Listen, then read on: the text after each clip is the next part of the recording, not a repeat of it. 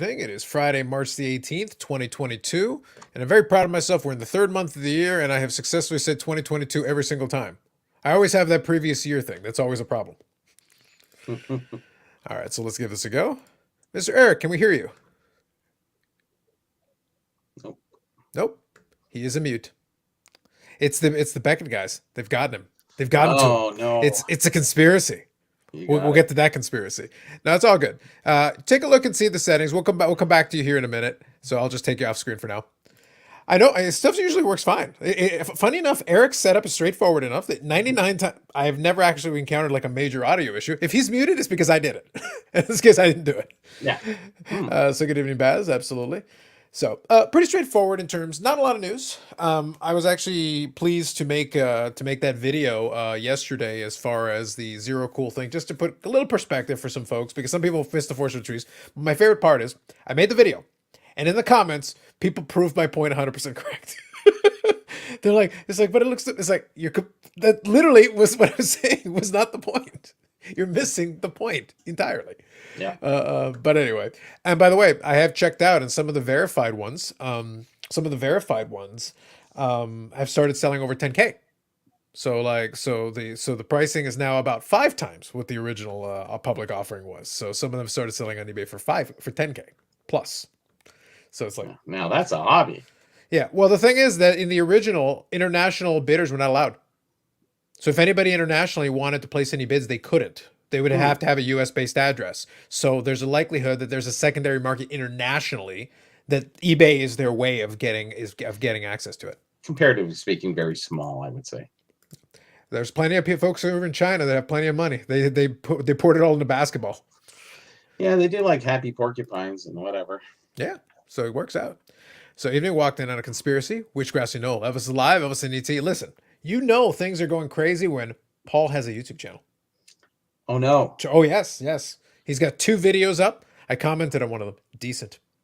Okay. But now Paul's in the YouTube world now. He's an influencer. #influencer. #invest. True story. True story.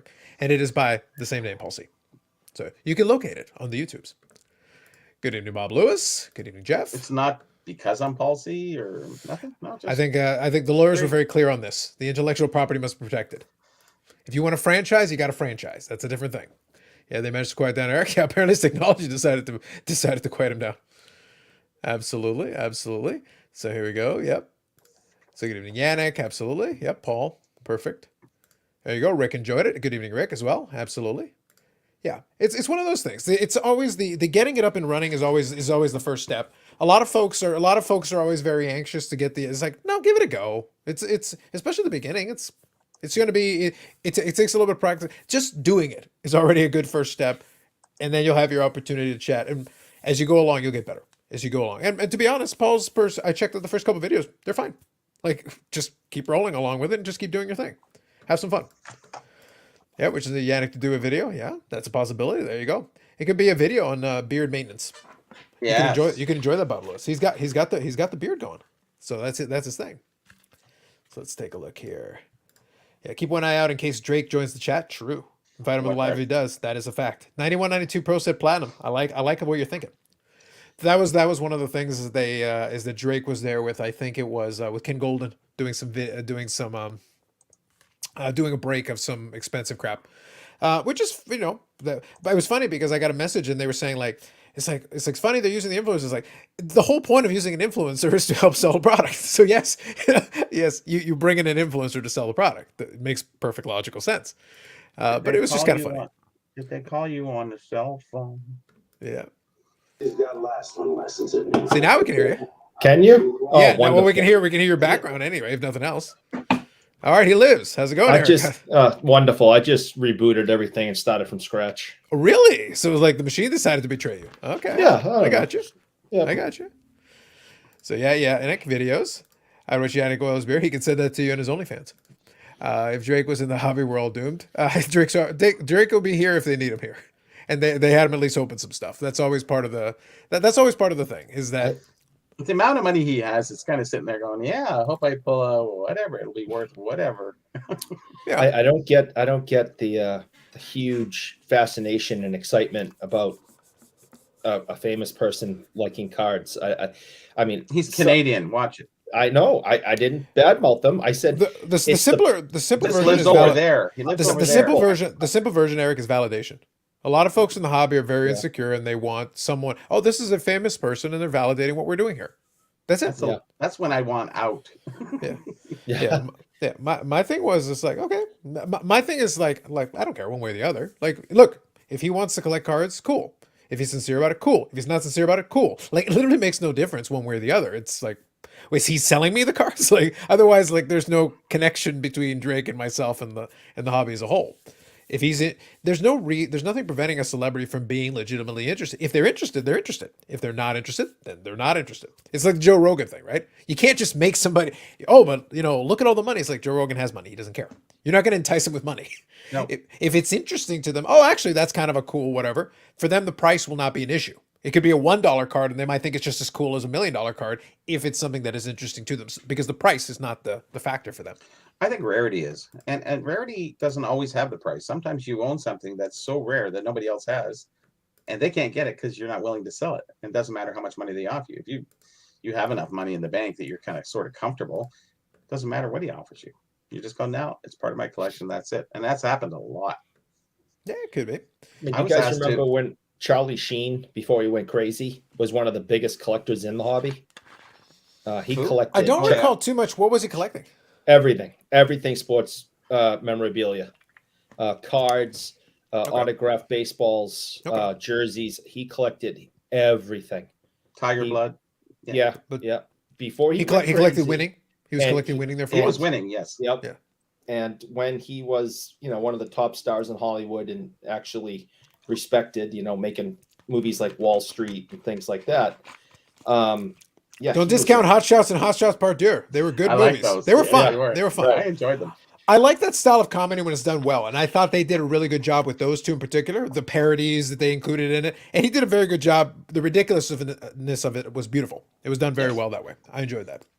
But yeah, he was huge. And then as his career went down and his drug issues, I mean, he started selling all of it. And I don't know what he has or if anything left. But yeah, he was huge in the hobby. That was back in the 90s. So That's fair. Yeah, I remember. Yeah. Paul seconds the Yannick oiling the beard video, so it looks like at least you got two people for your OnlyFans, Yannick. Live the dream. Yeah. Good evening, Albert.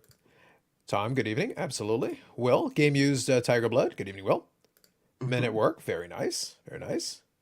But yeah, I think it's one of those things where I think a lot of people get really fixated on the thing.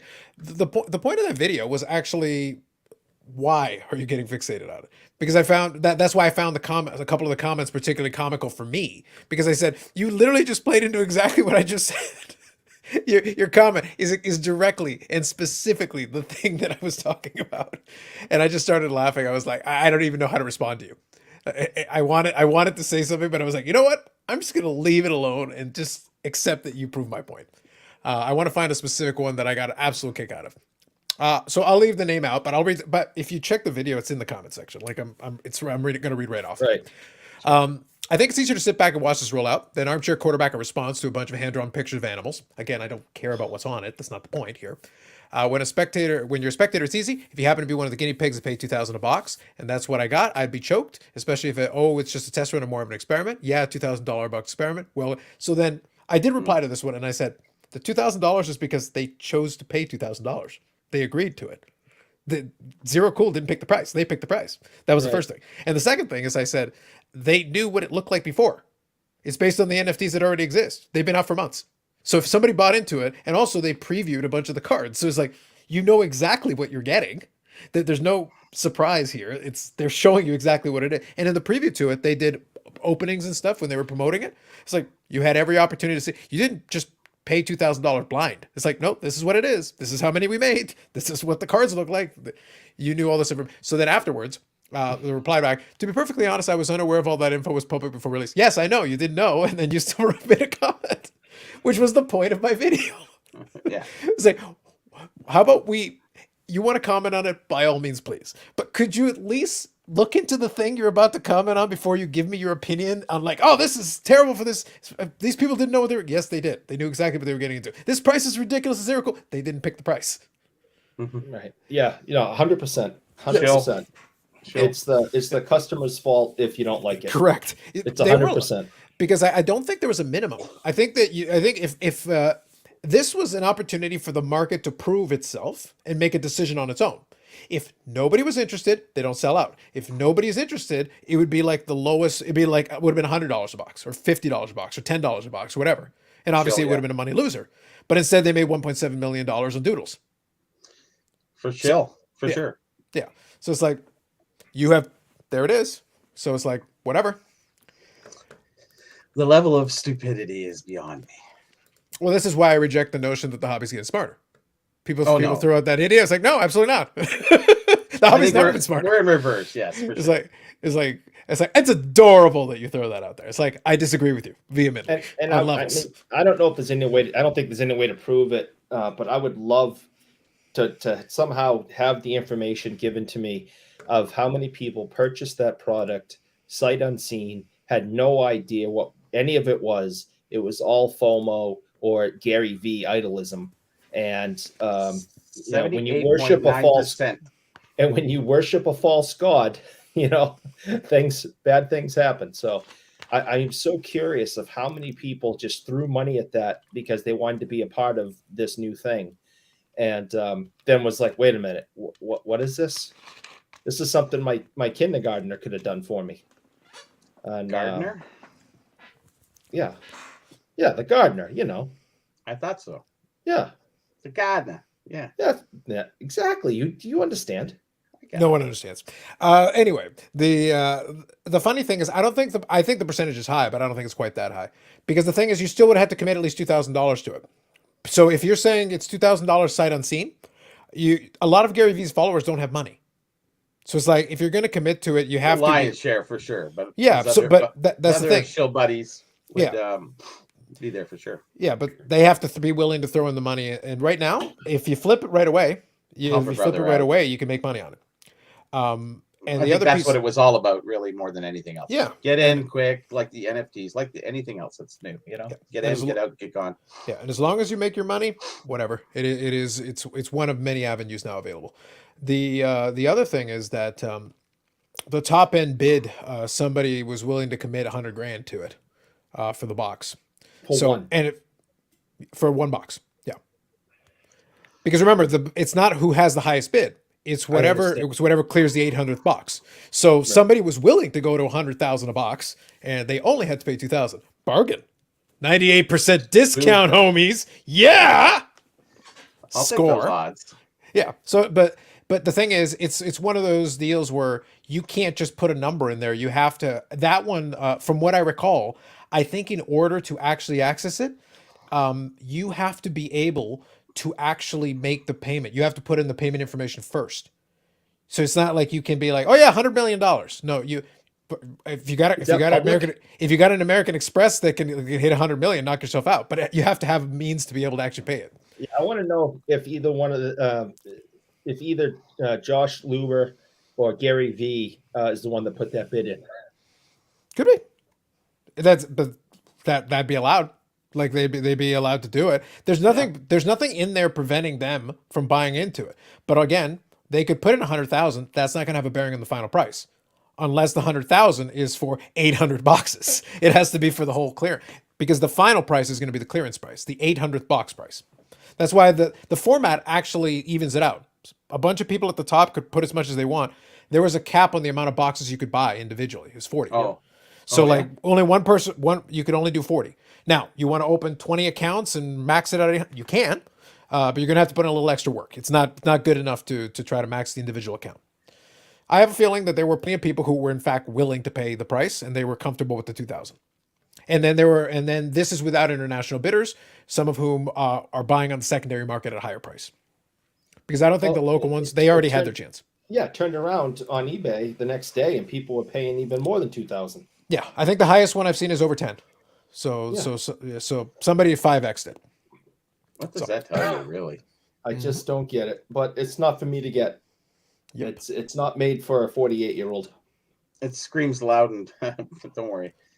Yeah, we know what it is. You have to sign up the account and put a hold on the money you bid. Yeah. So there was a mechanism in place to be like, you can't just randomly throw a number. You have to have a means to be able to actually pay it if you win. So there's some suggestions for Yannick's channel. We got that going on. But chose not to. Way too pricey for me. Yep, that's fair. Eric, let's go half and half on a V box. Love it. V boxes are like 1991 Peachy Premiere when they first came out. Yes. Eric, have you submitted Poopy Pony? Yes. Live Yeah, the we dream, have to man. get on that. Yeah, like there's an opportunity here, man. I think you're next in line for the 100K. Where is Yannick? What is he doing? Have you spoken to him? Tony No, is well, weird. he's in the chat right now. I understand, but is there a reason he's there and not on screen? Or Well, I wasn't sure if he was off, if he's back at school or not. So Yannick, if you want, I'll shoot you over a link. Just let me know. Just let me know one way or the other. If you're available to come on, by all means, feel free. So Bob here is referring to the individual who really wasn't retired. I still enjoyed giving my tribute to good old Thomas Patrick, Beavis Butthead Brady. I enjoyed it just the same. But if you guys remember the caveat, I did kind of include, it's like he could very easily come back. Like it's like it was still the off season, so like until they're playing football games again, it's like. He's still well behind the goat of retirement, unretirement. I laughed because there were a couple of folks talking about the Rodgers thing when he signed the deal with the thing. It's like oh, well, maybe he can unretire again. It's like Rodgers never actually technically retired. He just said he was considering it. You have to actually retire and then unretire. That's the Brett Favre strategy. Brett Favre actually retired and then unretired. So right now, he's still the leader in the clubhouse of all-time unretirements in Packers history. So he's still at the top of the food chain. Yeah. I think Jordan's the all-time retired comeback to right now. Right now, yeah. He's the GOAT. Anybody else who does the unretirements though, you got to think musicians, because there are a bunch of musicians like, oh no, it's farewell tour.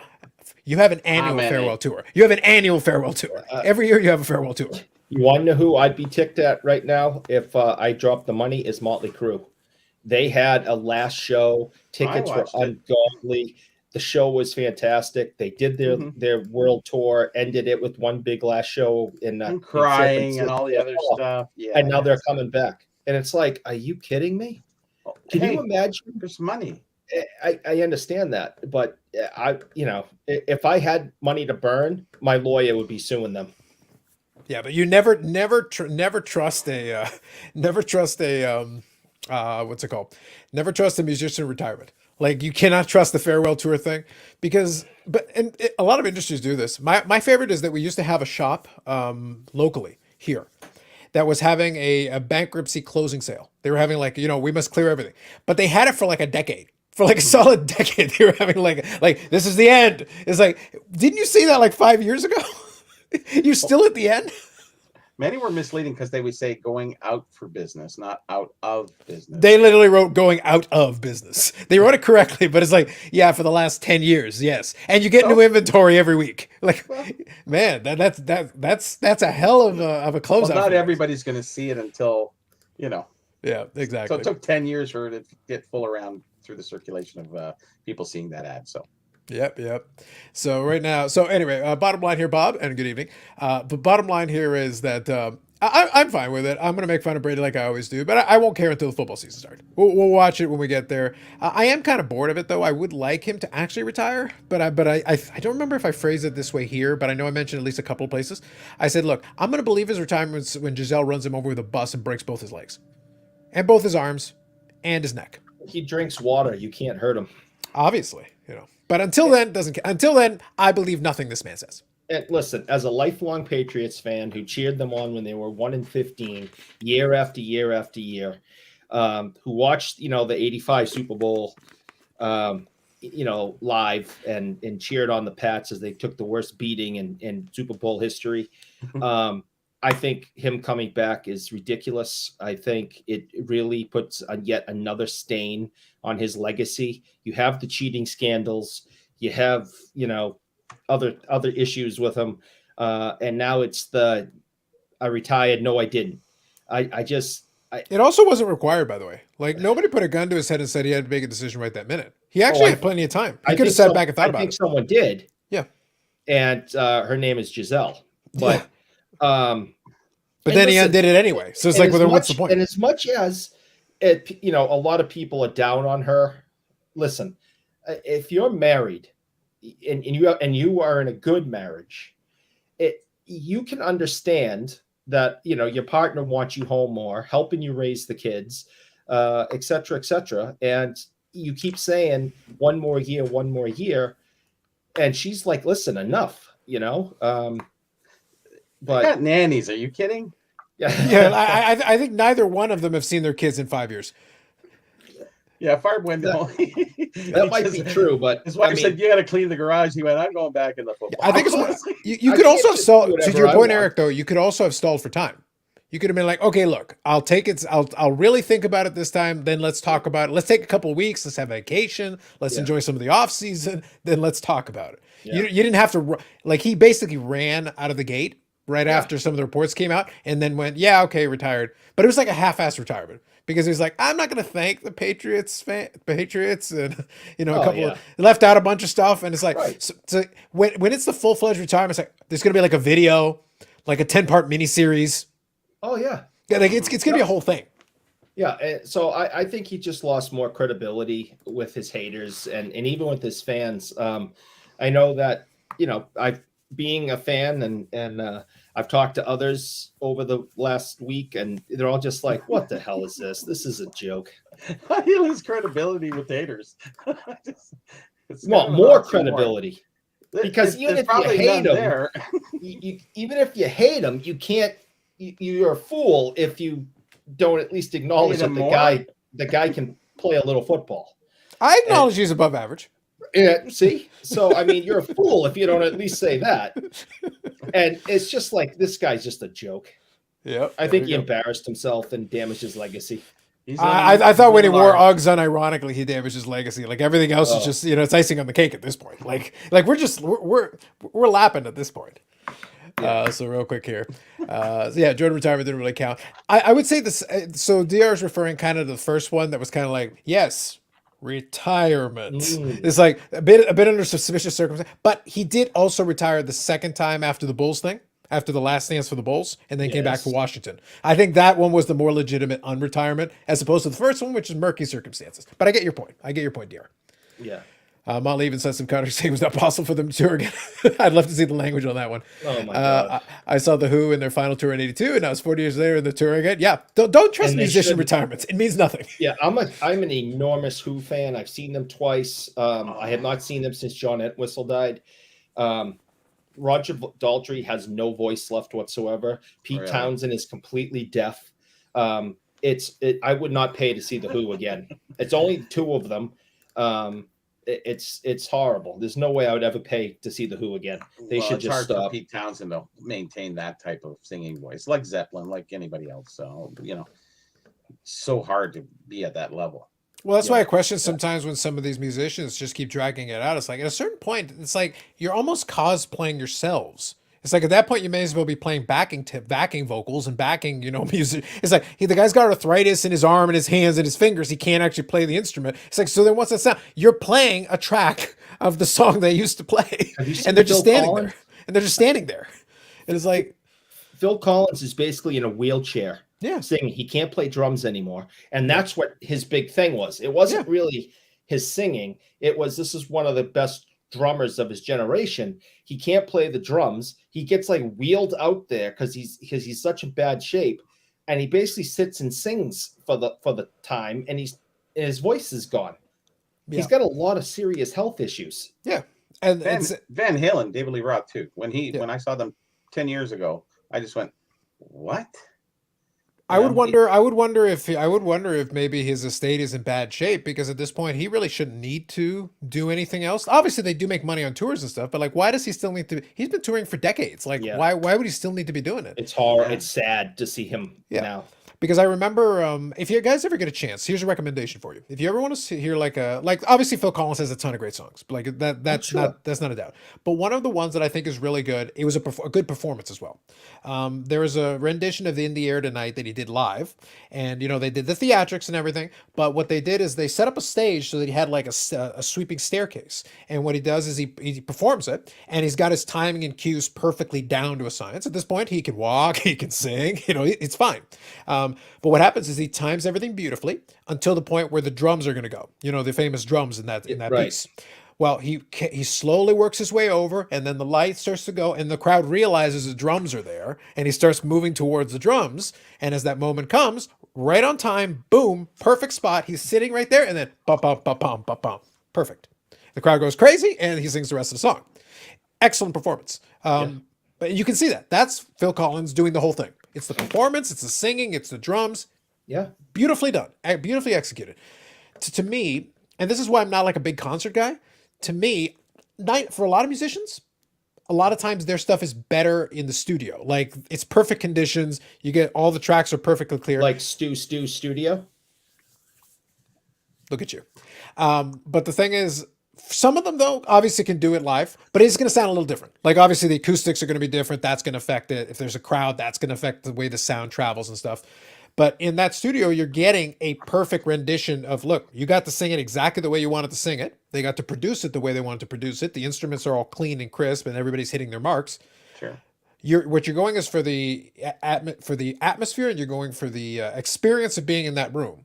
A lot of times, though, the music suffers. Depends on the musician, but a lot of times the music suffers. I'm getting a worse version of what I could be hearing otherwise. In that case, he did a great job of giving you both. He gave you a performance, and to go along with the music was really good. And if you're getting that, well, then great, you're doing it. I've only found a few songs in my course of history of listening to music that were better live than they were, the recorded versions, because they never perform. Celine Dion, she can perform even to this day, almost as good. It's just she's right up there. But there's so many that are live back in the day that were just really so well done. I like it better than the other versions. Just seemed to be better. Child in Time by Deep Purple, just phenomenal live. On the recorded, just doesn't do it as much for you. But man, amazing. Yeah, and it's a rare talent to be able to execute it live and be able to get it. I'm okay with it. And one thing that some musicians do that's very smart, some of them realize that live they can't replicate, the studio sound. But what they do then is they play into it. They adjust the song a little bit. Maybe they do a slightly different rendition of it. They riff on it so they can take advantage of what they can do live to make it work. Unfortunately, he pretty much, this is an example of a guy who kind of canceled himself, was Matthew Good. I've talked about before, like I'm a big fan of his music. He has a live album. And on the live album, he's got a couple of versions of some of his songs that are songs on a studio that they sound great. But obviously, because it's live, they changed it up and did a completely different guitar solo. They actually extended the guitar solo and did a couple other things. And it's a much different sounding song than in the studio version. But it's really good. It stands alone very well on its own as a song. If you do that, you're giving somebody, the live audience, a little different something that they can't hear on the CD version. That's a good way of giving people a little bit of a performance. Understood. Yeah, I respect that. Yeah. So in that situation, you understand it's not going to be identical. Give them something different then. Give them a twist on it. And give them something fun. I like a lot of the Woodstock stuff when they were singing live there. They did a really good job on a lot of those songs. I have to, but they're in their prime, so it's a different story. Yep. Later on down the road, they all fall off. Oh yeah, but that's what I mean. Like at a certain point, you would like them to be like, "Hey, you know what? You were a really good live performer. Let it go. Just let it go." Now's not the time. Boys can still do it though. That's weird. Yeah. So maybe it's time we must mess with the haters. That could be. One of the band members among the crew has no respect for the fans. Does not like touring. There you go. Driving Force the final tour thing. Yep. Phil Collins turned his Smeagol. Yes, he did, didn't he? Yeah. He looks like it. Yep. Bobby, if you said Van Halen 40 years ago, you said the same thing about DLNR singing. Yeah. David Lee Roth. Yeah. No. I saw him back in 1982 in the Diver Down tour. Okay. And David was amazing. He played electric guitar, double neck guitar. That was the best sounding renditions of all the songs because they're still new at that time, right? Right. And they were so amazing. Honestly, I was in the blues section of Maple Leaf Gardens, and it was so loud. Mm-hmm. It was amazing. Just I never had it. I went by myself.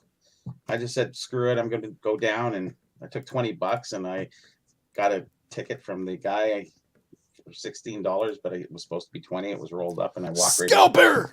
I got the scalper. I scanned the scalper, so I waited right till the time it was starting. So, anyways, that was a fun day for me. Yeah, it was a last minute kind of flow. I just went, I'm gonna go. It's like I gotta go.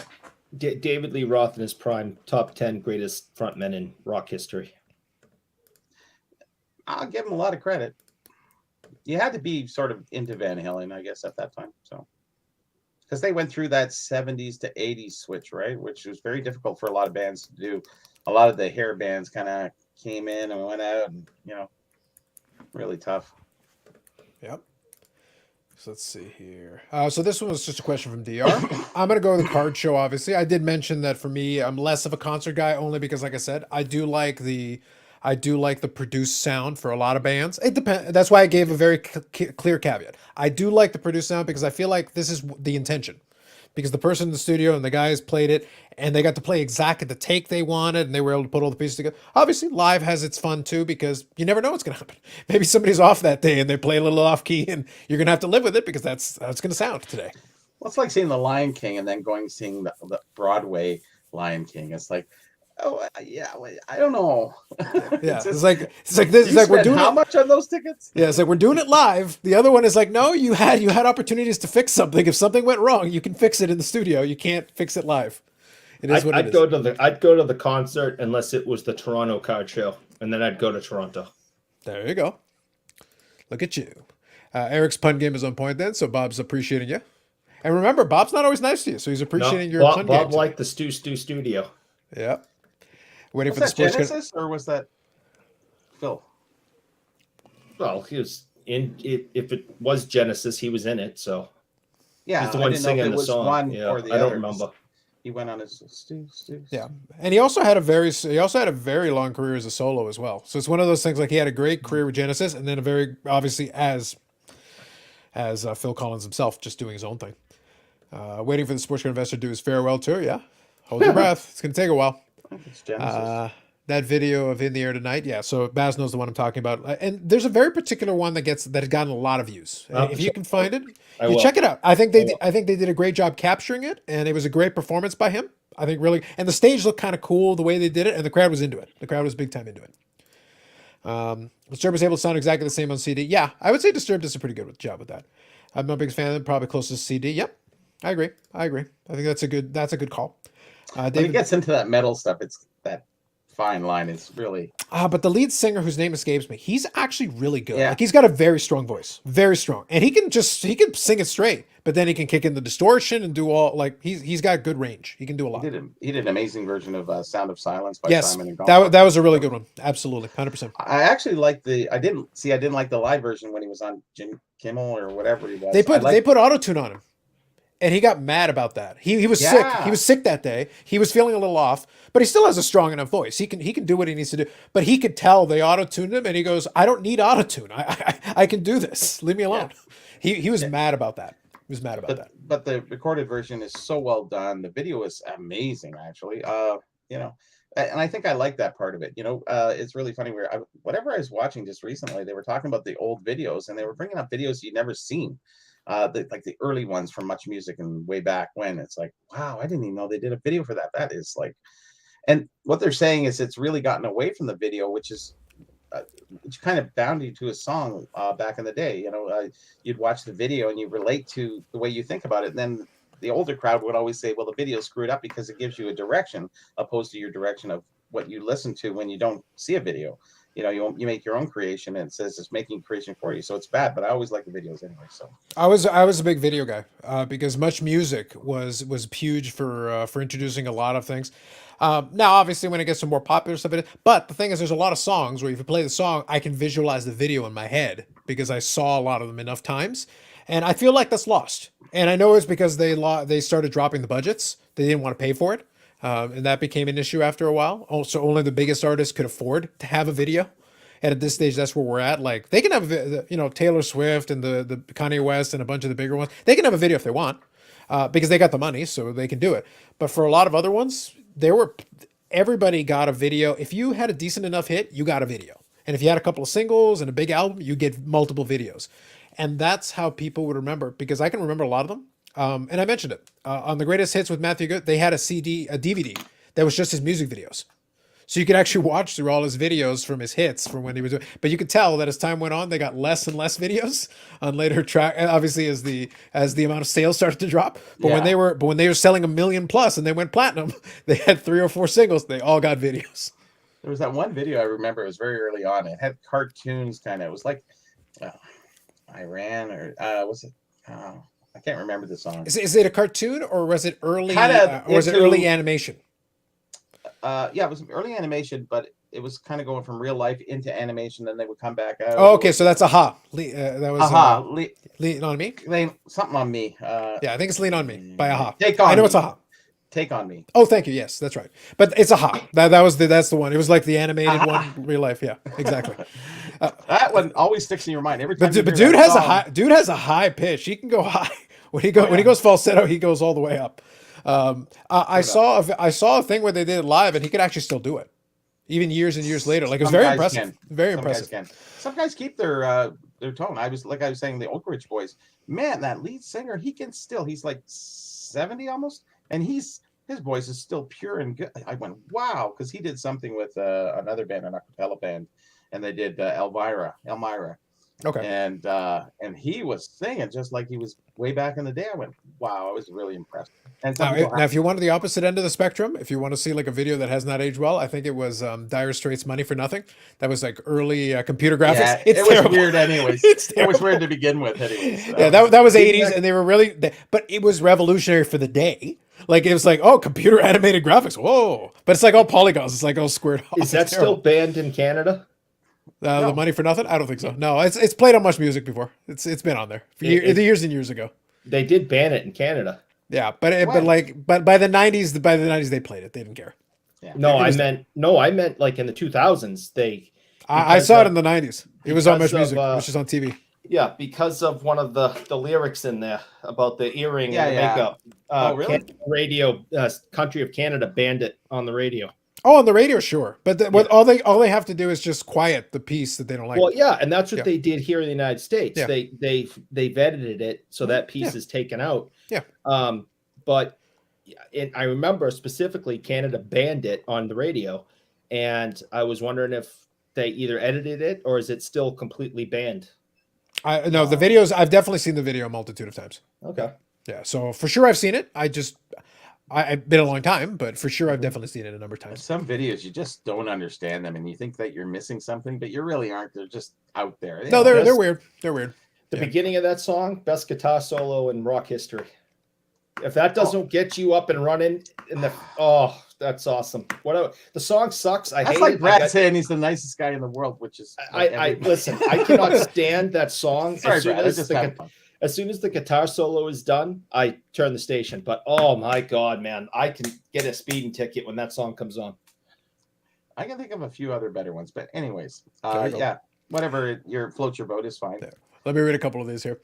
So I always find the music topic, always folks in the chat always like the music topic. So we're tying video into it now. Well, for sure. Yeah. And we'll get into some. We'll do into hating on some third-party graders in a minute, but we'll get to that in a minute. I got a fun one. I got a fun one, and then we'll let Eric have his moment too. Nice. So we'll have a little fun. But since we're having the topic, we're just sitting here chatting. We're enjoying ourselves. So David Bowie is much better at the live than in studio, and he never played the song the same way twice. There you go. Just thank you, Mark. Bowie's incredible. Yep. Tom Petty was pretty live, thinking on a bit easier to sound the same live compared to recorded. Okay.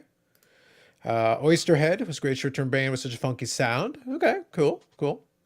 Music's always interesting because you can go deep cuts. There's some stuff that like maybe aren't like commonly thought of, but plenty of really good bands. I appreciate that.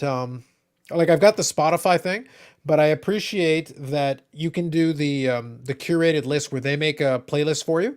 And based on your preferences and what you normally listen to, they'll grab some. So maybe you get a band or something you haven't heard in a while, or maybe you just haven't heard before.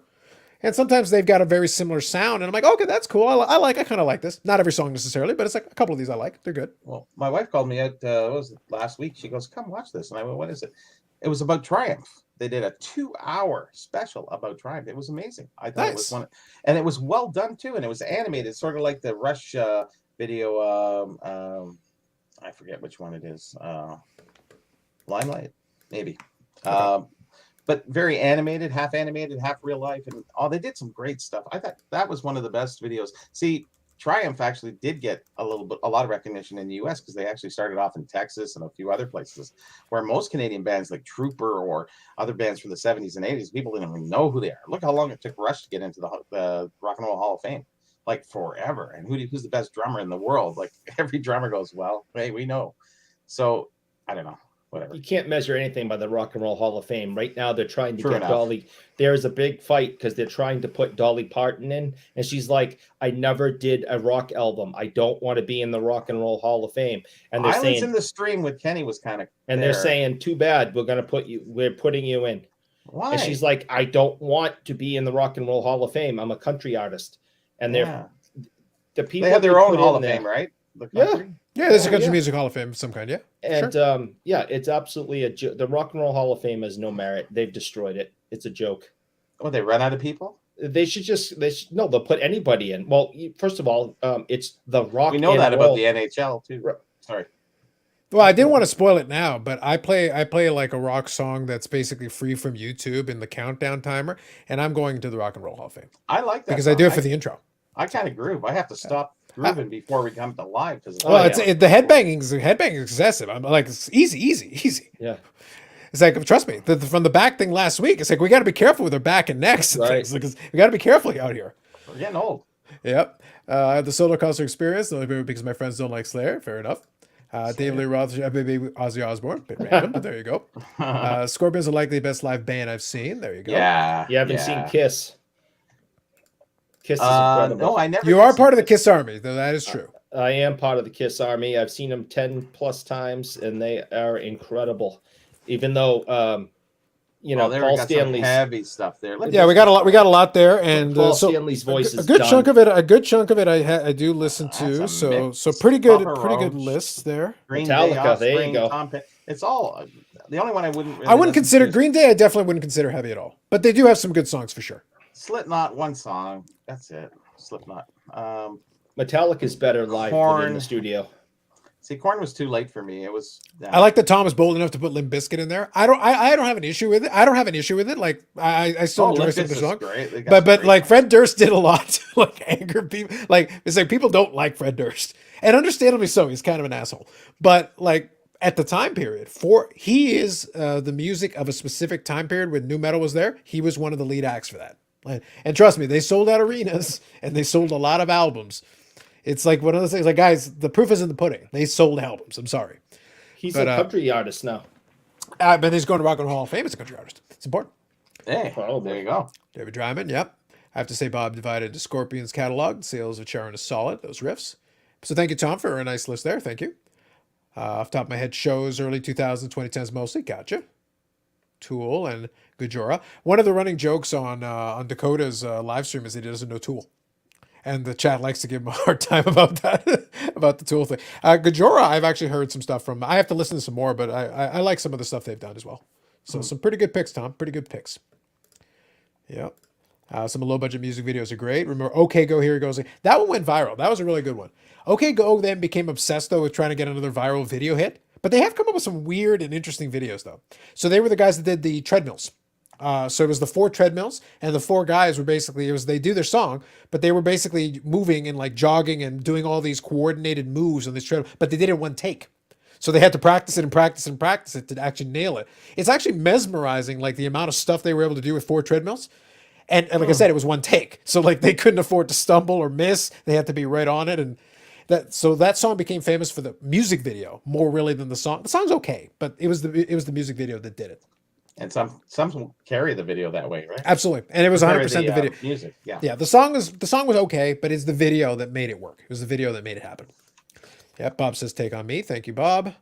Just trying to get caught up here. Eric wearing the snowboarder ski sweater. Bougie. There you go. Well, hold on. If you buy the bougie sweater at a TJ Maxx, and the arms, the reason it's at TJ Maxx for $20 is because the length of the arms are out to here, and you then have them cut and fixed. That's not bougie. That's just smart, right? I buy $100 and something sweatshirt for $20 at TJ Maxx and have the sleeves fixed. I don't know. That seems pretty. That doesn't seem bougie to me. I like how you couldn't figure out what the opposite of bougie was. It's like, doesn't seem pretty bougie to me. It doesn't seem very bougie to me. Okay, so real quick here, Tom. Is that bourgeoisie or Bourgeoisie. Yeah. bourgeoisie? Yeah. So thoughts on Von Miller to Bills? Good for the Bills. I'm glad they're going for it. I think that's great for them. It's one of those things, like they're kind of the local-ish team that we have here. We kind of feel bad for the Bills most of the time, but there are a lot of season ticket holders in the Canadian side of things. I think they got like 15 or 20,000 Canadian season ticket holders. And if that team can stay competitive and be good, I'm glad they're trying. It would be fun. The AFC is going to be really good this upcoming year. I'm very interested to see how it looks. And if the Bills are trying to stay competitive in it, good for them. It's an arms race over there. DR says November Rain is favorite video as a kid. There you go. I'm rooting for the Bills to win the championship this year. I would love it. I would be very happy for those Bills fans. I won't lay claim to being a Bills fan because I'm not. But I've definitely been to plenty of Bills games. They're passionate. I give them great props because that team has given them so many struggles and frustrations. They deserve it. Like, frankly, they've earned it. With the amount of crap they put up with that franchise, they've earned it. Yeah, I'm rooting for them. So if I go like this, what does that mean? I don't know. Okay. It's from a video. Anyways. Oh, okay. You'll get it. Someone will get it out there. Maybe probably they'll get the reference. So I'm just going to try to get caught up here. It took Russ forever to get in the Rock and Roll Hall of Fame because that place is run by buffoons in suits. Maybe they should play country songs. Deshaun Watson contract. Yes, the Deshaun Watson contract. I love this. $230 million guaranteed. In football, by the way, guaranteed money is like serious business. Yeah, that's ridiculous. Yeah, a guy with his baggage will never win a Super Bowl, especially in Cleveland. So he was signed by the Cleveland Browns for a guaranteed $230 million salary, which, again, in football, guaranteed is a big deal because they don't have guaranteed contracts all the time. It's fully guaranteed. And they traded Kings. But just to be clear, I want to say something very important. I completely understand what Baz is saying here, and I don't disagree with any of it. However, there's something very important I need to say here. I'm starting to kind of like Deshaun Watson because he's a troll. He's a troll after my own trolly heart. It's wonderful. It's splendid. Basically, every single place he went to, he caused upheaval and disaster because all these teams basically had issues. And it's like, as soon as you did that, you suddenly had a quarterback contract. They went to that, and Baker Mayfield was like, wait, what about me? I'm chopped liver? It's like, yeah, you're kind of chopped liver. We kind of want to get rid of you. And then Cleveland was out, and then they were back in. And now they're going to trade Baker Mayfield. But he also visited Atlanta, and Atlanta has a quarterback. And Matt Ryan is like, bros. Yeah. Everywhere he went, he caused disasters. He was chaos incarnate. Everywhere he went, until he made up his mind. There were like 6 places that are like, would you come and play for? By the way, he wasn't able to go and talk to any of them until the team was able to build a package that the Texans were willing to accept. So they all actually came up with packages that would be completed trades. So every single one of those franchises, their quarterback knows that the team came up with an offer that the Texans would accept if he agreed to go play there. The only hang-up was which one Deshaun Watson wanted to play because he had a no-trade clause. So he got to choose where he went. But the Texans are like, the only way you get to talk to them is if they give us a package we'll agree to. So step 1 is to basically agree to the trade. And then he goes and talks to them. And then he made up his mind. And then he took days to make up his mind, causing disaster and upheaval everywhere he went. And the whole NFL free agency is like, everybody's like, nothing is going to happen until this fool makes up his mind. Just make up your mind so we can figure out what we're going to do. And this is a guy who might be suspended next year. Probably, yeah. Mm-hmm. But he's a scumbag. This guaranteed contract only has $1 million in the first year. So if he gets suspended, he loses the minimum amount possible. The other 229 is on subsequent years where he would be playing. Guaranteed. I want his agent. I don't even do anything, but I want his agent to be my agent. Agent for what? It doesn't matter. This guy's as an influencer. Oh, yeah. The bar is low, Bobby. We're all influencers by this bar. This guy's, this guy's agent is unbelievable. What he did, guaranteed money in the NFL. That's huge. Like that. That's the biggest. That's the biggest money for nothing. Yeah, and the problem is he wanted the chicks for free, and that's why he's going to be suspended. Well, I joked in one of the Discords, as I said, I'm just glad that Cleveland held firm on not giving him addresses to the local massage parlors. They said, look, man, for $230 million, you can Google that shit yourself. Yeah. You lazy bastard. Google it yourself. For that. Get people for that. Get people, exactly. Get people. We love Albert Jones got it. It's like Bob Kraft. He has people for that. Agreed. 100%. Think like an owner. Yeah. He has people to find a massage parlors. Now the thing, so the thing is that, yeah, I agree with his general sentiment. It's absolutely ridiculous. It's unjustifiable. All those things. But like I said, I kind of like Deshaun Watson's moxie and causing disasters everywhere, and then the end cashing in on it. And it's like, so I'm going to cause you all to be completely messed up here. And then so now Cleveland has to trade Baker Mayfield. They're getting rid of him, and then over probably Matt Ryan has to go out of Atlanta because they know that he's not wanted there.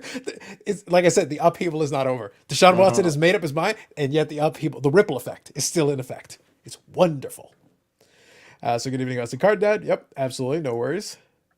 9 Inch Nails Closer double VHS set and 2 Clay Vids. There you go. Rock and Roll Hall of Fame is a bunch of music, sex, stroking their egos. Yep. Yeah, they kind of make it up as they go along at this point. I'd go see Kiss if they sell the original lineup and Paul could sing. They were one of my favorite bands, though. There you go. So Bob's with you on that. Oh yeah. Hold on. That's you and your wife? That's my daughter. She did the makeup for us. Oh, you and your daughter? Sorry. It's hard to tell with makeup. Yeah. Oh, on, yeah, right? of course. There you go. 87 to 92 Iron Maiden was good live. Oh, Maiden. Oh, man. Eric, a.k.a. Star Child. Well played. Last tour of Kiss, mainly lip synced. Yep. Yeah, that was a big problem that everybody was going through. Was it live or? Paul Stanley is having background. What do they call it? It's not lip syncing, but he has Auto-tune? assistants. He has background tracks. Because he can't hit the high notes. His voice is totally gone. But Gene can still sing very well because I saw him 5 miles from my house a couple of years ago. My daughter actually got up on stage and sang with him. And did you do the high notes for him to help him out? No. So all the kids under the age of 16 were able to get up on stage and sing Rock and Roll All Night with him. So I'll show you guys videos. Nice. That's cool. But anyways, the fact that he's in this small auditorium in Lynn, not this great sound system and at a mega stadium or anything, he sings fine still. But Paul's voice is completely gone. Well, he had the better voice. So Paul's voice was one of the best of all time. He's up there with Freddie Mercury back before he blew his voice box out. Yeah. So let me get caught up here on these. So thank you, Paul. I agree. I think that's one of the albums I got to kind of listen to all the way through. What does the Fox say? Yeah, we're going to ignore that fad. Oh my God. I think it dropped in the wrong live stream. Now it's the right live stream. Look. Actually, that song could resurge now. For the record, and this is always what I always say. We'll talk about whatever you guys want to talk about, but it's one of those things. Like I said, hobby-wise, it's pretty straightforward. It's a straightforward week. Like I said, I've got a couple of things we'll make fun of, but it's the usual thing. It is what it is. It's a Friday. Grab your drink and enjoy. Yep. It's unbougie. Yep. I don't know if you have something Taylor, kind of bougie. Agreed. Getting clothes altered can be pretty cheap and worth it. True. Bob's in a good mood tonight, Bob. I know he's coming. I'm wondering. It's like, Bob, it's like tap one, press 1 if you're being held against your will. I don't know. I like this new Bob. I don't know, man. Like I'm kind of worried. I feel like there's a question. There's a question there. Tell him to blink twice. Yeah. Paul, he's being his regular miserable self, and I love him. But Bob's all new tonight. I guess so, yeah. So let's see here. Vogue. No, it was not Vogue. So it says C. Yeah, that was a Safety Dance. It was Safety Dance. Albert. There you go. You got it, Albert. Nicely done. Just from doing that, Men Without Hats. You can dance if you want to. Okay, yes. Yeah. Now I got you. By the way, per Paul's suggestion, I put in the poll is Eric Bougie. Okay. The people can vote. Bougie. That's fine. The people can vote. These are important things. Let the people decide for themselves. Let the people vote. That's right. Yeah. We are democratic here. $20 at JCPenney. Yeah. So Watson should have went to do it with Kraft. There you go. Yeah. Well, they would have a lot in common. They'd have a lot to discuss. It's like, a good place? Yes, I know a good place. Kraft and Watson would be perfect for each other. Yeah, Rick gets it. It's like Hall Pass. Remember that? Anyways. Yes, I remember. That was so good. That was the best. Watson felt right in with Myles Garrett. Feel bad for Browns fans. Yeah. Eric is agents for new closing line. Bougie Spider. Ace Freeney rookie card. Backing tracks. That's what we're saying. 1, Eric paid me off. I figured. Knew it. We got you, Tom. We know. What do you guys think of the Mint Collective? I actually made a video on it. Yeah, you watched it. Yeah. Yeah. I feel like it's a corporate tax write-off event to a certain degree. We'll talk about it more here in a second, since it We'll is. have to at that price, right? Yeah, we've got the poll on Eric's bouginess going, so that'll stay ongoing for a while. I'll leave that be if you guys can take a shot. Bob's back. Yep, there you go. First DJ back now is JC Penney. His story is falling apart. These are facts. He's still distraught that he didn't get the 230 million guaranteed contract, man. He's got to work on his agent. What do you guys? Okay, so bottom line, I understand the idea behind it. Like so there's two parts. There's the concept they're saying, and then there's what they're actually doing.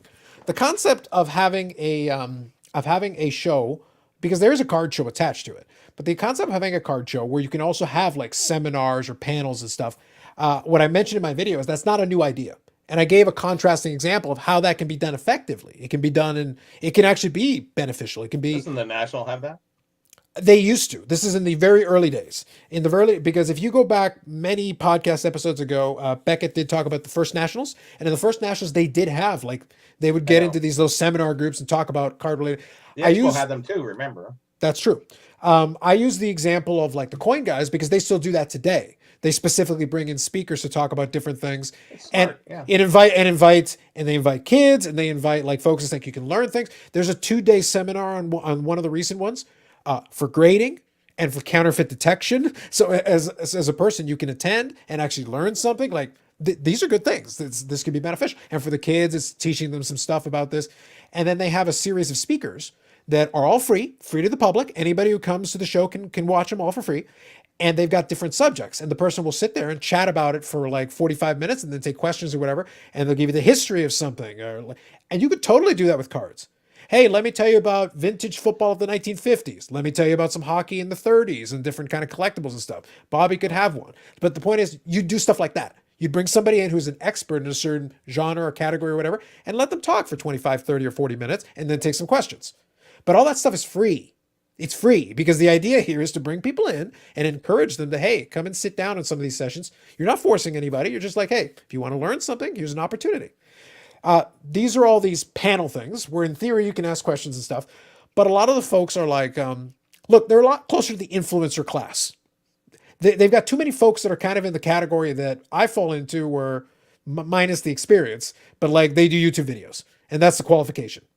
I did point out some specific ones that there is like having all 4 heads of the grading services there, including Jeremy from Beckett making a rare public appearance outside of the meme photo. That has potential. I have questions. Yeah, that's what I'm saying. You got Peter from SGC, you got Kevin Linane from PSA, you got Jeremy from Beckett, and you've got the one of the grader guys from CSG. So you got 4 of the guys from 4 of the major things in one panel. That could be interesting if you're curious about some stuff. But it runs very short, that one, doesn't it? That's my point. I'm like, there's an opportunity here. With That those guys give talking, them 2 you'll never hours. get- Give them 2 hours. Give them time. Let them You talk. need the people to ask questions, really. I think that's a key part is that you get to ask them questions. Otherwise, go Yeah. watch video. But that's my point. It's like that is an opportunity there. To But me, it's $695. that's the problem. Come In here, on. like that's the contrast I'm making. There's my problem. It's like you're putting a charge. You're putting this behind a charge, a ridiculous charge, and the value isn't there. Like there's no value to this. I would charge $5 for myself, but I mean, Yeah, but the truth is that like if they're they're free. Yeah, if there's enough value there, but that was my other point though. A lot of those folks, almost all of the folks that were in that lineup, you can see on a podcast or a YouTube channel or an interview or whatever for free, and they've talked about all this stuff. Individually, you can get more. And by the way, you've had more time with each individual talking it out a little bit more direct. Look, you want to hear from Peter from SGC? Write him an email, and you can get him to come on and talk about whatever for an hour. You'll get them all yourself, and you can chat about it, and you can put it on YouTube and do whatever. Like it's not rockets. Most of these folks are accessible. You didn't need to go to a special show to do that. That wasn't necessary. The only value I can see is if you're going to schmooze and you're going to try to do some networking. But but paying for the privilege is kind of dumb. But that would be the value. Yeah, You lose. Tim's going, Corey's going, Dan's going. These guys that I know that have these products. That's the whole point. They want to go and show the big wigs what they have and schmooze and make some more deals and get their products in front of some of the biggest names in the hobby and hopefully come home with with the deals that are going to set them up. So, that's the hope. Yeah, I got you. Yeah, no, I know they have a YouTube channel, but it's one of those things. Like I said, to me, the whole thing should have been free. There's no point in charging anybody for that. There's nothing in there that's worth paying for. Like, just in all honesty, there isn't.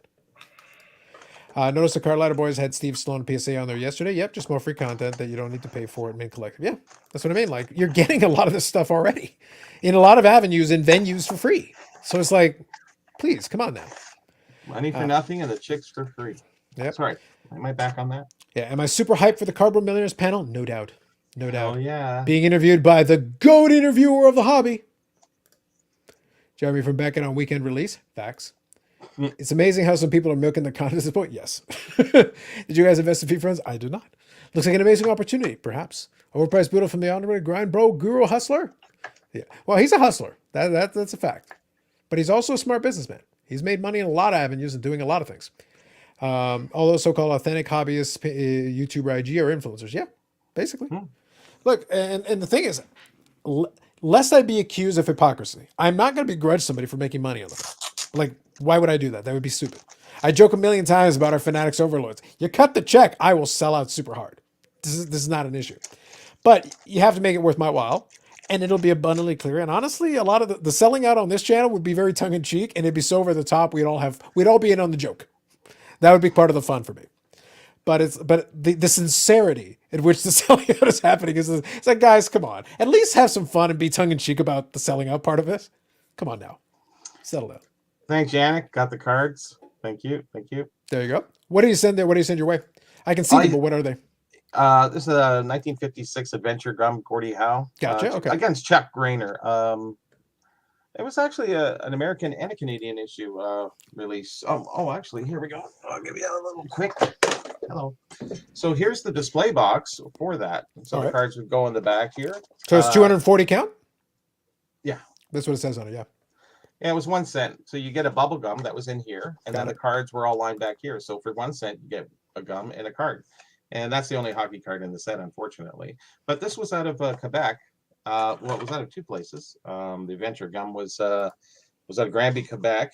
Jaw Teasers out of East Boston, Mass. And Worldwide Gum, which is Canadian, out of Granby, Quebec. So there you go. Yep. Anyways, there you go. So that's that one card. Like I said, there's a really tough card in the set. It's a Max Schmeling. I think it even has the swastika on the top of the German boxer, right? Back at that time here. All right. Fair enough. Yep. That's the Gordie Howe card that you were showing? Yes, it was. Yeah. Yep. Chuck Rainer. Yep. Nice. I have the original photo for this too. That's how I knew it was Chuck Rainer. Yep. So Adam Man here, ZeroCool, yep. Bob Jackson with the proper reference. It's like people only do these things because they get paid, and that's just really sad. But that's the thing, like we get paid for it. I don't think so. I think some of them get considerations. I don't think it's necessarily payment, but I think there's some considerations there. You weren't just invited just for your company for like a 45-minute panel. I think it's like, hey, come on down. We'll figure some business out. My price to sell out depends on the day. Probably $50. You got to sell yourself a little higher, man. Deshaun Watson's reset the market on selling out. Come on, we got to aim higher here. Mm-hmm. Yep. Yeah, but one thing I mentioned though, and that's what I made that video on. So if any of you guys didn't check the video out, check out the last video I did on the channel, and I talk about it is that don't focus so much on this specific issue because it doesn't matter. It's already done. This one's water under the bridge. Let's move on to the next one, because the next one they're going to do a celebrity thing as well. The ZeroCool though, I think is going to be their proving ground and their training ground on a lot of the ways they're going to do these things in the future. Some of this will get carried over to Tops, but this is a perfect experimental because guess what? If it had failed for whatever reason, oh yeah, we tried a thing with the Gary V thing. Obviously, it didn't connect with too many people, whatever. But in this case, it also worked. So for them, it's like, oh, okay. So for the next one, we'll try a celebrity, and their fans of that celebrity will be able to promote it from that. And the website worked, the model worked. They were able to get the bids. They were able to get all that done. That all worked. So it means it proved the concept. That's why I said in the video, it's like, imagine if instead of V-Friends, imagine if instead of ZeroCool, imagine if it's Tops Transcendent. Tops Transcendent baseball, and then when the other licenses get Tops Transcendent football, Tops Transcendent basketball, and they've got all this stuff, and they give you how many cases, they give you how many packs, they give you what you can pull, And okay, so how much do you want to pay per box? And you figure it out, and it's $5,000 a box. They could very easily do it. And by the way, that means they cut out the middleman. It means they're doing direct to consumer and getting more per box, cutting out the distributor and cutting out the dealer in between, and getting all that additional revenue. Fanatics' goal is to make more money, cutting out those in the middle. And here's the way they get around it so that the distributors don't cry too much. Oh, no, don't worry. We still got stuff for you. Here's Topps flagship. We printed tons of that. Don't worry. Here's some of the mid-tier brands. We printed plenty of that. Don't worry about it. You can make $1 or $2 a box. Come on, yeah, you'll be fine. You'll be fine. You just sell 500 a day. So, Carlos, I agree with you entirely, and I think as you should. Well, it's in my contract that I have to. Right. And what I think you're really good at is looking at is breaking these things down. Kind of moving all the pomp and circumstance aside and looking at the nuts and bolts. And I agree with everything you're saying, but me, I'm more reactionary, and clearly, and I even though I agree with everything, I see it the exact same way as you. I can't get past the ridiculousness of the entire thing. So what you're saying is that we need to get you positive porcupine. Like a totem. It's like whenever you're feeling like upset and angry, you're about to irrationally lash out at Beckett. Just look at positive porcupine. Wait a minute. Back up. What did you just say? You're going to lash out at Beckett. You're going to be angry. You're going to be furious. You say irrationally? Irrationally. No, furious. No. Have you not seen Jeremy? Have you not seen me, man? Look at how happy. Look at how happy he is. No. Don't say irrationally. I'm irrational in many other areas. In every other area. But not when it comes to that. And bougie by 77% of the votes so far. Oh, come on. It's not even close. It's not like, oh, yeah, it's 51%. It's 77%. I got it at TJ Maxx. Moving on. Are you kidding me? Bougie breakers is a new term we use for high-end super hype breaks. Bougie breakers only pro set and score. My best struggle was creating authentic content panel. Yes. You know what I was thinking? Authentic.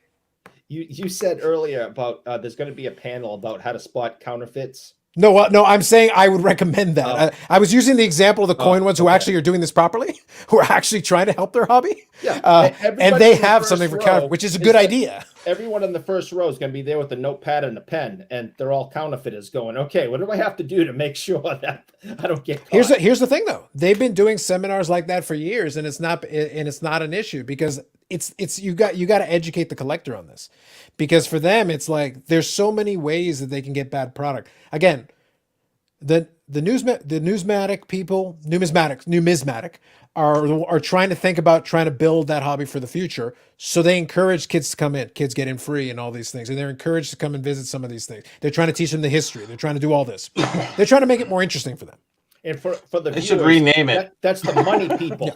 I've always that's a tough word to say. It's a very tough word to say. The stamp one though is worse because I literally can't say it correctly once. Numismatic is not bad, but the stamp one is like Fillet something, but it's with a P, and I always struggle with it 100% of the time. Philanthropic, but it's not. It's it's not. Coins, stamps. Yeah, but the bottom line is that the coin folks understand that their hobby will only last in the long run if they make it easier for the kids to connect with it, and they're providing these seminars and things with people who know what they're talking about for free. Mm-hmm. And here's the schedule. You can attend any that you like. They're all free. That's the point.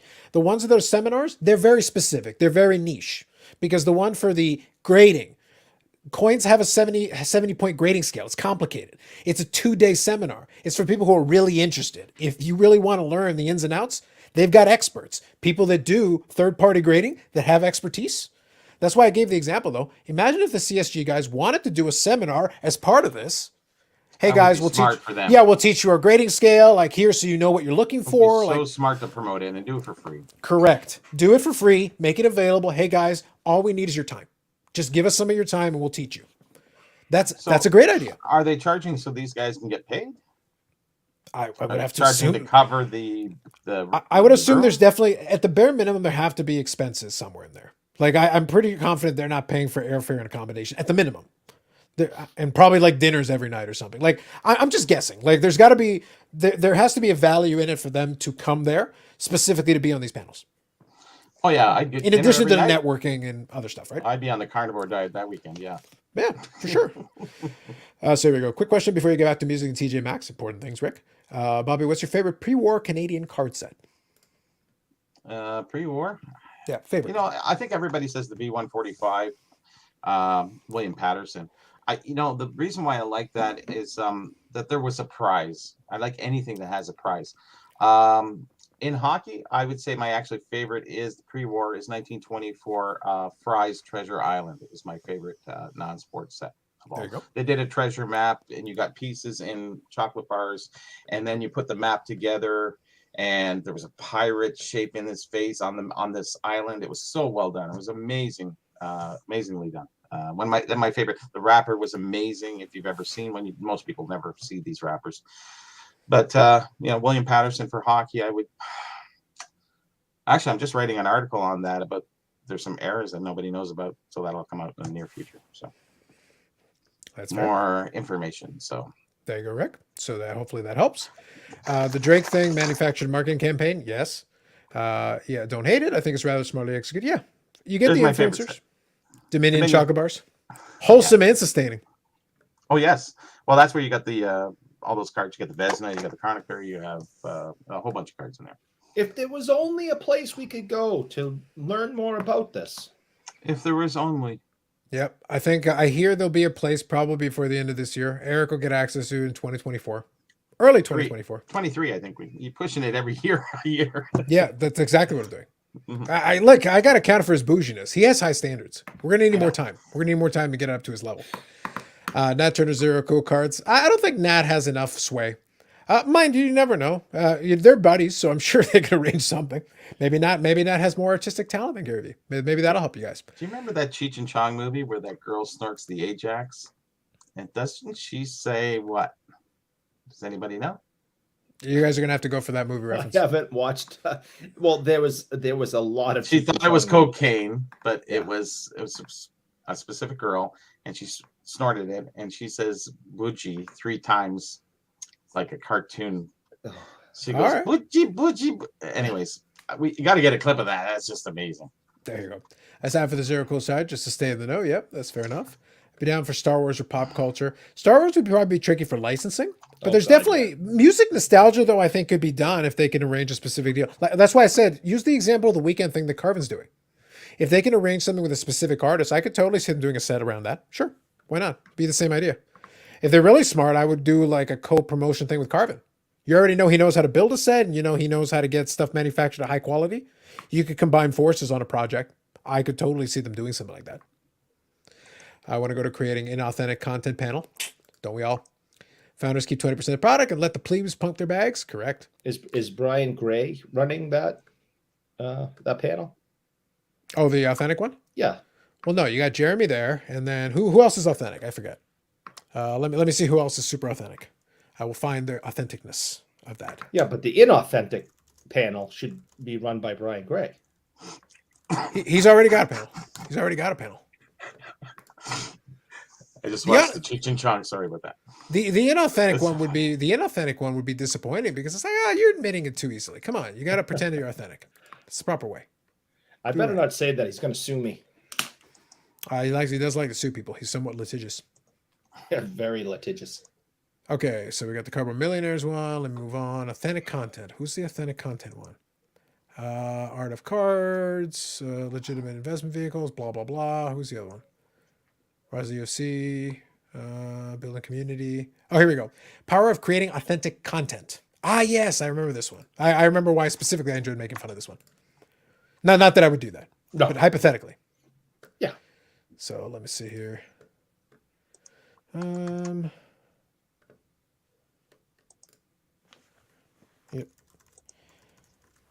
I don't think I've ever seen it before. It looks like that's dumb. It's already there. What's the point? Yeah, reset the sharing thing on StreamYard here. Anyway, okay, there we go. So you've got the Rip, Pack, and Slab. So that's the Slabby Sosa and Peter Pac-Man and those guys. Yeah, that's fine. I'm familiar with them enough that they've created content. They do the music parodies and stuff. Yeah, that's fine. But then you got the two guys from Sports Card Nonsense. And my pushback against that was that they basically are founded by The Ringer and owned by Spotify. So it's like, how authentic is that? That's trash. Like, get out of here. I'm friends with Mike. I'm sure you are. I don't have an issue with Mike. I'm just saying it's not authentic content. Like that's bullshit. Like it's complete. Like that's trash. Get I'm out of here. friends with everybody in Yeah, this hobby. like for the he's most probably a part. club. He's probably a clubhouse. Oh, no People need doubt, to right? Yeah, people need to separate something important. I don't care about who's in the panel. What I'm saying is that content is not authentic. That's bullshit. I'm just being authentic by saying who I know and who we don't know if we discuss on this, because I don't want people finding out later somehow that I know somebody and I didn't say it. I don't know. I'm just being honest. Just tell them you're bougie. It'll distract them. I'm bougie. Yeah. Yeah. And Kids are Mike always and I telling are me I'm friends. ZeroCool. I sent you all the video so you can see what she's. Anyways. All right. So don't worry, Eric. It doesn't come across as I'm better than anyone. So Tom's defending you. As Okay. I'm better than anyone bougie. It's more of a I'm sick to have 7 round and garbage type bougie. There you go. Yeah. Love it. Scrolling through here. Wait, should we start a GoFundMe to get Eric a positive porcupine? No doubt. I'll set it on fire live on the show. No, you will love the positive porcupine. You will cherish it. You will put it in a place of honor. That's what I meant to say. Yeah, that's all. As you should. You keep this up. I will make room over there. Do not make me come over there. I'll get rid of a couple of those jerseys behind you. Positive porcupine will have his place of honor. All right. Respect. I'm sorry. Respect, bougie boy. Respect. I apologize. So this is the name. It's like, okay, so philatelist. Like this, it's actually very difficult to say like in one smooth motion. Philatelist, isn't it? Yeah. It's actually very tricky to say like in a smooth motion.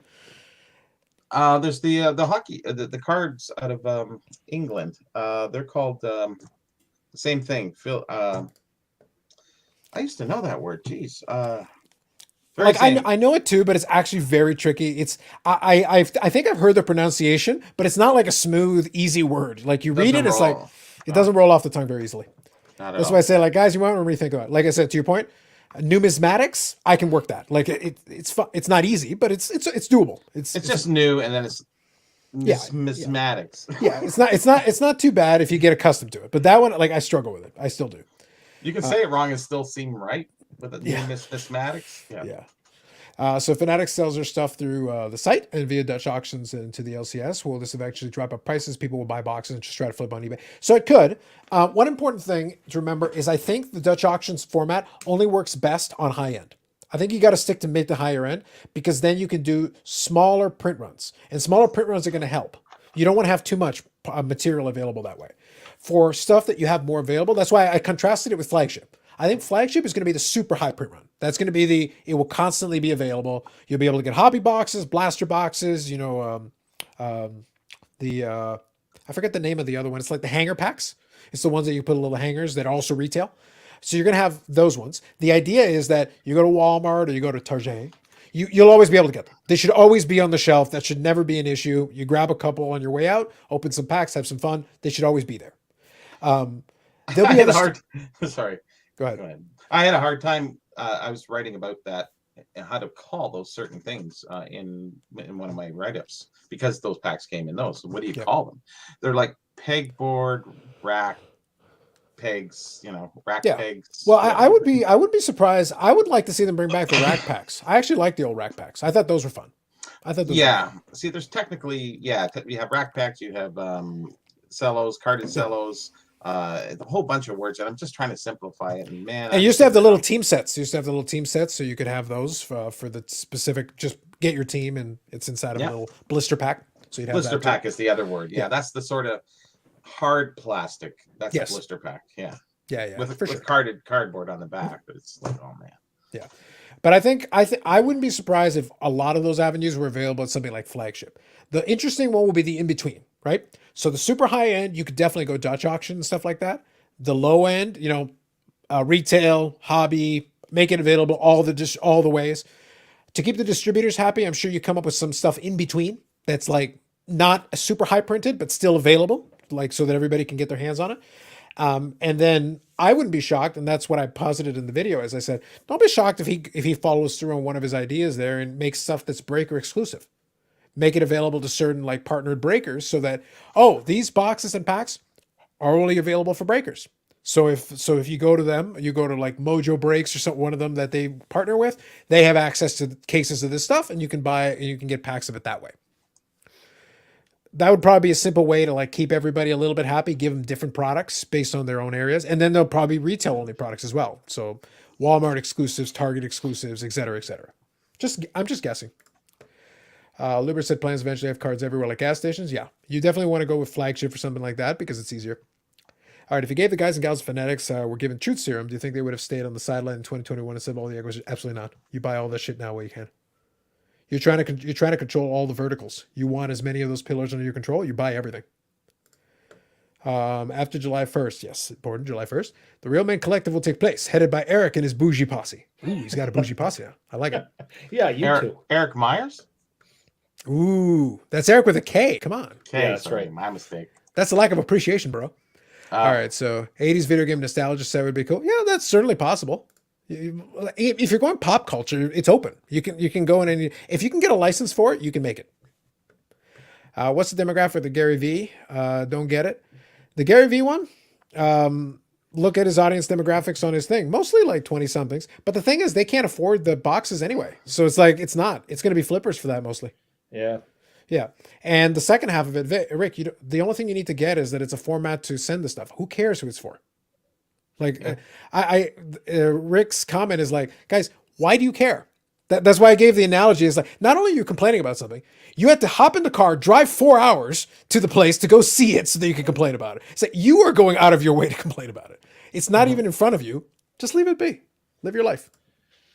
Maybe some people That are is their more life. like me than you and are reactionary and realize this stuff is crap and can't wrap their heads around it. And they're just shaking their heads constantly going, I don't get it. I don't get it. I want to get it. You but I don't get have it. to get it. You don't have to get it. You literally don't have to get I it. understand you don't have to get it, but Just watch the Because I'm Carlos channel. I'll explain it to you. and you Yeah. did a very good job at that. And I agree with Obviously not, everything. because you're That's what I mean. about it. This is my disappointment. It's like, I feel like I did a really good job explaining did. this. And I understand it, and I agree with you. Do but not I- make me bring out the whitebboard, goddammit. I'm But- bringing out the whiteboard. We're going to have to but take care I of am- this. But Is I that a am, chalkboard? No. I am a little more basic than you, and we'll call simple even.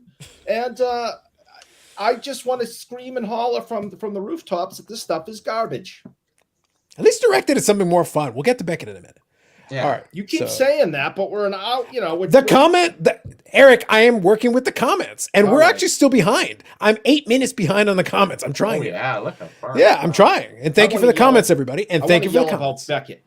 Yes. More fun when they actually think they're authentic. Yep. Real quick here. Iconic video games with characters, but different owners. Hard to do. Yeah, it's a licensing thing. That's always the big problem with celebrity stuff. It's licensing. Music and celebrity as well. Yeah. Not part of the card collecting experience. Ripping packs of collecting cards of your favorite sports card hero. No, you can rip open packs of whatever. Doesn't matter. The sports card heroes is just the thing that that was one of the points I made. People forget those cards are not for the sports card folks. If they happen to enjoy, if they pick a celebrity that you happen to like, great, that's awesome. But if they don't, it's not for you. And it actually doesn't help them to get the sports card guys who are already spending money on product anyway. They actually want the person who will never buy a sports card because that's new money.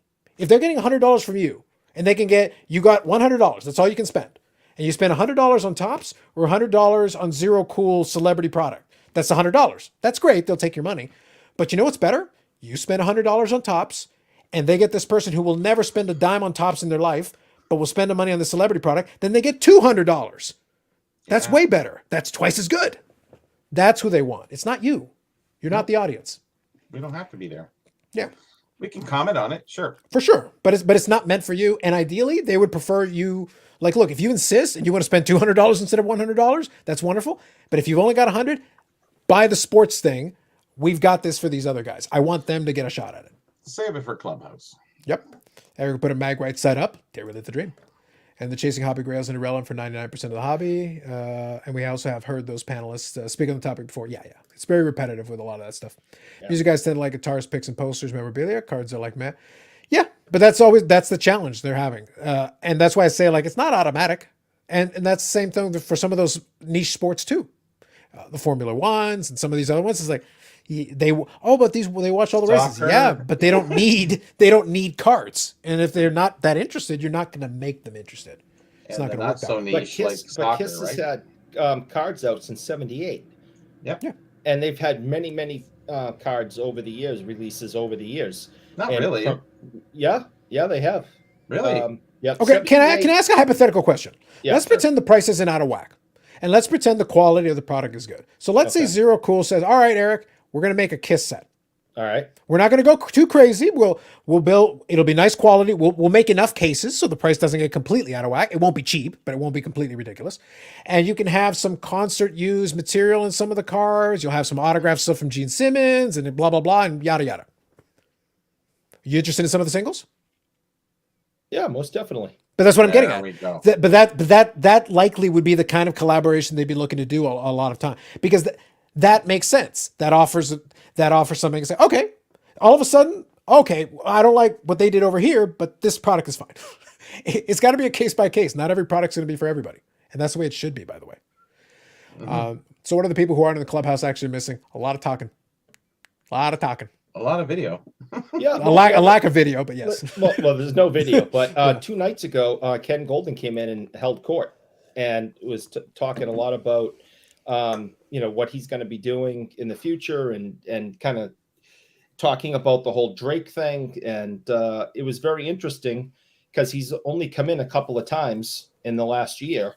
So it's not like he's there all the time. Nobody really, quote, knows him. The privilege. But somebody that does come in all the time knows him personally and asked him to come in, and he held court like for an hour, and it was great. So you do get it, when something big goes down in the hobby, everyone runs there. What was the impetus for him coming on this time around? Everybody runs Well, there. yeah, well, it does. If there's another scandal, Everybody if there's talks more- there. right? It's all over everywhere. And you get a lot of information that you don't get in other places because somebody usually knows somebody or somebody was involved in it, or and you get a lot of information that you might not get somewhere else. I talk to more people than you've listened to Clubhouses. Don't worry. We talk. Well, that's because you're You talk 168 years old. That's the thing. That checks out. I could say the last 20 years. Oh, absolutely. Listen, there's no doubt about that. But I'm not trying to endorse Clubhouse or put it down, but I'm just saying there's more things to Clubhouse. The word is out there on everything, and there's great conversations I have with top end people that in the hobby. I also think when it comes to King Golden, he is not shy about saying words. oh no, And it's like, and as I said on Clubhouse the other day, it's like, Ken, didn't you say it on Clubhouse? Yes, but now I'm going to say it 14 more times. no, you're 100% right. I'm not. He saying will that. repeat it. But listen, if But it there's some wasn't- personal opinions. Hold on. I get Let me it. do a couple of comments in between the continued endorsement. Of Yeah, you're Clubhouse. 8 minutes Hang on. behind still. Yeah. Oh, You think Fanatics will longer. improve international distribution? It feels like huge potential. I do believe they will, and I do agree that it is potential for growth. 100%. Everyone likes music. Doesn't just have to be music people, the music person, and collect everything. Yeah. That's what I mean. Like, I think it'll open up. They're going to try different things. Some of it'll work. Some of it won't. That's why I say think of it as an experimental playground for them to try different stuff, different licenses, and try to figure out what works and what doesn't. I honestly feel like Gary V's art project is something a third grade teacher would do. Doesn't matter. Pick an animal. Yeah, I get you, but it doesn't matter. Don't worry about it. That's what the fox says. Ding, ding, ding, ding, ding, ding, ding. That'll be the next series. It'll be amazing. If it has a button where you can get sounds, that'll be awesome. I found it interesting that the sports car guys bidding on the Gary V ZeroCool auction, specifically to Phil, knowing Gary V sheep will buy at inflated prices. Skull flipping, yes, I agree with that. I think Eric needs a positive porcupine. Totally, it'll be the centerpiece in his house, and then he will get it. The magical power of high quality transcendental art piece. It's the one thing you lack. It's the positive porcupine. I think I should have bought it for you, but I think it's a starting point. I think, you know what? I might have to just be like, Luber, listen, as part of our deal, I need one of the fucking positive porcupines. yeah. Hook me up, bro. You guys got 200 of those boxes. Open that shit up until you get me some fucking positive porcupine for this bougie man. Please. For the love of all that is holy. Goddamn. Okay, Carlos, dude, man, we'll get one. Don't worry. I'm not watching that now, Bobby. Why does Fanatics need to keep the Oh, distributor? did you see it? I saw. I'm not watching it now. Yeah. Just that one little Yeah. 10-second clip. Yeah. So why does Fanatics need to distribute? They don't really, but they're still useful. They're still product because people forget the reason that the card companies use distributors is not because they actually care about the distributors. It isn't, but they serve a useful function. It is no, absolutely not. But they serve a very specific function. It is more difficult to get product out to a bunch of different places. Shipping is a pain. You give a big load to the distributors, a big truckfuls and pallets full of the stuff, and to go, you guys distribute it, hence distributor. That was really how they came in. Correct. So that really, it's not that they want them or that they feel like, oh man, let's make our distributor. No, it's you serve a purpose. You serve a but for a less printed product where you don't have to ship it to as many people and the boxes are smaller, and Fanatics has the ability to ship and distribute. Obviously, they have experience with that. So it means it's not like they can't do it, but they're like, okay, but we can still use you for some of this stuff. Like, we'll still give you product that you can still make some money on, do your thing. Here you go, guys. It's not about keeping them happy. It's like, look, we'll keep you fed because you're still serving a purpose for us, but you're not getting this product, and you're not getting this product, and you're not getting this product because we got having you to get more money out of it for us, selling it this way or selling it this way. But this other stuff, yeah, we'll let you have something so that you can put some food on the table. Yeah, they'll feed you, but they'll put you on a diet. Correct. And by the way, that's business, man. That's business. It purely is. Yeah. And what can you say? It's just the way things go. Yeah. And if the distributors want to play, they'll play. There's Distributors no wanna play, for me they'll on play. this one. It's just like you're in a business. If things change, what are you going to do? Yep. So that's for the flip here. That's right. By the way, it looks like the V Friends auction on eBay being shilled.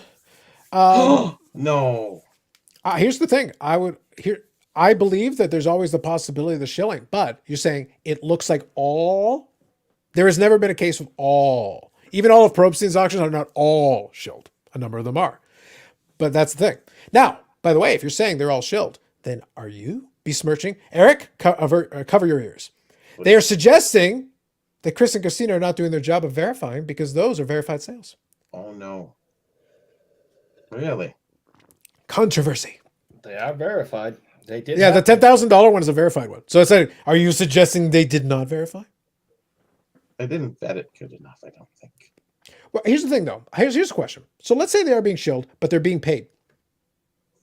What are you Does it gonna do? matter? Yeah, does it matter? Nope. Yeah, because the money changed hands, right? And the product Prove it. moved. Yeah, that's what I mean. That's the point. I can put the Well, I money's in the think bank. it has to, right? Or else eBay's going to catch on. Yeah. So you get paid Oh, through yeah. PayPal, They'll catch right? up. So there has to be a payment, and you have to just mark it shipped.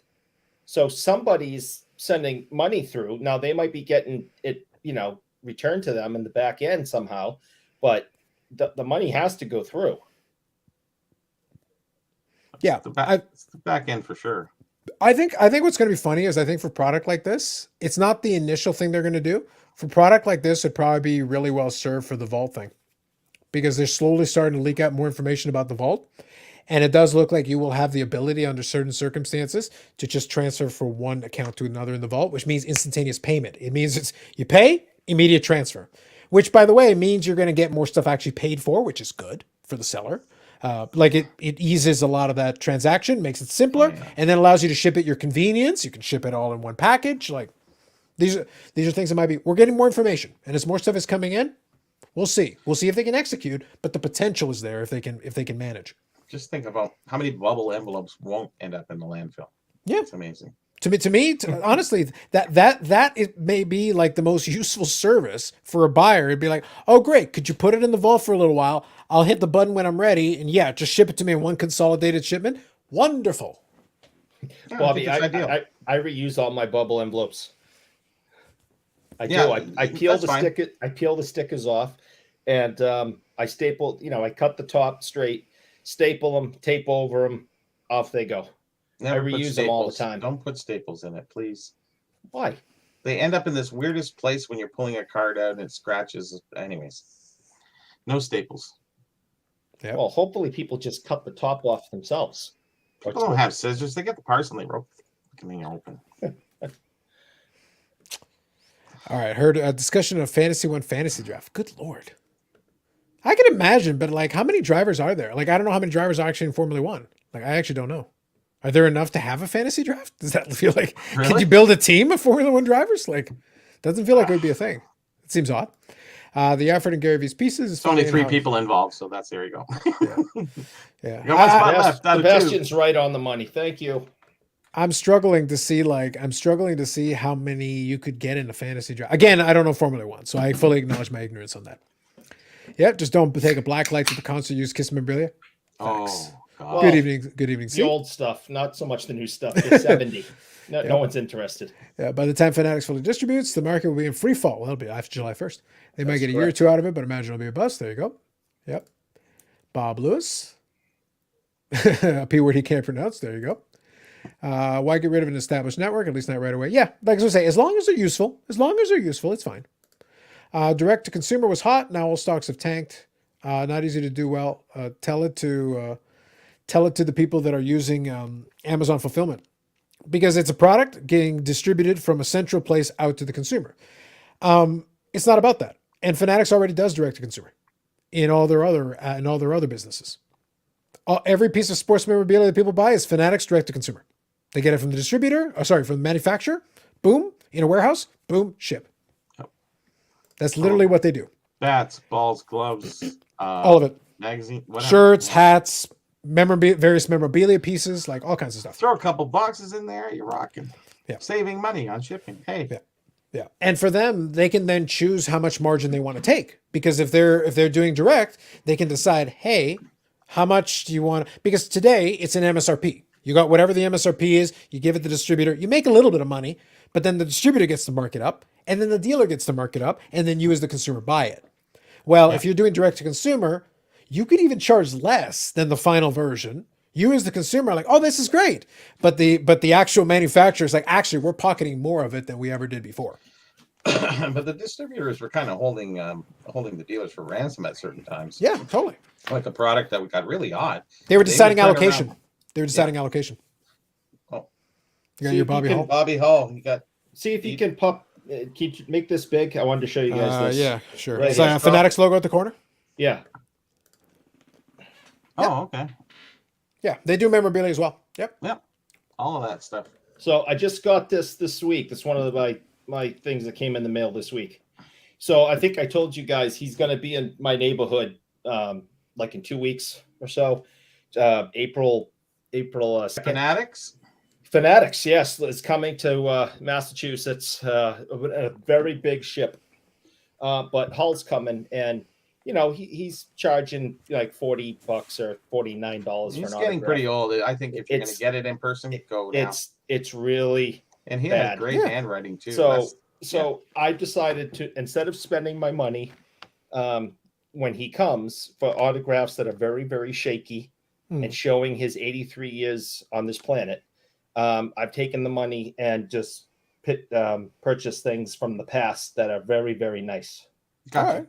So, you can almost get him signed with the old autograph. I was gonna say, Eric, you should have just said something. I could have sold you the Canada Post one that I have. I have a poster, and it was like 10 years ago or thereabouts. It's a perfectly clean autograph, but it's just I've been too lazy to frame it. And honestly, I probably won't get around to it. I'm like, yeah, it's there.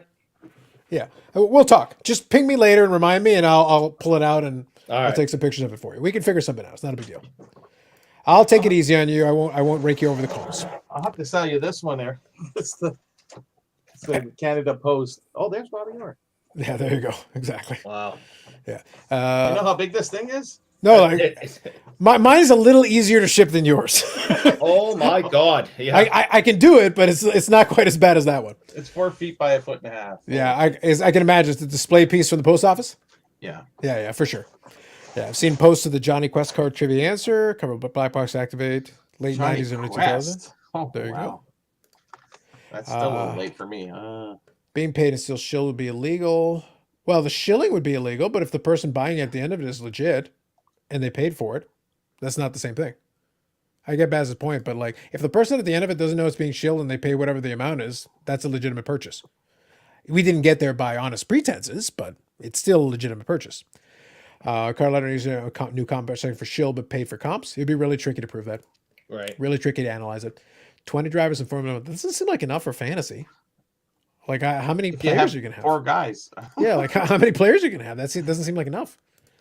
Me, Jim, Peter, and Yeah, maybe there's 5 of you or something. Like sure, and I guess. Carlos. Yeah, he's the Yeah. 4th. We can all win $8. Yeah. Well, I think you would. I think you would want to have a situation where you pick a driver and like a backup driver, so you like very quickly run out of spots. Like you don't have much room. Do I remember Danny Healy? Sure. What about him? Goalie?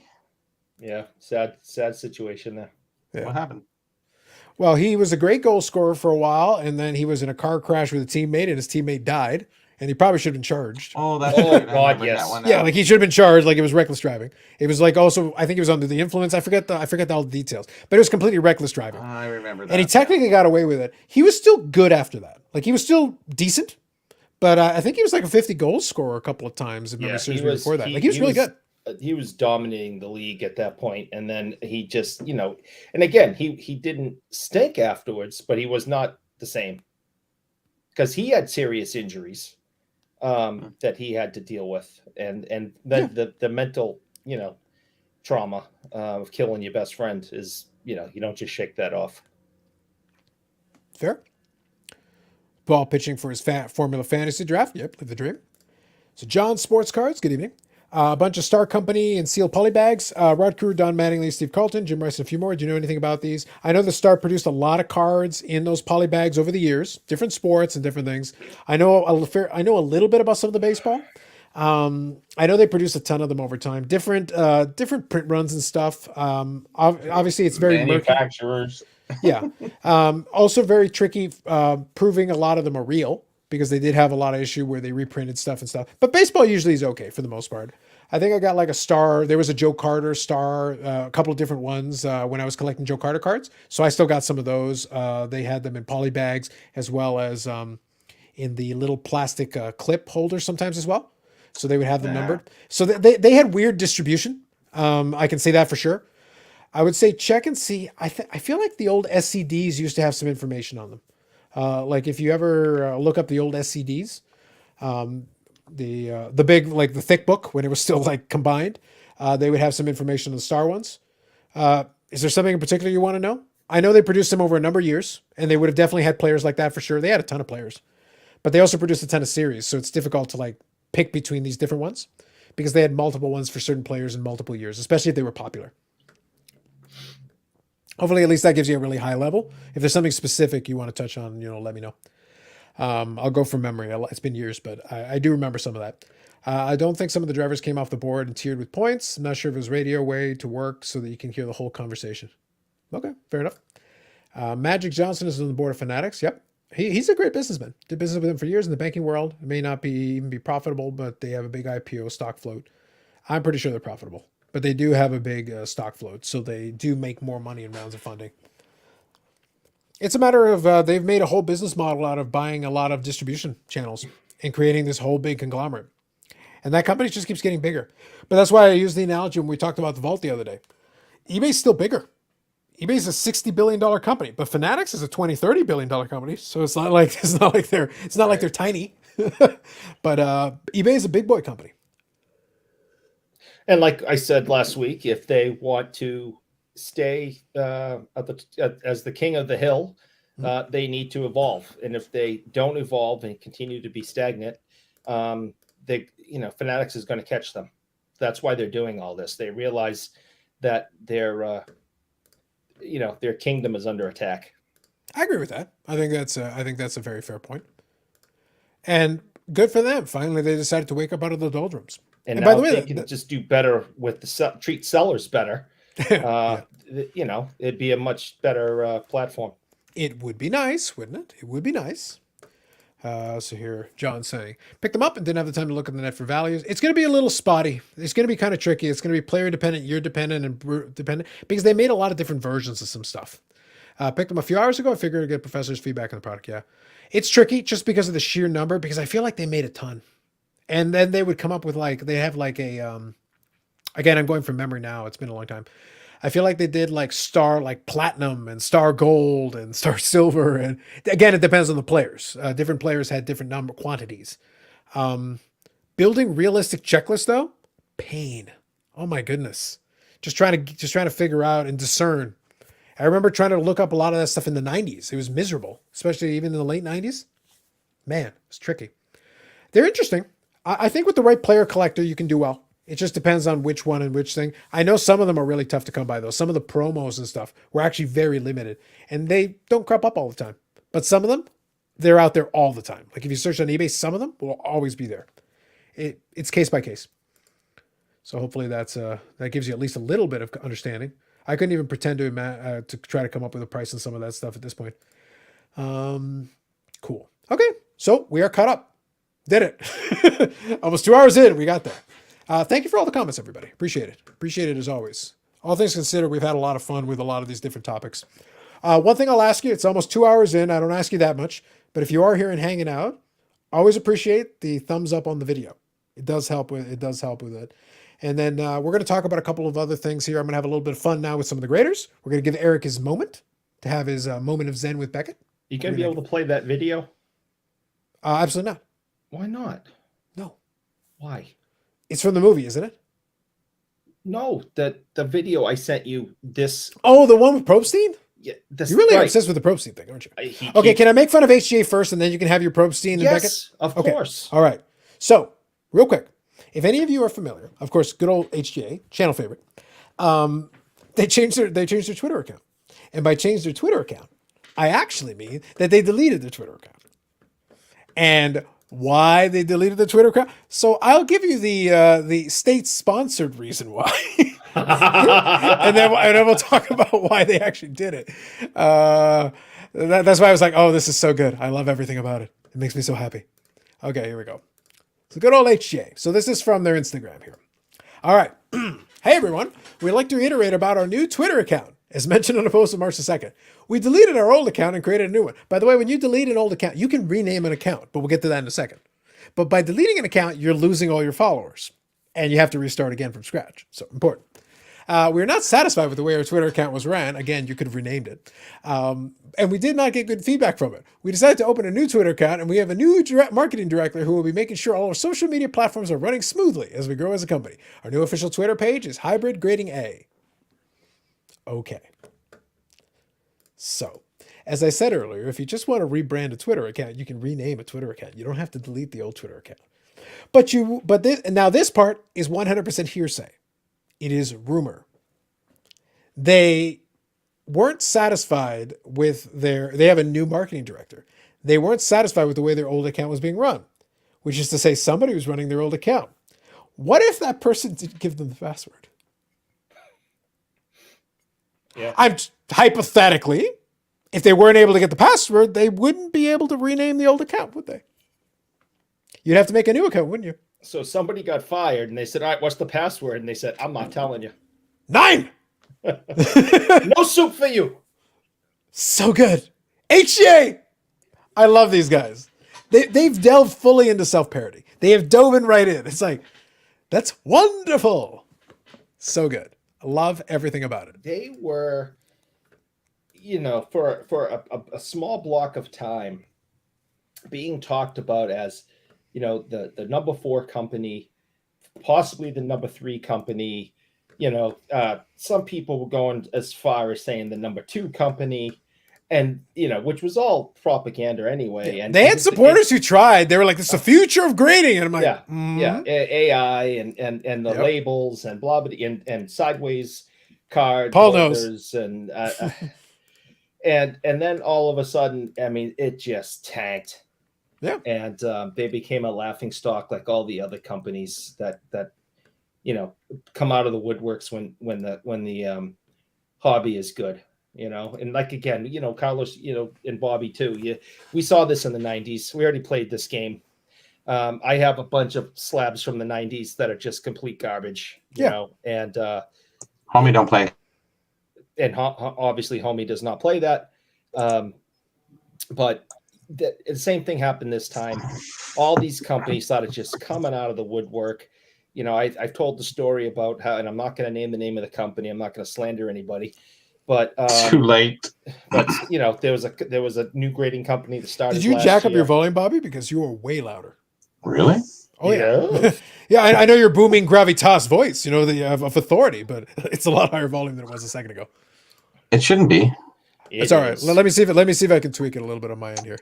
I can go in and I guess I can turn it down, right? I already turned it down. You're good. Okay. Yeah. That's weird. Yeah. No, it came off. It like doubled the volume. So that's why I was like, oh, you don't have to be that authoritative. Let's tone down the authority just a little bit. You're good now. So just to rehash, I said, I came across this company here in New England, started up last year. The guy was promoting that shows like crazy. We're the best, we're the best, we're the best. better than PSA, better than everybody. And I started asking the owner a couple of questions. And, one of the questions I asked him, of course, was, what's your grading experience? Mhm. And he said, grading experience? It's 30 years in this hobby. It's like, well, wait a minute. You never worked for one of these major grading companies. Mhm. You never, were taught by, the true professionals. You never had any type of experience. You just decided, I'm rich and I'm going to start my own grading company because I like cards and I know what I'm talking about. Works for a lot of people. And I just went, all right, thank you. And I just walked away. Yeah, for sure.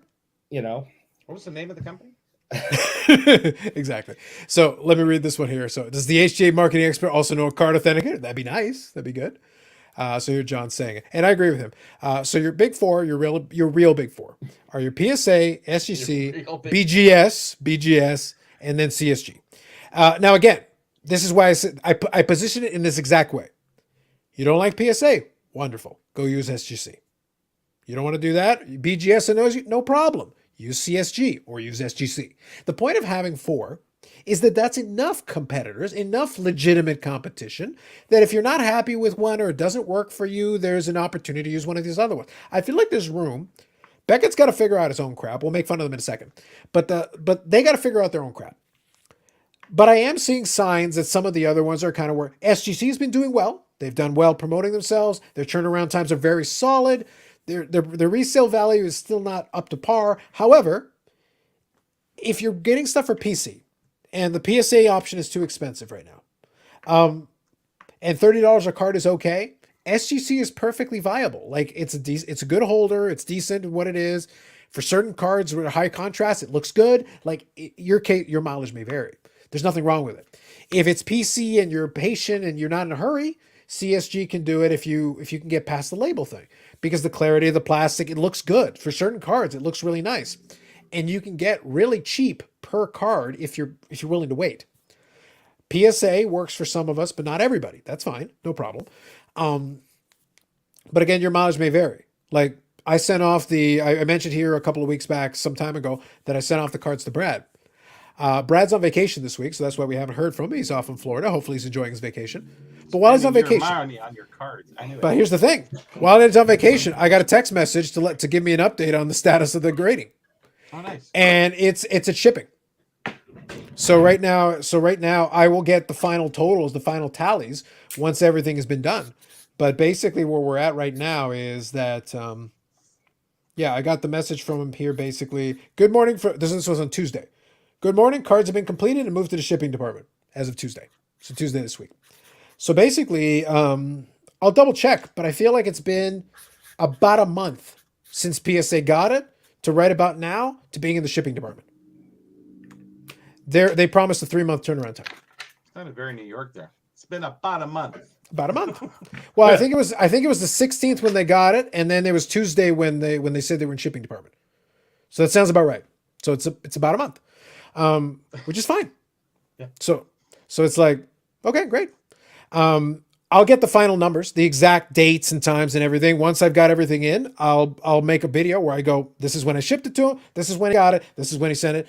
You don't have to include that. You can include it from the time they actually got it, and you can include it from the time they actually put it in the system. But I'll give you all the dates, and you can figure out exactly what time you want to start the clock. But either way, they've more than met the 3 months once it turns all around. Once Brad's got it, basically, then it's to me. I heard they slowed down on the numbers. They did, but it was because we went from February, obviously, with the your listing. cards in. That's why. Yeah, exactly. But the turnaround on that was quick. So it's one of those things where within the time frame they promised for the economy, we're well within it. So right now I have no complaints there. But if you want it faster, SGC obviously could do it in a couple of weeks right now. Right now they're turning around in a couple of weeks. So, but it depends on what you want. For some of the cards I have, some of them are PC. They're going to go right in the box where they go. Some of them are going to go for resale. It's going to be easier to sell them. Some of them I just put it in the holder because it's easier to sell in the holder. Are you going to do a reveal video or? Absolutely, 100%. Yeah. Like that's what I mean. The video is going to include everything: the dates that I did everything, the cards themselves, the final grades, the whole 9 yards. Do it live. I could. I think that'd be interesting. We've been talking about it, for the last couple of weeks. I think that'd be interesting. It's certainly doable. You think you could fit it in the 6-hour show sometime? Well, I would probably do it around the Anything. time. I probably do it in the day it comes. Get extra content out of Eric. You got to milk the okay, content. okay. Milk the content, Eric. Milk the content. Yeah. But that's how you do it. It's but that's not going to work for everybody. And that's the point. It's like it's not going to work for everybody. But if they're making their way through it and they're getting through the backlog and they get to the point that they provide a $30-ish option, then things get interesting. How does SGC respond to that? Do they then adjust their price down and make it even better? Because right now, I think with if you go through a third party, one of their bulk submitters, I think you can get it for like $23-24 a card, Not bad. which is pretty good. And then with the turnaround time being good and solid, like it's not a horrible option. The point is competition here is good. Competition here is good. It gives you Absolutely. options and you can pick what you want. If you are sending some PC card and you don't care, CSG has a really cheap option. If you don't care about subgrades, you don't care about any of that, it's going to take you like 3 or 4 months or 5 months, but you get your stuff back and it's like $10 a card. Do you care that much? That's what I mean. Like it depends on what you're trying to do. It depends on what you're trying to accomplish with this. All are different options depending on what you're trying to do. Oh, good. We look forward to the impromptu clickbait. Yeah. I live the dream. It's what I do. Top 3, BVG, BCCG, and BGS. Yes. Are you streaming the Flawless Break? Maybe, just maybe. Okay. All right. So you want me to play the Probstein thing for you, Eric? Is that what you wanted? Your cue, your setup, or how do you want it? I just want to show everybody yet again more proof of Beckett's complete lack of care and concern for their customers.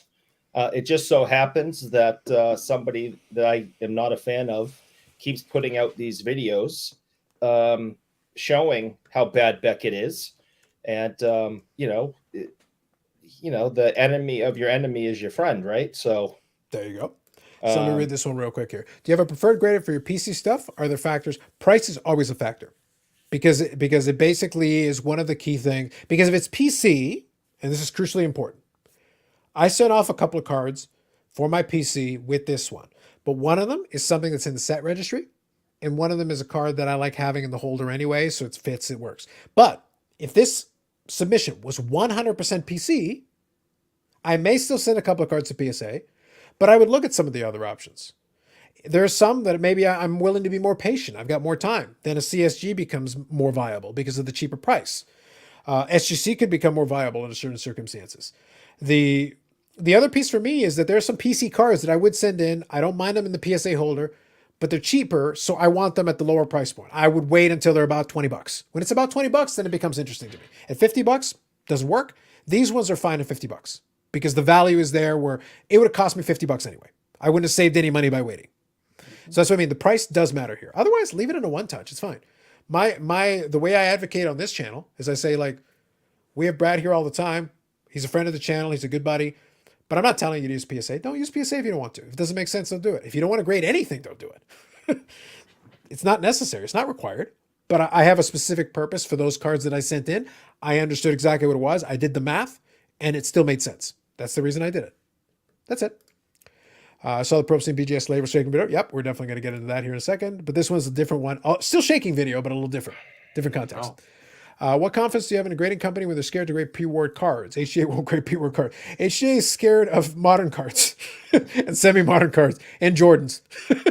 yeah, What if all were the same price and won't resell short term? If it's all the same price, then it's best holder for your preferences. Honestly, I do like the CSG clarity of the plastic. If it's the same price, I like the clarity of the plastic. If it's not about resale, that's my thing. I had a miserable experience with BGS last year. Damaged slabs took them 5 times to finally correct. Yeah, they haven't been very good with it. How long to ship my cards to send the shipping quote? Shipping quote usually takes them, they've been slow lately. Usually takes them a couple of days, but I think the last one took about a week. It just depends. So that'd be my answer to you. I know they're pretty backed up, so they definitely have been a little bit slow with it, but usually it takes a couple of days. Okay, so I've got the Probstein video up. By the way, negative points to Probstein because usually I can make it full screen, and this one for some reason I can't. okay. It's weird, like it If doesn't you have all the choose- options. If you choose not to play the whole thing, I just really want the very beginning of holding. Yeah. But it's up to you what you want to do. But I definitely want to see the beginning of him holding it up, and just because Beckett just sucks. All right, so here's the precursor to Eric's thing here. So let's take a look here. Yeah, I can't even fast forward, so like I don't know why all the options aren't there.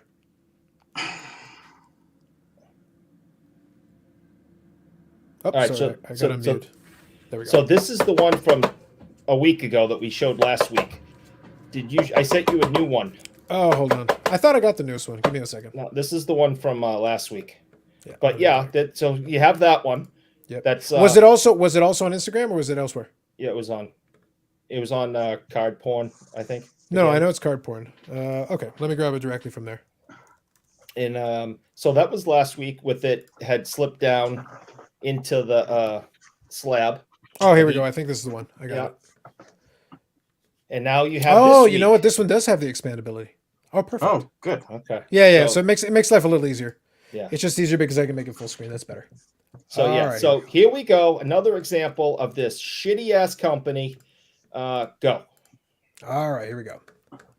It's happening again. The card is upside down. You did this? No, I didn't. It came this way? Yes, I did. Oh, that's messed. Okay, thank you. Okay, this one completely inverted, reversed, upside down. That's a hot mess.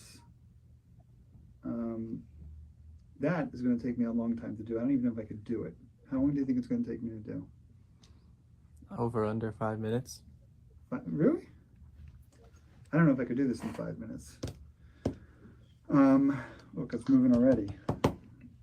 I would say, you want to make a bet? Okay. Now it goes on for a while, and he is able to eventually reverse the label, but it requires a lot of tapping, a lot of playing around with it to basically get the label back into position. Biggest problem being with the way the BGS holder is currently set up is that honestly, my opinion, from a design perspective, the label should be in its own little sealed off thing that can't get to the rest of the holder anyway. Thank you. There's no reason for it. That's a design flaw, like a fatal design flaw. There should be like something preventing it from ever getting into the card area. Like you should never be able to tap it in there no matter what you do. That was on their other holder. Yeah. It's just that, like, it's completely, and we've joked about it a bunch of different times. And I've given my experiences with the BVG version where they completely mislabeled two cards. And very clearly I had for a while the only 55 tops, Sandy Koufax rookie and a Mickey Mantle holder. The Mickey Mantle and the Sandy Koufax rookie holder. And they were in the same order. And they screwed them up in the same order. Like you could have them side by side. It's like, wait a minute, that's the card on the left. That's the card on the right. And the labels are on the wrong one. Remember those two in 61? They were battling back and forth. That happens. Yeah. Right. Yeah, that's Roger Maris, not Sandy Koufax. But yes. Oh, it was Maris. Yeah. No, Koufax was pitching. Sorry, my mistake. Yeah, but the thing is that they, I think I had like 10 cards in that order from BGS. I submitted at the expo, and then they shipped it back to me. And out of it, they got 4 right. The other 6 had 3 sets of inverted. So they got 60% of them wrong. Who was drinking? I don't know. They were drinking the good stuff. This is just another example that there is no care and concern being taken over there. They don't care about their product. They don't care about the customers. It is throw it together and ship it out the door. Give us our money. We don't care. And again, Stop Carlos, using you talked them, about the product itself is garbage. Yeah. Because that shouldn't even if you somehow put it in upside down and backwards, you shouldn't be able to bang it and have it go down into the card. So Yours are upside down. Your it's one touch. this entire thing is just another example of just how absolutely disgusting the fall of this company. This used to be the company that we all cared about. Their grading, their authentication, their price guides. There was Beckett, right? You couldn't go into a hobby shop in the 90s without seeing every single Beckett magazine plus back issues there. For Christmas, all I wanted for Christmas every year in the 90s was, the holy grail of the big, thick yearly Beckett book. It was all Get me about started Beckett. on the guides. You know what? Hey. I know. I'm talking about the general public. They didn't have the knowledge you do about how slimy they were even back then. But they were the top of the heap. They were the king of the castle. They were it. And they have fallen to such a low. They need to blow that entire company up and start from scratch. There is nothing positive about that company. Well, they are on the mint Yeah. They're part of panels, man. panels. Yes, Important panels. Yes. Important panels. they all get 6.5. Have a good night, Yannick. Take it easy. Bye, buddy. But yeah, that's but that was one of the things. It's part of the reason for the endless running jokes and like it's like, look, I could say that I'm just being mean about it, and I am kind of mean. You know, it's kind of a thing that I do. But it's like, well, dude, you make it easy for me if you earn it. You make it easy for you if you walk right into it. Like I don't have to manufacture something to make it look silly. It's like you did it to yourselves. So do you want? Good at it though. Yeah, it's like you want me to complain about it. It's like you want to complain about it. You're more than welcome to. But Told like you they were good at something, Eric. yeah, you did this, so it's like, Yeah. and it's one of those things. You're getting you get consistent reminders about it. I'll be curious to see because they said they're going to, I think very soon, May or June, I forget what it was. Beckett says they're going to be clear through their backlog, which was hilarious considering everybody was sitting there like, could you have told us how you were doing along the way because we didn't know. And at one point you said it might take years, and now it's more months away, and like we have no sense. Anybody asks you, you say nothing. I guess they can dedicate 100% of their time into it. Well, that's the thing. Like they're in a position where it's like, no, we can 6 dedicate months. 105% of our resources to clearing the backlog because we don't get any more cars because no one's stupid enough to send them. Oh right. God, no. If I had 10 free submissions, I wouldn't send them. I want nothing to do with Eric, that they're company. free. No, nope, no thanks. The cards will come back damaged. The labels will be upside down and backwards, or just floating around in the card. You know, the grading they do is ridiculous. You take the exact, you know, how many times I got to say this? You take the exact same card, you And put just it send in it to Probe, Steve. in a beast. Yeah, he will. No, that's one thing he's good at. That and shilling bids, but Allegedly. Allegedly. Hashtag. For reasons, legal reasons, Eric, we say allegedly. We say hashtag allegedly. Hashtag allegedly.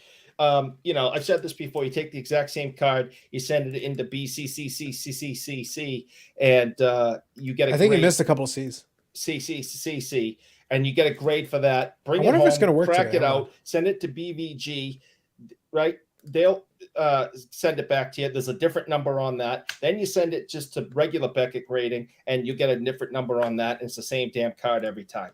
The place is a complete joke. The only thing they're good at is destroying companies. And creepy Jeremy Murray photos. Yeah, those two. And do you think that isn't, you know, just another notch on their totem pole of how to make their company laughable and destroy it? Well, You considering they use it for promotional purposes, yes. Yeah. I mean, are you kidding me? You know, I just I was going to show it to you guys. By the way, I know some of you may be thinking, Carlos, usually this is where you put the creepy Jeremy photo on the screen. Yes, and I was actually trying. Remember when I said that Chrome like reset some of the permissions and whatever? I was actually trying to do it. I was actually fiddling around while Eric was talking, I was like, oh, I got to reset Chrome. I'm not going to do that right now. Not right now. I got to fix it on my end. I don't know why they reset it. Like everything was, I haven't changed anything on this. So I'm like, weird. Okay. Apparently I have to reset the permissions. So that's fine. We'll get it. But you guys know the one. So here. Good evening. Absolutely. Korean Cardboard. Good evening. I got some Leaf Valiant autos in BGS and has a piece of food or something inside the slab. Yeah, probably. Hopefully not asleep. I'll have to remember to check. Actually, it's funny. You know, I collect different Juan Soto cards, and obviously I've got different rookies and autographs and stuff.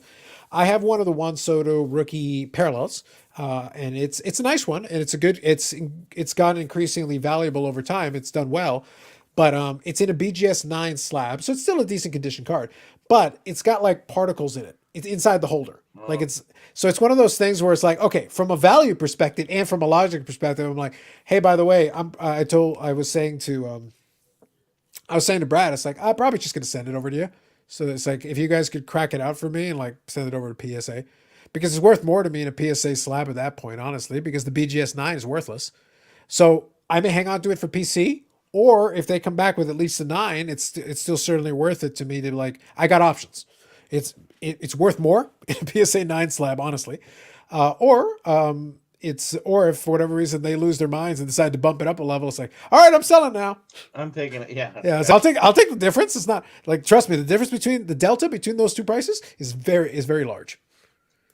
But I mean, look what Tom's telling us that he has. There's something in the That's slab. BVG is what we're referring to. Yeah. Yeah, it's something in the slab. That's what I'm referring to. It's a particle inside the slab. Yeah. I mean, can you imagine if that's somebody's a piece of somebody's lunch that was eating while they're grading? I mean, it's crazy. Depends what it was. Yeah, with something delicious like cake or cookies, that's all right. Done. Yeah. It does have the inner sleeve. So if nothing else, it does have the inner If it was sleeve. a piece of fish or something, that's probably really stinky. Any meat after so many days will be really stinky. Don't worry. Yeah, it's not gonna work out. I don't think you Enthusiast Global Group owns Beckett, a private equity fund. Yeah, it's like I think since Beckett had it, it's on its second or third owner after Beckett. So it's one of those things. Like, I'm sorry, once you sell it to a couple of equity groups, it's like, good luck, good luck. Yeah, sorry, Eric, but I'm still happy buying BGS slab for PC, a significant cheaper price. No, actually, this is a good point. I want to bring this up. Because Aussie Card Dad is making an excellent point here. He is? 100%, yes. Okay. From a collector perspective, I'm a huge advocate of taking advantage of this because a lot of people complain about, they'll say, they'll usually use SGC right now is the one they'll use as the example. They're like, it doesn't make sense that the SGC 10 is worth so much less than the PSA 10. And here's where I would be like contrarian and be like, that's good. And I go, why? But it doesn't make any sense. Correct. But why is that good? That's called arbitrage. That's an opportunity. That means you can buy a high quality card at a discount for no good reason. Mm-hmm. That's fantastic. That's great. If you're a collector, and this is the Beckett has devalued its own brand to the point that a BGS 9.5, which could be a legitimately good card, well centered, crisp corners, nice edges, it could be really good, is a fraction of the PSA equivalent. You could have a legitimately worse PSA 10 that will sell for 2 times as much as the BGS 9.5 that is better centered, better edges, better corners. That sounds like an opportunity. It's a twofold opportunity. Opportunity one, you're a collector. You just want to keep it in the holder and you're fine with it? Great. You want to crack it out? Go ahead. It'll probably come back at 10. Maybe. Like, it's not, if that's what you would like to do, or you want to take it out, but at least you've got a decent quality. If you have looked at it and the card itself is legitimately nice and you get it for a discount, why are you complaining that you got to pay less for a better quality card? Why is this a problem for you? Exactly. Yeah. And it's the same thing with CSG. CSG sells at a discount. And SGC 10 sells at a discount compared to a PSA 10. If you've got one that's nicely centered, sharp corners, crisp edges, it looks good. You look at it and it looks solid.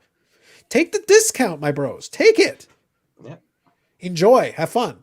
You want to then crack it out and flip it? Knock yourself out. You want to keep it for the collection? Knock yourself out. This is a win-win situation. Why would you complain about this? So to me, the gaps between these companies in pricing, that's an opportunity.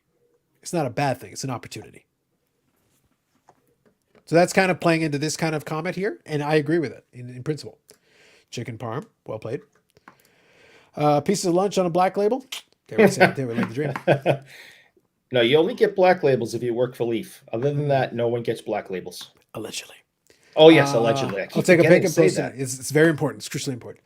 It's a weird glob of something very off-putting. That's not so great.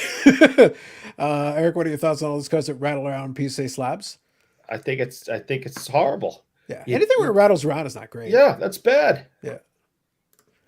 I decided to crack out some of my burlays from the PSA slabs because I had started a master set, but decided not to pursue that and put them in zipper C folders instead. Yeah, but that's what I mean. Like, as a collector, you have options. You don't have to leave it in the holder if you don't want to. That's why I say, like, to me, if it works in the holder, great. You want to put it in a different holder? Go ahead. You want to take advantage of a discount on a better quality card? Then take advantage. If one of the third-party graders in that group of 4 we talked about, you get a chance to look at the card and you can see the card is good and you get it at a discount. Take the good quality card in the inferior holder at the discount and enjoy. Have a good time. So buy the card, not the holder. Yeah.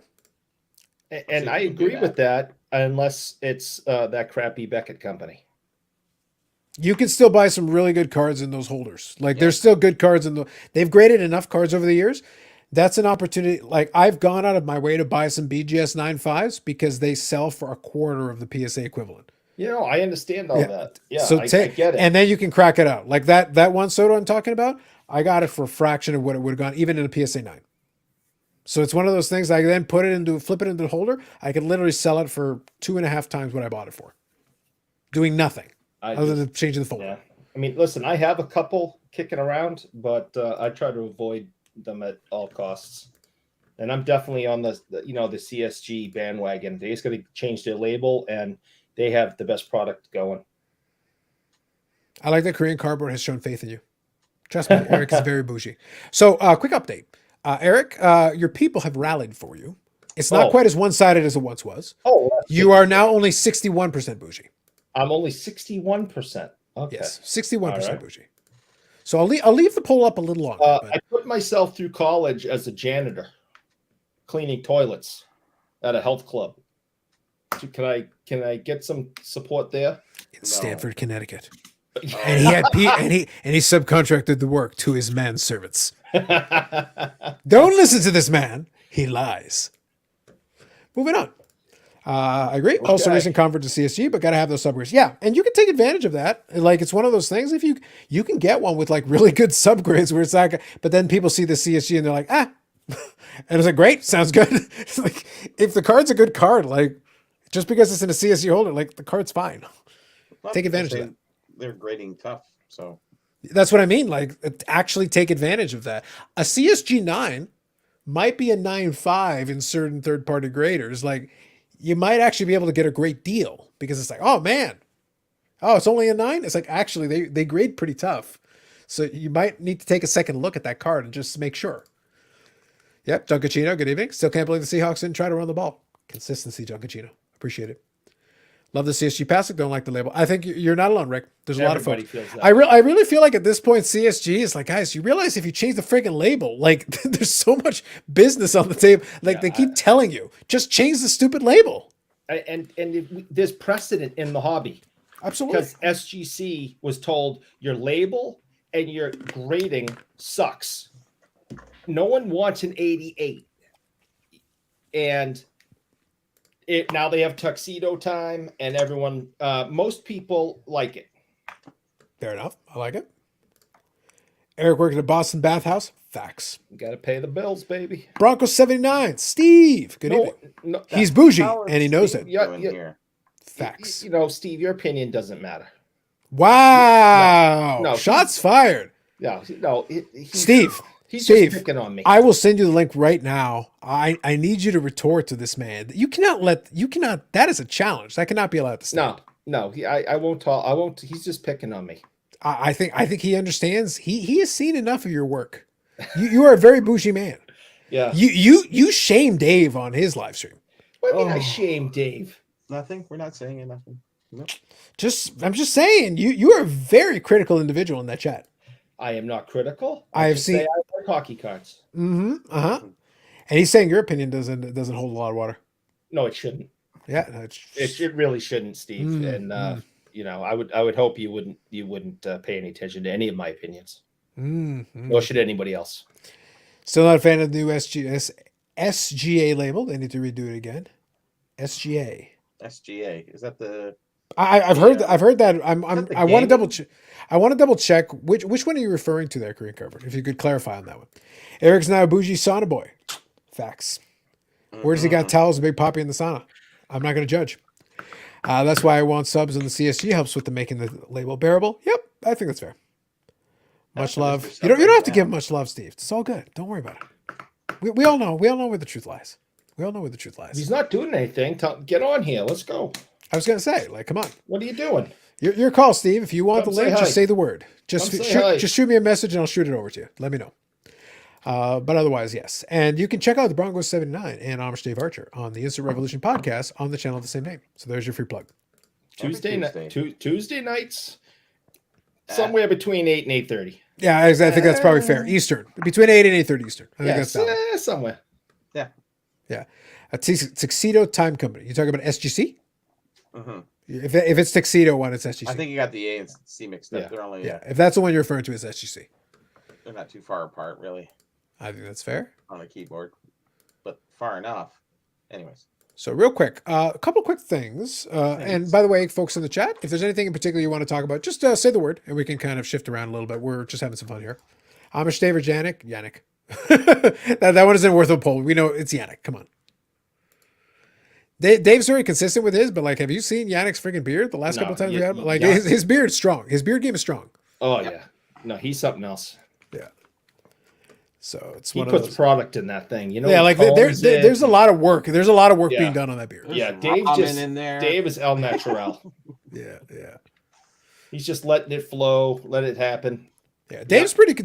What I'll say is Dave is consistent, but we can tell Yannick. We can tell Yannick's putting in the work. We can tell Yannick's putting in the work.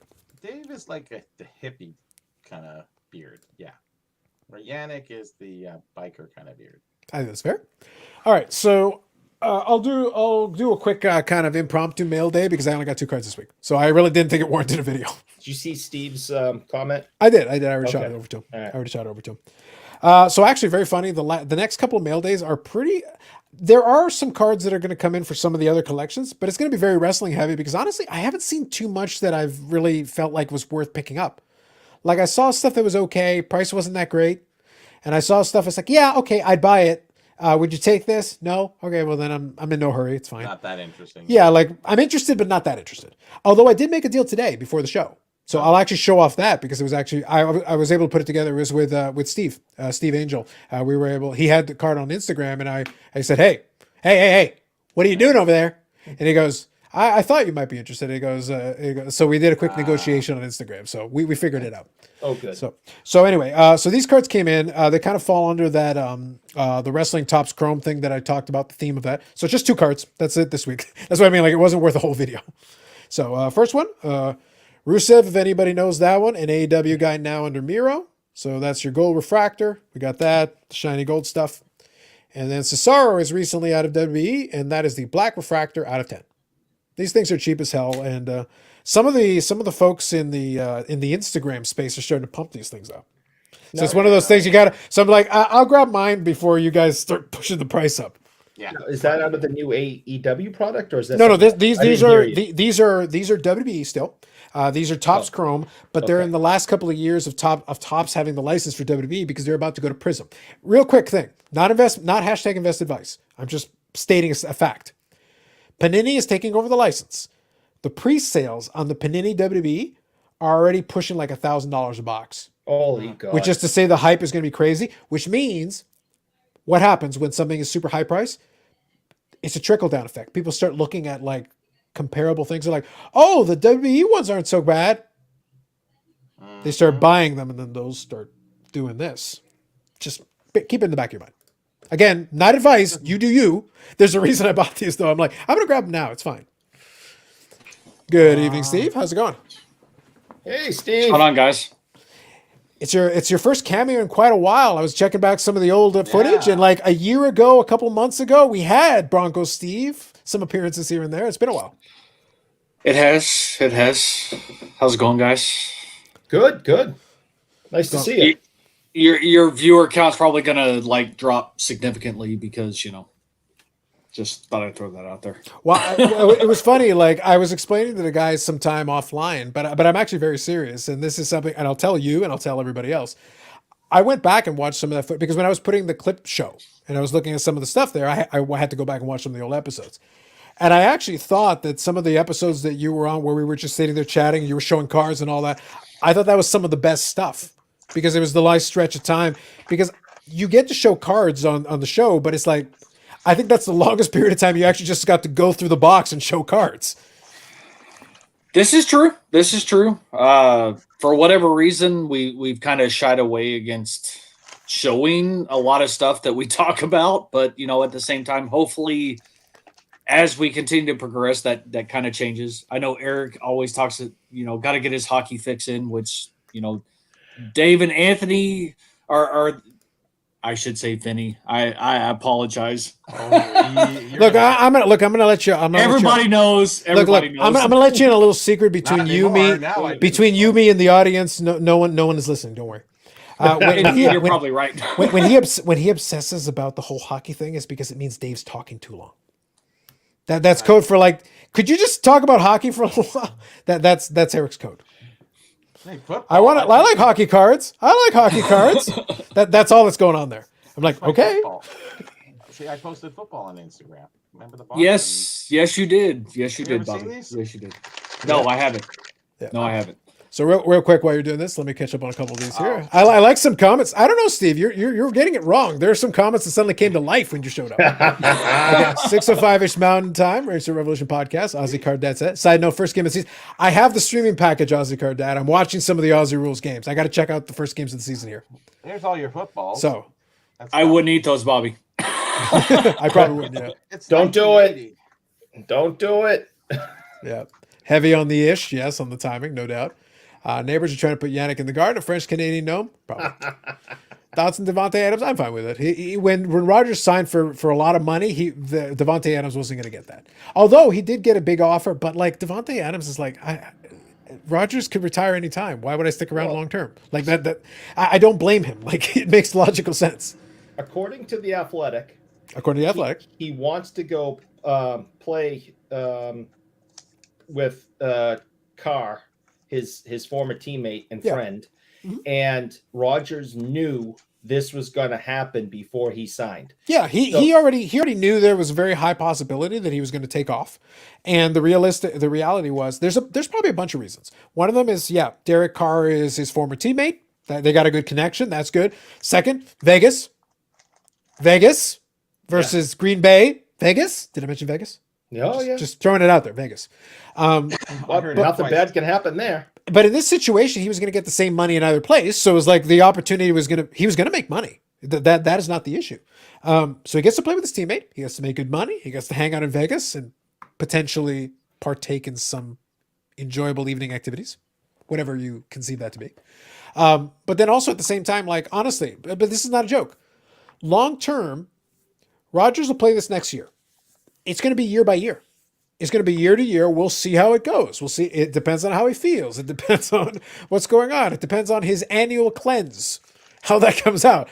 Like it's funny because I have folks on the side ask me about the Packers and everything. It's like, look, I've had 2 Hall of Fame quarterbacks for the last 30 years. Literally the last 30 years coming up into the season because Favre, I think, started full time in '92. So it's been literally 30 years.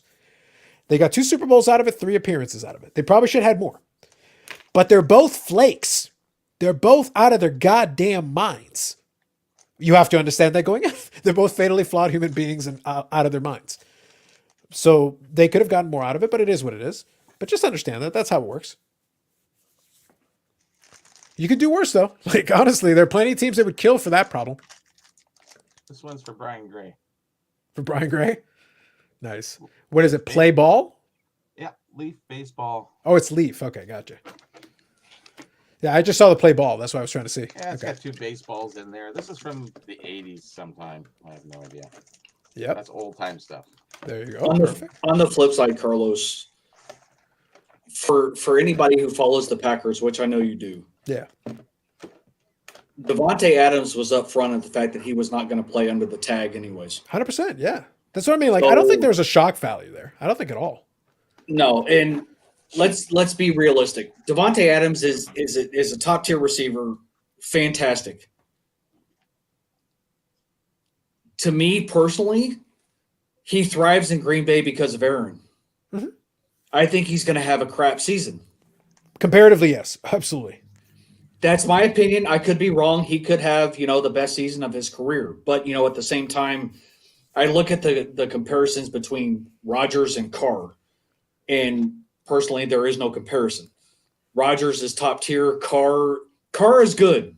He'll have stretches. He'll have stretches, which are real good. He'll have stretches. I think Carr is not playing to his full potential, but at the same time, he's never really had, in my opinion, decent weapons.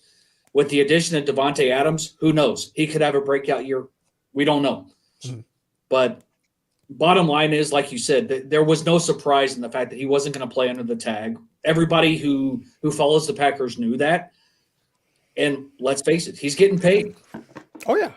But the funny thing is, I feel like at this stage I'm in the minority because I made the joke as soon as I was able to successfully purchase a share. It's like, as part owner of the Packers, as NFL owner, I'm like, let me throw Rodgers out. Let me throw him in the lake. And it's not that I don't like Rodgers. I want to be very clear about this. I'm like, this isn't going to turn out better. This is last season was really your last crack at this with the personnel. There was talent on the field, and it didn't work. And I don't think it was gonna get better this season, no matter what happened. So it's like, I think they'll be good in the regular season. I think they're more than capable of making the playoffs, maybe winning a round or two, and that'll be about it, most likely.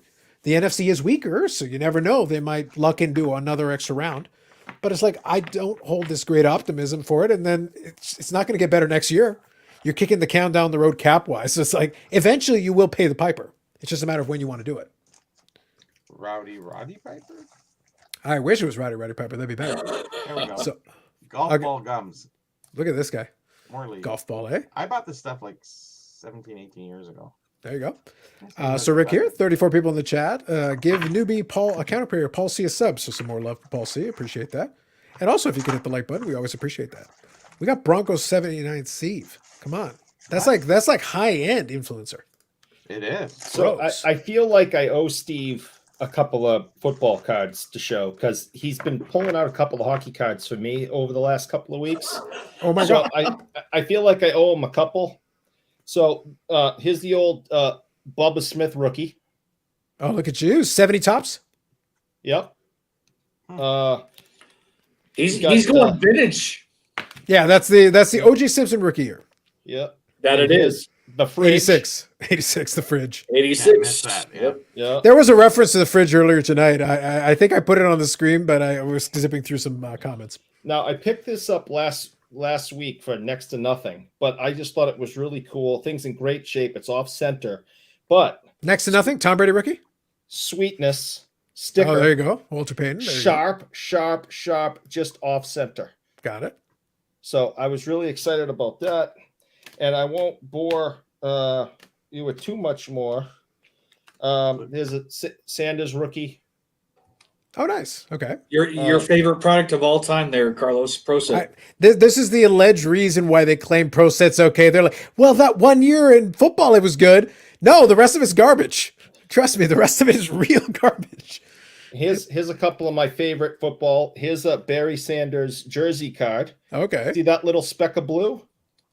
Right? Yeah. You're like, oh, look at that. I got a jersey Was that card. signature rookies? Is that what that is? Hold on. No, That's- That's all jersey on the back. Okay. home team. So they do home and away. Okay. So that's the hobby version.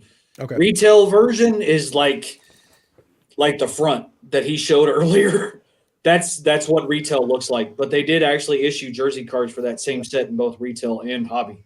Nice. It Okay. is just a huge piece of jersy of Barry Sanders on the back. All right. Fair enough. And then I got, of course, you TD's in that product. That's why I know that. gotta have your Montana. I think 85 that's Montana. 85, yeah. Yeah. 85. Warren Moon's rookie year. I got Jerry Rice jersey.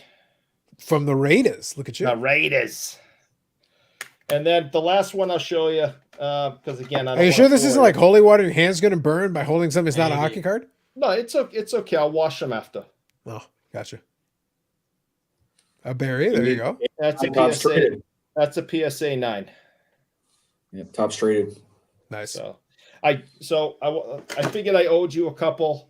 You pulled out some hockey cards over the last couple of weeks, Just for you, Eric. Just I know. for you. so I wanted to return the favor. And all right, one last thing: the greatest quarterback in Patriots history. You ready? Drew Bledsoe. I was going to say, it better be Drew Bledsoe. Oh, look at this guy. Steve Grogan. If you're my age and you grew up here, this is when you think New England quarterback, this is who comes to mind first. This is who you think of when Steve Grogan. This is the Green Bay Packer fan of certain vintage and the Bart Starr thing all over again. They'll be like, a Bart Starr! Which is fair, like honestly, multiple championships. He can't, he's got his fans. And then I do have a couple of those Brady cards that Carlos doesn't like me showing off. I was gonna say, like, oh, do you want to show them a little closer? Do you want to do that? Yeah. Yeah, sure, yeah. Anyway, so the important thing is, I haven't lost my touch, Steve. I know what I'm doing. I was going to say, Carlos, I know you all too well. It's like Steve, I never slip. I'm on my game mode. I'm in mid-season mode all year long. Hey, I do watch. I do watch in the after hours. I do catch it on replay. It just It's long. It's been interesting as of late, but Eric, may the power of football compel you. There you go. So I like this question, Ozzy Card. I'm going to come back to in a second. It's regarding the eBay going into the vaulting thing, effect on comps. We touched on it a little bit, but we'll come back to it. Let me read a couple of these other comments there to get caught up as well. We touched on this one already from Rick. Bazooka Tom here, Broncos season ticket holder here. South stands, good stuff. 357, Blue just signed Pujols. Nah, there's no point. I'm sure he'll come back to try to get the 700, but it's Frank Thomas still a little gas in the tank when he came back. Pujols, under the right circumstances, could hit in spurts, but I don't think it's going to be worthwhile. Guys just talking to each other, all good. Baz here was talking about the you grabbing the cigarette, all good. Steve must love the new Broncos QB. He's adequate. I hear it's an upgrade, a slight upgrade, but an upgrade. no, that's huge. Huge. Yep. Steve's thoughts on Broncos with Wilson. All right, so let me read a couple of these, and then I'll let you have a stab at that, because there's definitely some happening. We touched on the football a little bit. The QB carousel was a lot of fun. I'm quickly becoming a fan of Deshaun Watson for the disastrous chaos he's causing. Even being associated, even making a visit to a team is causing chaos. It's wonderful. Yep. So another starter to be a deal. Yep. Let me just zip through here. Yep. Thank you to Rick. Perfect. Collect any Pats cards. He showed a couple there. Let me scroll through here. Yeah, I got Tony one. Easton. Tony Easton. We don't say his name anymore. Steve Grogan is the longest neck in NFL history. There you go. Yes. All right. Caught up on the main comments here. All right. So go ahead. Broncos. Steve, go for it. I'm going to be honest. I'm always the closet optimist, but at the same time, knowing that there's still questions on the offensive line, even though they've done a few things with a few other pickups, and I don't want to claim names because I'll probably screw it up and claim somebody and it actually went to a different team.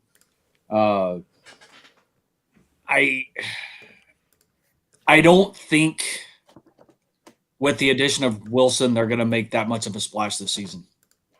Optimistically, I would hope that they're playing for the division, but at the same time, I still think that even with what they've signed in the offseason and what they gave up for Wilson, I don't know.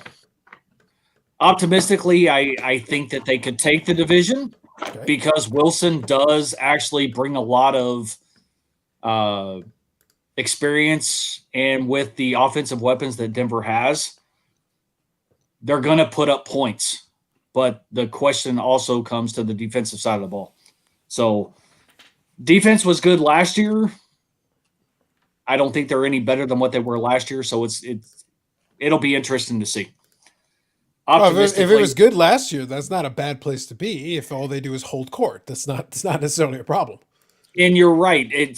But with Shelby Harris moving in the Seattle trade for Wilson, yes, they did pick up what's his face. And like I said, I don't want to claim names because I'm going to be honest, I've had a few cocktails this evening.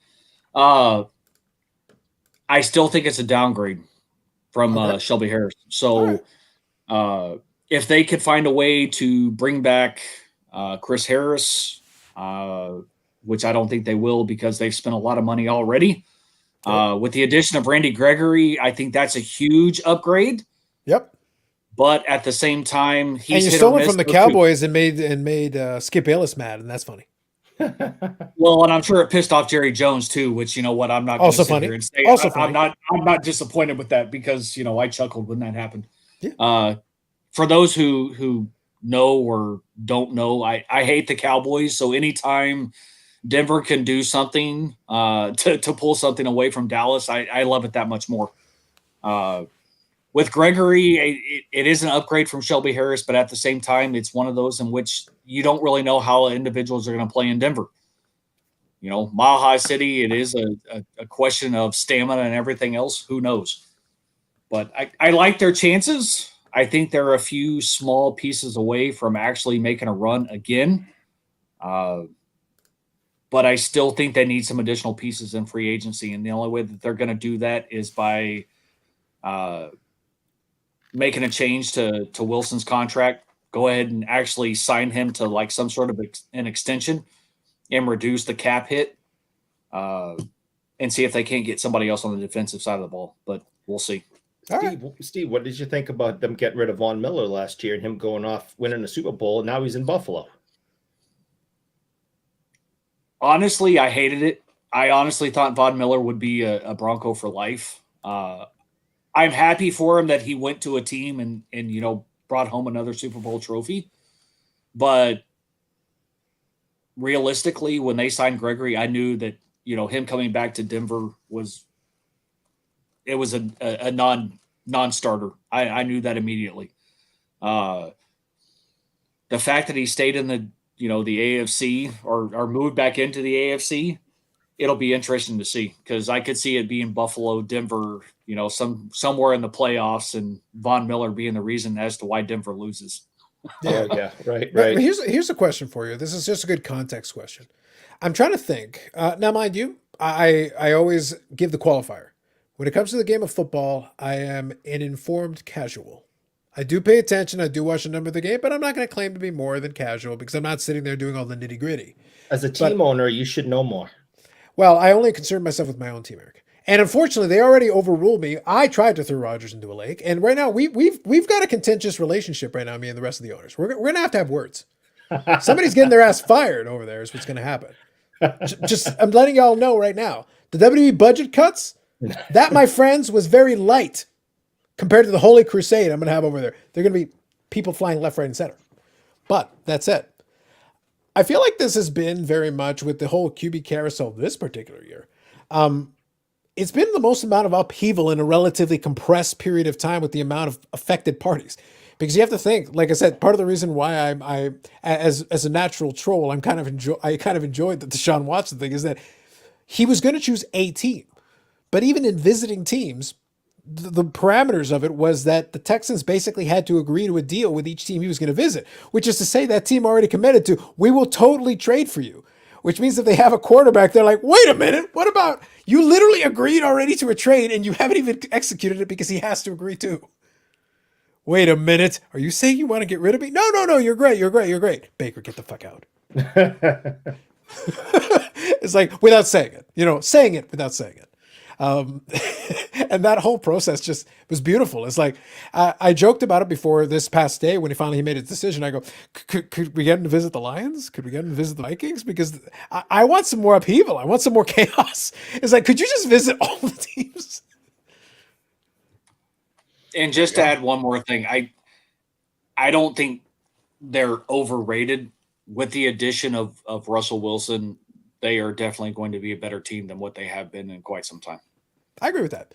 Do you think, though, my question, though, really is kind of what can you think of an offseason, though, where, like, even relatively straightforward things, it's like, there was the Rodgers thing for a little bit, there was a bit of a hold on a couple of things, and then that domino fell, and then all of a sudden we did the Deshaun Watson domino, and now as a result of that, now they got to get rid of Baker Mayfield, and then this other team has to figure itself out. The Colts are in the running for this. Like, there's a lot of maneuvering. We're not done. Like, there's more pieces and things shift and move. There's still more going on.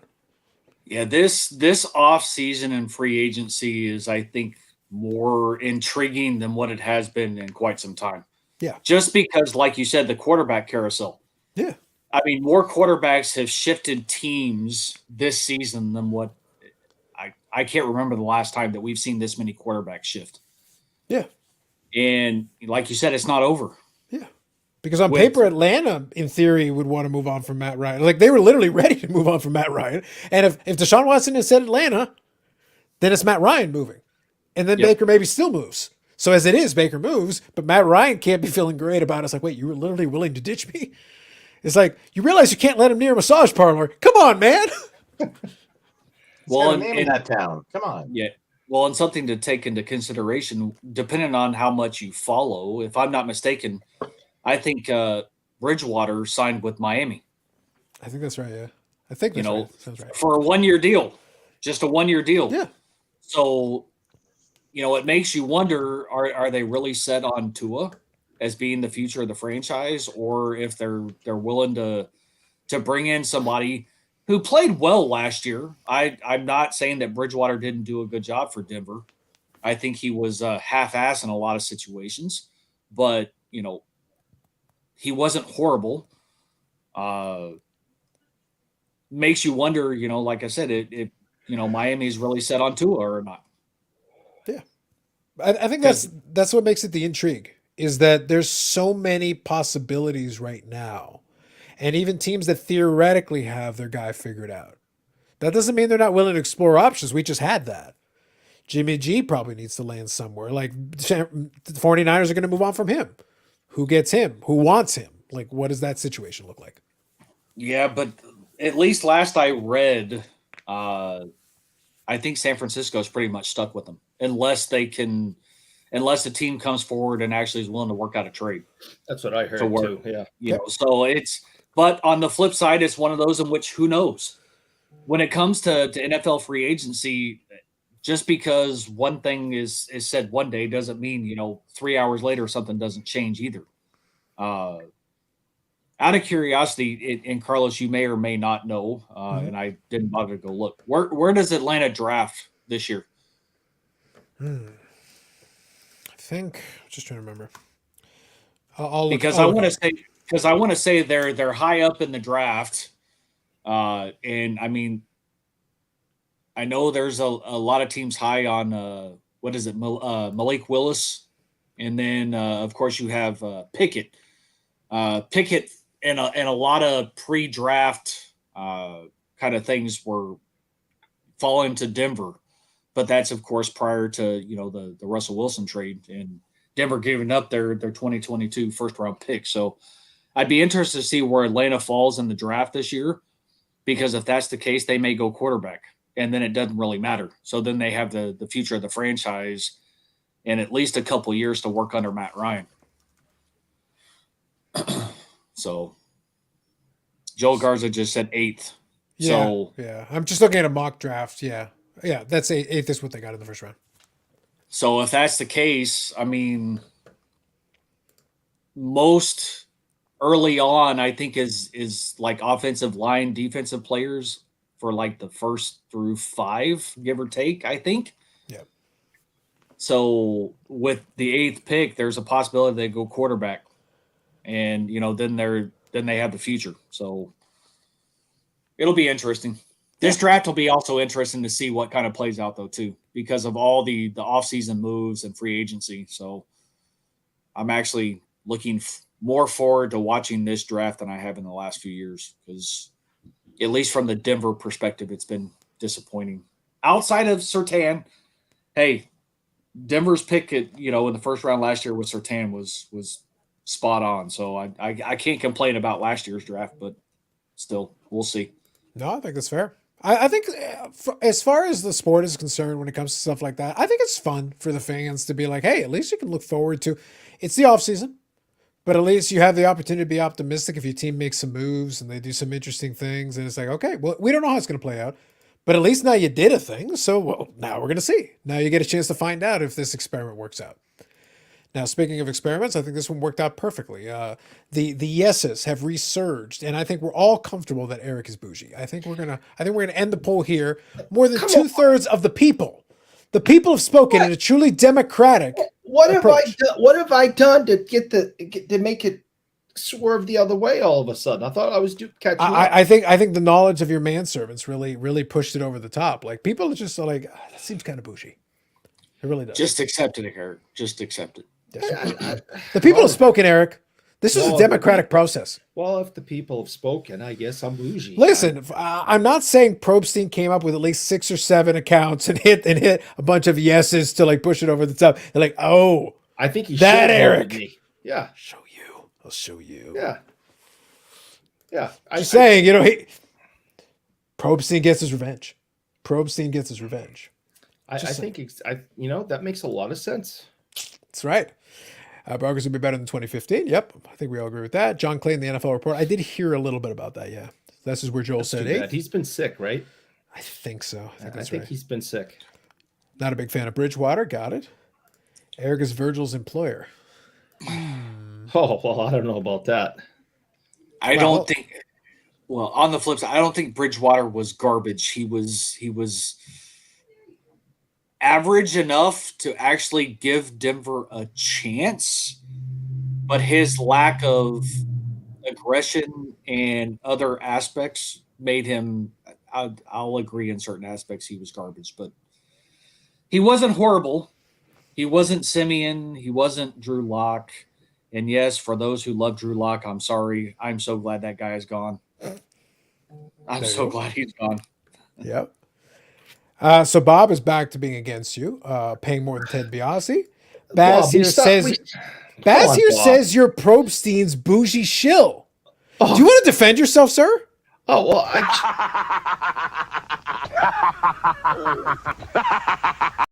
All right, I'm just screwing around. Do you want to defend yourself? Go ahead. no, I don't want to. You sure? No, No. Last chance. no. All right. People are being mean to me. Bougie Steve. Carlos. Well played, Carlos. Well played. Sir, I this is a finely tuned machine over here. Yeah. A finely tuned machine. I am at a ready with the buttons. I keep trying to tell Dave, listen to me. Learn from me. Come under the learning tree, Dave. The evil that you could do in this chair if you know what you're doing. I just don't know what happened between me and Bob. We started off the night so well. It turned so quickly. And he just turned on me like a pit viper. I don't understand. Huge turn. Huge turn. Yeah. Huge heel turn tonight. Yep, there you go. It had been a while since I brought out the $1 Million Man. I'd actually been very restrained on Ted DiBiase for a little bit. I had been restrained, but that's what you do. You got to sit back. You got to let the people want it and then give it to them. Bougie Boston Grading. Baz turned on you too, buddy. Like that. Remember, I saw that poll for a moment there. You looked like you were starting to creep back. And then all of a sudden, a surge back against you. That was 36 votes. 36 votes in that poll. Yeah, I think Steve had something to do with that. I had nothing to do with it. He is a hashtag influencer. He moves people. I did vote yes, just for the record. Oh, yeah, I know. Of course you did. There you go. There you go. Now, I want to give you credit, Steve, because I know you guys were doing. Now, mind you, did congratulate yourselves quite a bit, but I will also congratulate you. The show you guys did with what's his name from Pacific and Pinnacle? Jeff. Thank you, Jeff Morris. I think Jeff Morris. Thank you, Yep. Jeff Morris. Excellent show. I think that worked out very well. I think the part where you guys didn't talk and stared at all, I think that worked out beautifully. It just let Jeff talk. It's like you do the thing where you talk, and we're gonna sit there going, and then Vinny was like, I think it worked very well, very very well. Well, I wanted to. Stories. Go ahead, Steve. I wanted to set the precedent. You know, I pretty much told him, I was like, hey, look, you've been on other shows. We want to give you the platform in order to just, tell us what you want to tell us. We have questions. If we get to them, great. If we don't, by all means, take it as an opportunity just to go with it. And he did. And, I thoroughly enjoyed it. I'm hoping everybody else did. It's the first time in IRP history in which the chat, for the most part, was almost dead silent. Which people were at least listening and paying attention and just enjoying what he was talking about. We're hoping to get him back because we want to be able to talk specifically about Pacific. Yeah. We talked about Pinnacle and Collector's Edge, Right. but we want to talk about Pacific. So I know Dave has already started reaching out to him to try and get that scheduled in the next couple months. Mhm. And then, we'll see how that goes. And then, who's to say we won't have him back again where we just do a card showcase to where, he shows off stuff and the rest of us have an opportunity to do the same. So we'll see. Yeah. Well, actually, like I said before, I worked with him for a year. He owned the CSC, which was a Canadian sports magazine. and I had a monthly column with him. And boy, the stories, we used to sit down and the stories were endless. He lost me on most of them. Right? Like I was talking about, Pinnacle, all the other things. So, yeah, it was kind of funny. I think one thing that was really funny that he did in the magazine, he started like putting names, like my name's in there and all the other people's names. He started relating us to the Simpsons and the Sopranos. It was really kind of funny. So every month it would change, right? And we're sitting there going, why am I him? It's like, what are you doing, Stephen? What are you doing? Anyways, it's fun working with him. Very smart guy, very nice guy. It's just too bad the magazine, actually, I think he finished up that's when the magazine finally summed up in 2008 or 9. When I know. Maybe it was my fault. No, I know he mentioned he still writes a column for somebody, and I can't remember specifically what Sports publication. Collectors Daily? Or, I was going to say probably Sports Collectors Daily would make the most I think sense. that's what he was saying he was doing. Yeah. Yep. Because I know he had mentioned that he was actually working on a piece to submit and get published for them, and within the next couple of days after the show or whatnot. So Rich will take your stuff, so he's pretty good at SCD. It's like Sports Collectors Daily or SCD Magazine. Are they still around? Sports Collectors Digest is. You're talking about the Sports Collectors Digest? The mag. I feel like I think it's become very similar to my my weekly newspaper here. It's like ads. Like it's got an article that wraps around the ads. It's fallen off. If you go back like old school SCD, the scholarship and the articles and the stuff, like there was some really good research stuff. That would be an archive. If those guys ever did digitize the archive, the amount of articles they could get out of there would be a treasure trove of stuff. I have some old ones, a few in particular, when Mastro had the big auction for all the wax packs and all the sheets, and so I have that. Plus, I had the catalog for that. So between the two, the history's so huge. You can just sit down there and look all day and just have some fun. It's really amazing. But yeah, some great articles, some great writers back in the day. Yeah.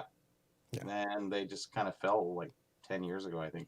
Just kind of, they got smaller because it used to be a big long magazine. Then it kind of got shorter, and now I don't even know if it's like the hockey news now. It's like irrelevant. Yeah, well, a lot of it becomes that a lot of people are looking for the news of the moment. A research article has a certain audience, but it becomes very niche after a while, and it becomes hard to sustain as a print publication. Being like, actually, it costs a lot of money to print.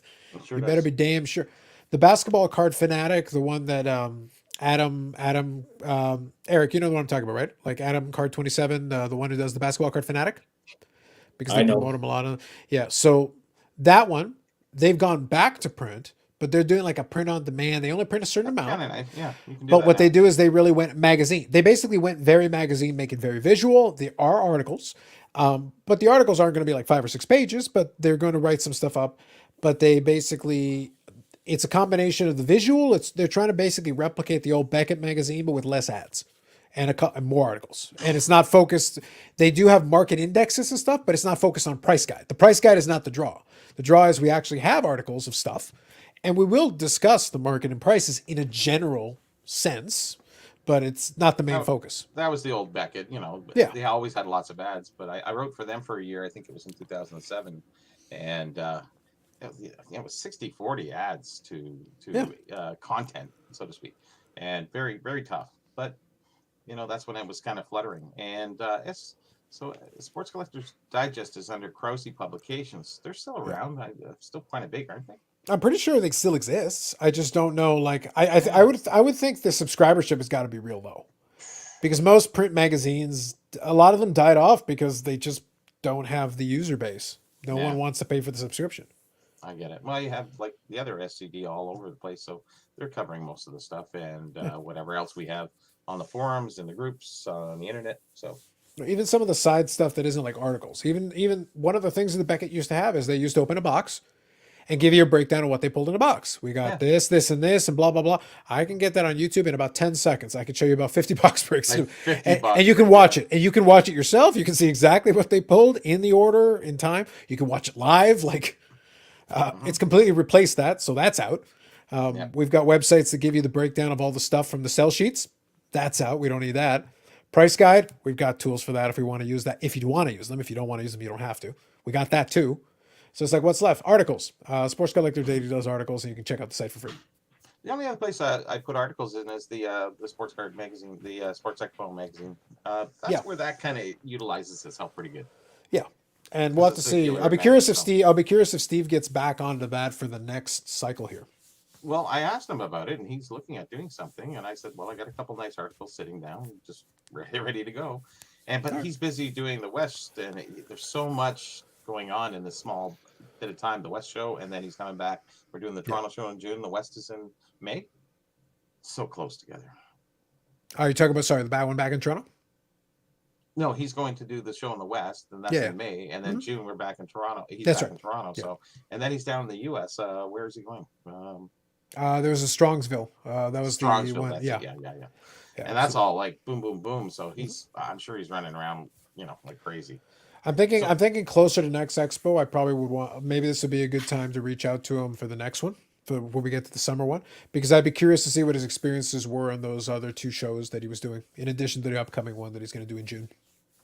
Yeah, that would be interesting. Or someone to write. I think I told him, I said you should write about the last expo, how good it was, and really make a good magazine. But I don't even know if he's going to get one out because we're so close now, and he usually needs about 2 months before at least. So I don't know. We'll see. The turnaround time is going to be interesting. I don't know how that's going to work. You do need a little bit of a delay there. So Paul was just saying, awesome interview for the one from Jeff. And then Baz here saying, Mangini Collection shares some recent SCD issues. He was upset because other than ads, it was all about high-end sports card auctions. Yeah, that's probably all they have to talk about. There's not much, if you don't have researched articles, because the writers, a lot of them, honestly don't do it anymore, or have retired, or have died. Being honest, like some of the ones that were doing some of the articles, they would take their time and research them. It's not like they could crank out articles every month. That wasn't how that worked. Most were fluff. Yeah. But the content, the new stuff, you can write about it, but regardless, people can just find that out. On the By internet. the time you do that, it's already out of date. So it's like, we don't need you for that. High-end auctions, there's not much analysis you can do there. You want to talk about the latest golden auction? Yeah, that's about it. Right? Most people aren't that interested. So you're not going to get much value out of that. Well, I wrote an article about the that 62 Fleer box I picked up, the baseball match baseball set, match baseball. So really kind of interesting how it turned out, what went on, what was going on with Fleer at that time, and Topps, and the battle they had between, like Fleer sued Topps back in '65 for unfair tactics of getting people to sign. So the same thing they went through with Bowman in 51. Yeah, Absolutely. so, Totally right. yes. So I wrote that, and it's a really interesting issue that they issued them in gum packs opposed to the they did the Drysdale packs, but also did them in the gum packs, which was kind of nice.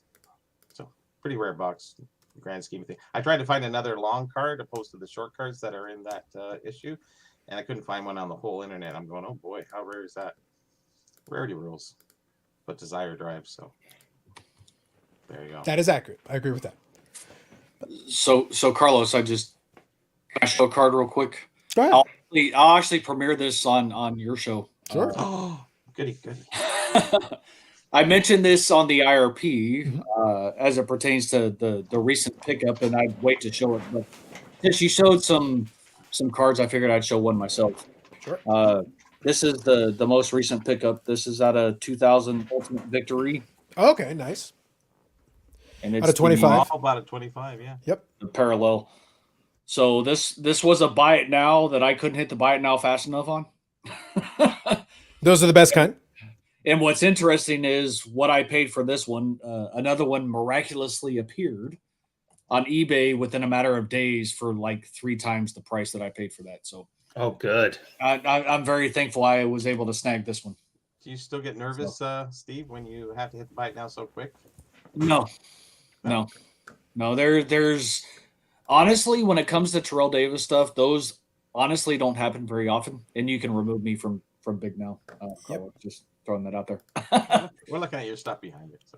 They don't happen frequently enough because people these days consistently like inflate the prices of all his stuff for whatever reason. It's Well, ridiculous. buy it now fast enough. It's kind of, No. am I logged in? No. Okay. It's No, one of those things. It's one of those things. If you're looking for certain things, you got to be basically ready, because it becomes fewer and further between. And sometimes you look into something where like this probably shouldn't be here right now.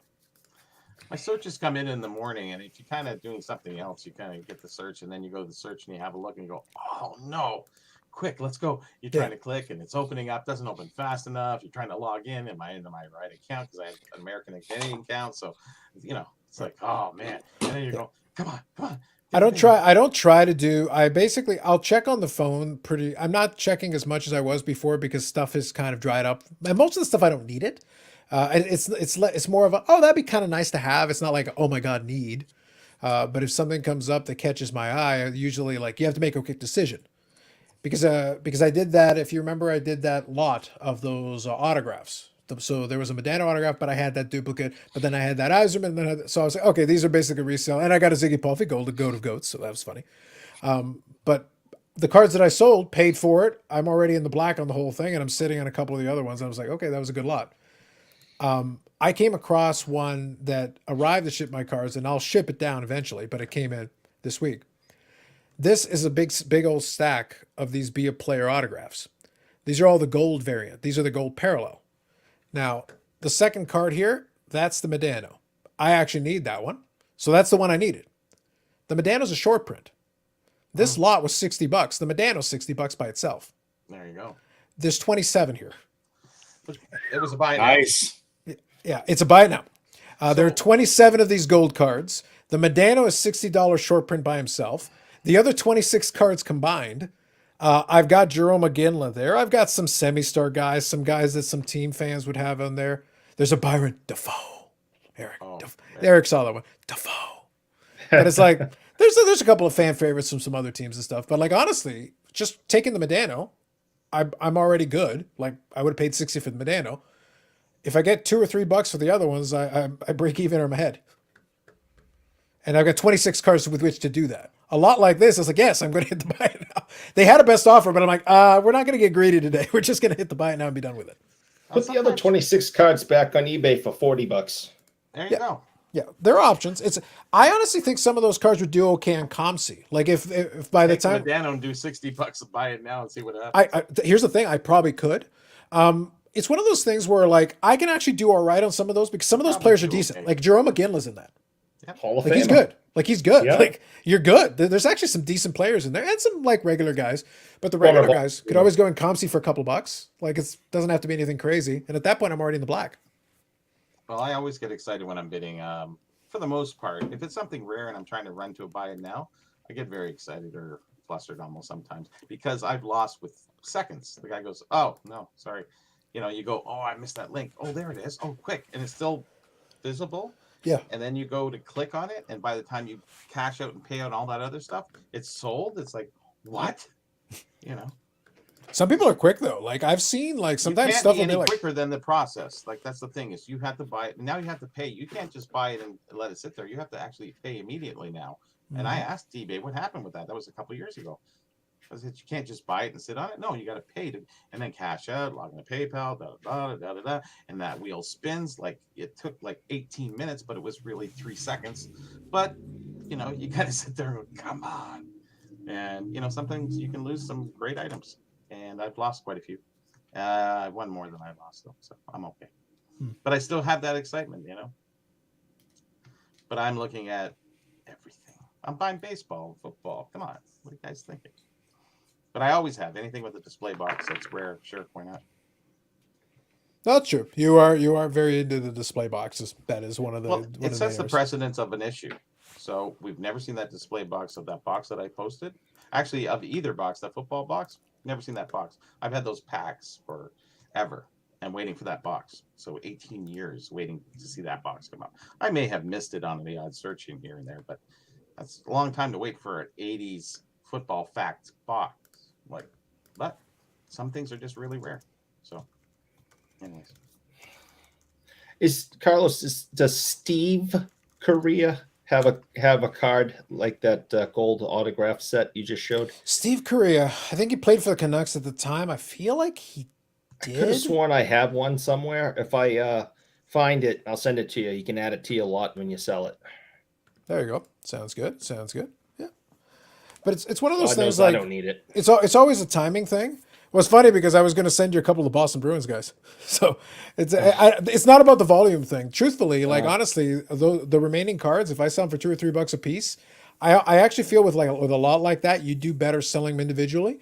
I don't think eBay though is the venue. I really do think like for a bunch of those, probably ComC is a better place, because if I go in June and drop it off and be like, put it for $3 or $4, yeah, just put it in and there's some ComC credit, because they'll still get some cards here and there, and I can just do that. Makes it easy. No, they're gonna put it on eBay anyway, right? You have the choice. That's your option. Somebody clicked on it in order to get that. That's why you see it. So you have to pay more for that for them to do that. It's an extra There is a fee, but it's based on the Okay. sale. So it's Oh. one of those. Yeah. So it's one of those things where I don't think there's a listing fee per se, although it might have changed, but I don't recall there being one. It's like a consignment. Basically, what they'll do is they'll treat it as a consignment because it's ComC consignment, and then you'll pay a fee based on the final sale price. As my recollection was. Okay. That's with IncomC. What about eBay if they list it for you through eBay? Is it an extra fee? A higher That's the fee? consignment. That's what you're paying. Okay. Because ComC themselves will be the one submitting it to eBay. So you're paying ComC directly for that. And that's their fee. And they're incorporating obviously the eBay fee into that. Gotcha. So it basically just gives you the ability though. What it does is it allows you basically you're listing on both platforms simultaneously. Sure. Because if somebody then sees it there and then runs over to eBay, because you can do the buy it now, right? You go on eBay, on ComC, and it's like, actually, it's cheaper on ComC. Yeah, if you just buy it right now. But if you're buying it on ComC, you bought it right on the spot, no negotiation, no issue. Just buy the thing, you're done. Boom, it gets pulled off of eBay. Yeah, I see a lot of things on ComC are actually more overpriced than underpriced. Oh, they are, but I'm saying if Oh, the they price are. is normal, they are. But what happens? It works both ways. It's that you'll have some people who don't know what they have, and they'll put it at a price. Actually, that's a good price. Boom, click, and then you'll have people that's like, I don't know what I have. $5,000. It's not five. It's $10. Yeah, So you'll have the two extremes. I see it usually. all day. Don't worry. Yeah. Yeah, why can't you do that on eBay, Beer? Too many people bought stuff and never paid. Yeah. I guess so. Yeah, it sits in their whatever their buy area. Well, sometimes it should, if they're buying multiple items, if you put it in the basket, you want to know discount shipping, but you can't find that out because if you add 3 things to your cart or 5 things to your cart, you want cheap shipping, then you got to ask them for that.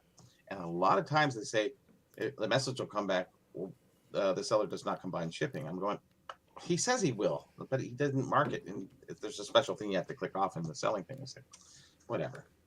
It's very difficult sometimes. And then you say screw it and buy it, and then the guy goes, "Oh yeah, you want some money back? Yeah, it's yeah. I don't want to pay $87 shipping. I'm sorry for $10 worth of shipping." I always like when guys- when they ask though. It's like yes, I would like you to combine shipping. Yes, please. Could you do that? That'd be wonderful. You combine shipping to whatever degree. If you're buying multiples of certain items, we understand it has to go up. Yeah. But some guys say it's an extra 50 cents or $1 per item that you buy. It's like, really? They're $5 each. What are you doing? $1. It's going to be the same price. Yeah. But maybe Right. a penny sleeve you have to add. I bought one card. You're gonna put it in a bubble mailer. If I buy 2 cards, you're gonna put it in the same bubble mailer. The weight's not gonna go up. The size isn't The gonna go effort up. is twice though. And it's like Extra handling. Yeah, I'm not playing that game. I'll have you know, sir, that when there's multiple cards, I go and grab your card. Then I walk over to the desk and there's a second card. Let me walk back over to the table and I have grab a lot it. of Those are effort. 2 separate handlings. Yes. So in my new role at the shop, I do not we do not charge for handling. Since I'm the one doing all the handling, I'm like I'm not charging. You feel like they've paid enough? that? Yeah, they have to interact with me. I feel like honestly, at that point, I'd give you guys a bill. Yeah, exactly. It's the least you can do. I think that's fair. I assume the hand signs are inappropriate hand signs. Oops. Yep. Gotta It was be always real- fun for me. It was always gotta fun be for real me. careful typing that paragraph. Yep. I always found it very funny because when I did play Little League, some of the coaches took the signs thing way too seriously, and they would literally come up with like 100 signs, and I'd be like, so basically we're only paying attention for 3 signs, right? And it's because they would do a whole bunch of crap, and it'd be like, so like if you're gonna bunt, it's basically this, And if you're going to steal, it's basically this. And then there was one more, I think, if you're going to hold. There are 3 signs. Yeah. But then they'd be sitting there for like 2 minutes. Yeah. It's all garbage. You're basically watching for one thing. That's all you really. If you see the one thing, that's all you're looking for. Yeah, they're saying it's the 4th sign, and the next inning it's the 2nd sign.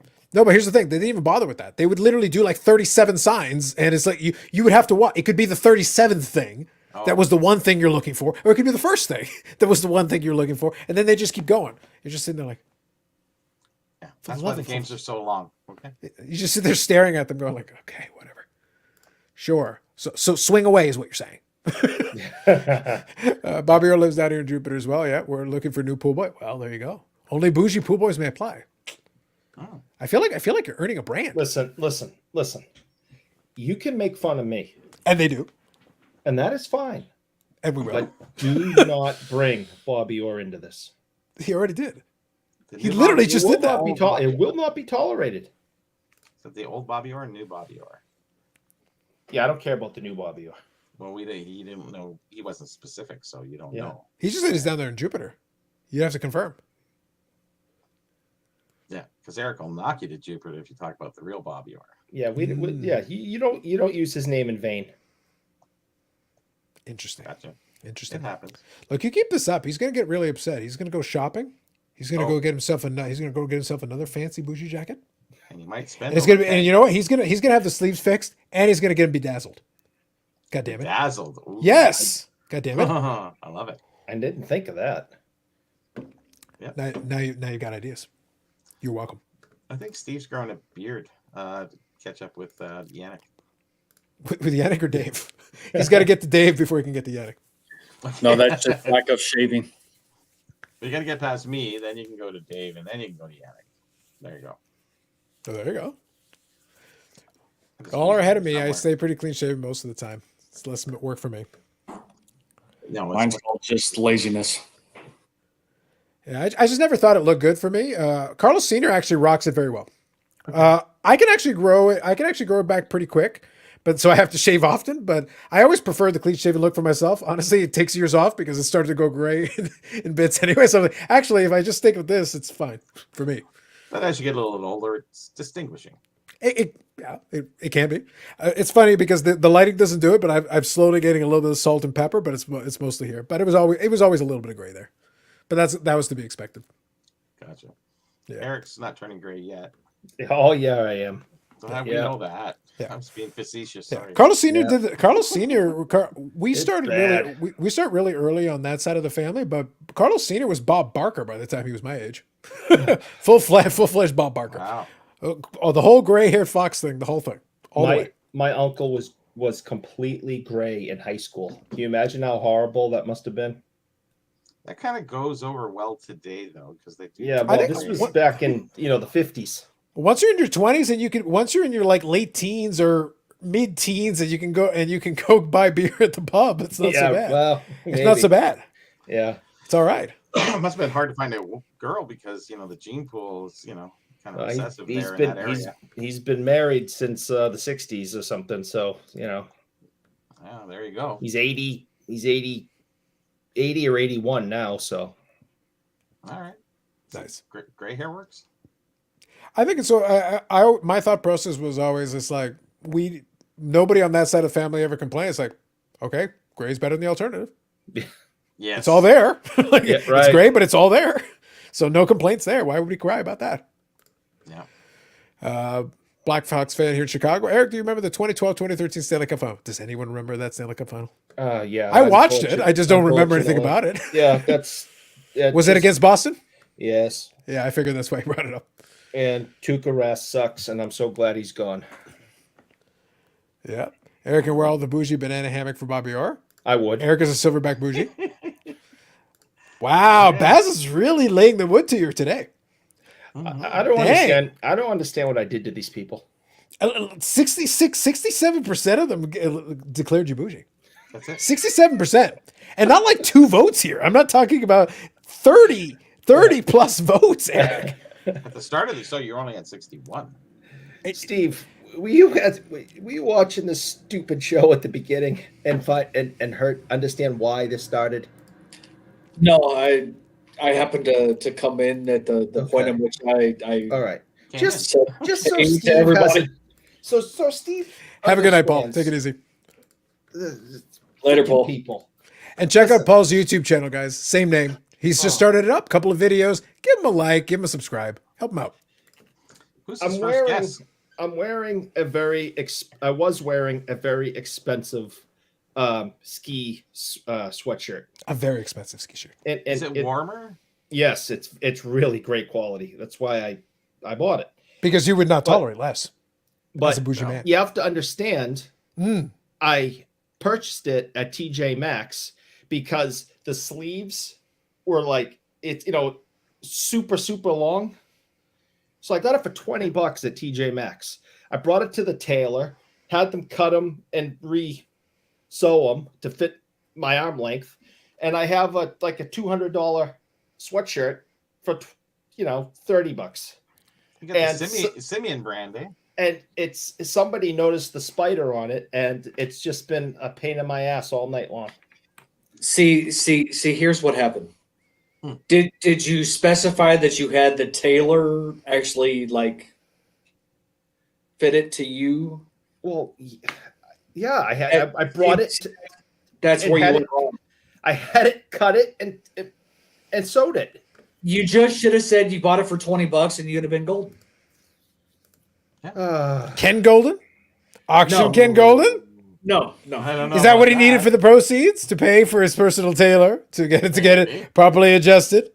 The fact that you mentioned you took it to a tailor to get it. It was the dry It is. clean. It was the woman working at the dry cleaners. It wasn't Doesn't like matter. this tailor with a suit and tie, right? Like Are you sure? or something.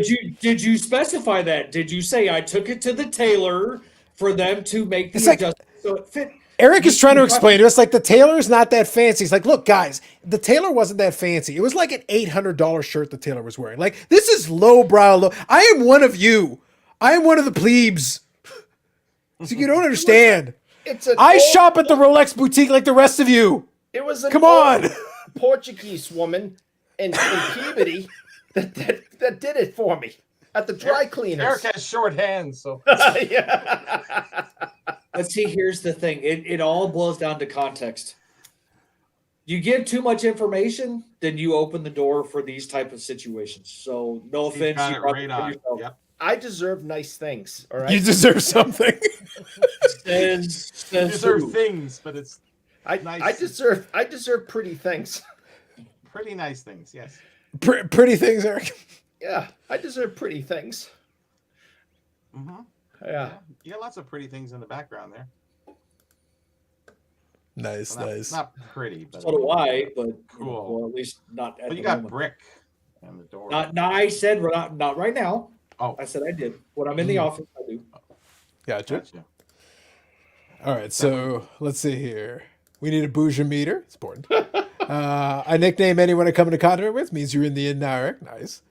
I think Bob has now gone back. Bob has very much gone like the entire spectrum today. I think he's back to backing you now. Yeah. So I got to get caught up here. But I think he's back to backing you. I can't keep up with. I think Bob. he's back to backing you now. Whoever called a ski jacket or whatever is bougie, and then here that was Baz. Yep. Am I bougie Baz? Who knows? They argue back and forth on that. Nope. I did tweak his volume a little bit when it was really high. If it's low, I can always adjust it back. So you let us know. I sided with Derek on this. You see, like I said, now he's backing you. Bob, you're confusing the hell out of me. Pretty boy Boston bougie. Ooh. Eric found a dumpster and bought a raccoon for it. Now he's trying to put you on the other side of the spectrum. Did you offer Bob a payoff? Is that what just happened? He said Now your earlier- dumpster died. He's trying to help you by saying, "He's like, no, this poor vagrant. He fought a raccoon for it. It was a not battle wrong. of wills, and he narrowly was victorious. This Hey, poor that's- man." You don't mess with those Boston raccoons, man. They're tough. They have to fight off the rats. Tell the truth, Eric. You're around the back of a TJ Maxx, and in the middle bin.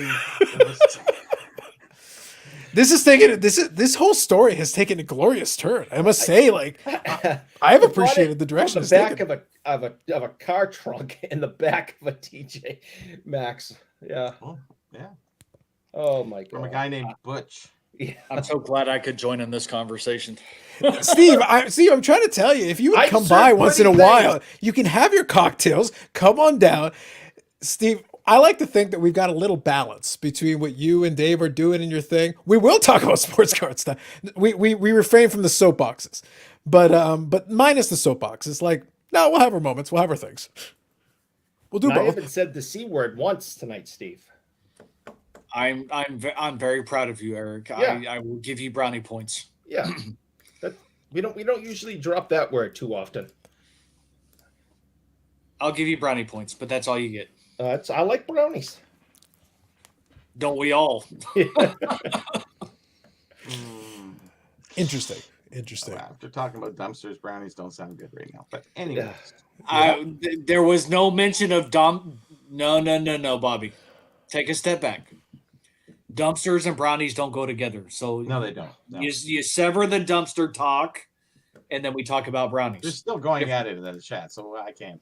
I know. I'm noticing that over trying to here. get Look, I gotta let them have their thing. It's all good. Like, I'm not fighting it. It's all good. It's like I said, it can't always be like eBay Vault and ZeroCool every week. It's one of those things. And sometimes it's good to have the in between.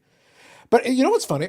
And this is something that I've paid attention to, and this plays into kind of what folks talk about, the way that, but I feel like there's less content. It's like, here's the thing. People don't actually care most of the time about just talking about the cards. We could, but left to their own devices. What do we want to talk about? Bougie Eric. It's more fun. Or we'll talk about the football, or we'll talk about, MLB, or we'll talk about this, that, and the other, or we'll talk about music. What do we lead the show off with? A good discussion about some bands and music and stuff like, I'm not doing this, y'all. I didn't pick the agenda at the beginning. I had a couple of things ready to go. They're here. I can pull them up at any time I want.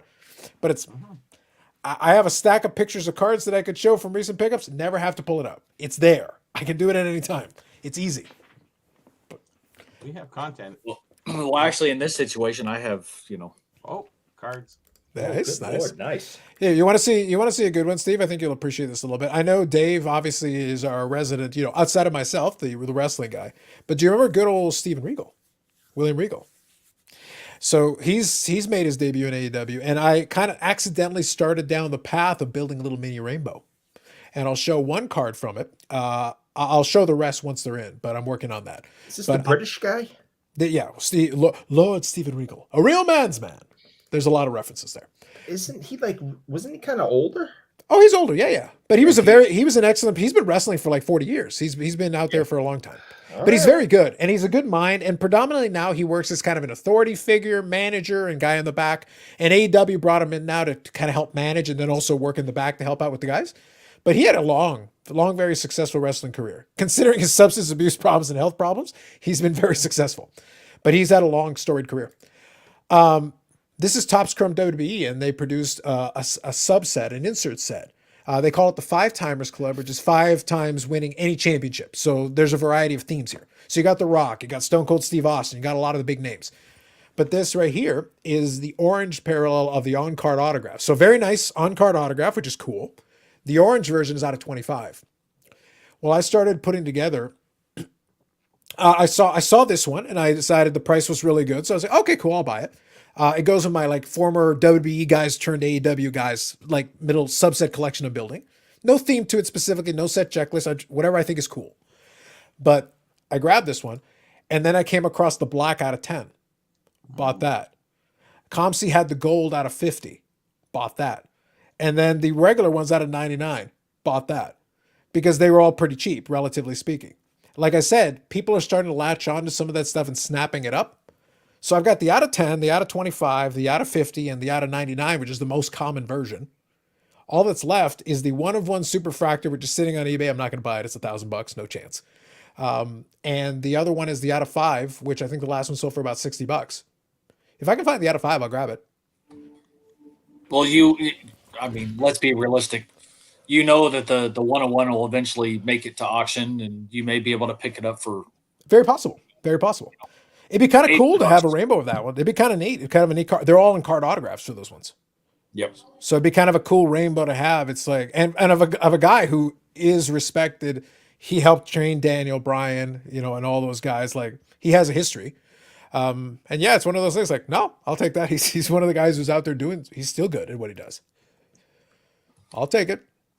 People right now are fixated and focusing on some other folks, and then they'll suddenly come back around. Like I said, when the Panini comes out, and I think it's going to sell for big bucks, some of those guys, it's going to push some people back over to the Topps Chrome stuff again. And they'll be like, oh, snap up, snap up. I'm noticing the golds are starting to dry up, the out of 50s and stuff. Like, we'll see. I didn't know that they were coming out with Prism, so That's the next one. Yeah. Well, and it's one of those in which I'll have to kind of keep my eyes out because, I don't have a tendency to pick up blasters or things along those lines and sit on them. But this would be the inaugural year. To be first Prism. Yep. Topps is finishing his WWE license. They're doing their last product. I think it's just come out because obviously delays and stuff. Otherwise it would have been last year. But then after this, it's Panini. Panini takes over the license. Yeah, so it's one of those in which if anybody can find an opportunity to, snag a few blasters or whatever and kind of sit on them, who knows?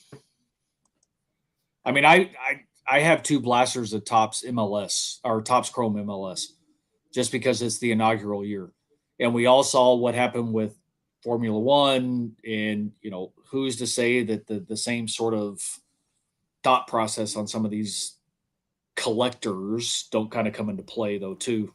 I want to give it for context. This is Steel City right now. This is the pre-order already at $799.95. That's crazy.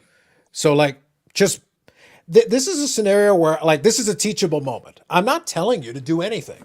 Y'all figure out your own business. But all I'm saying is, logic dictates if the secondary market is already pushing the price like this, like crazy, and it's not due to come out until April.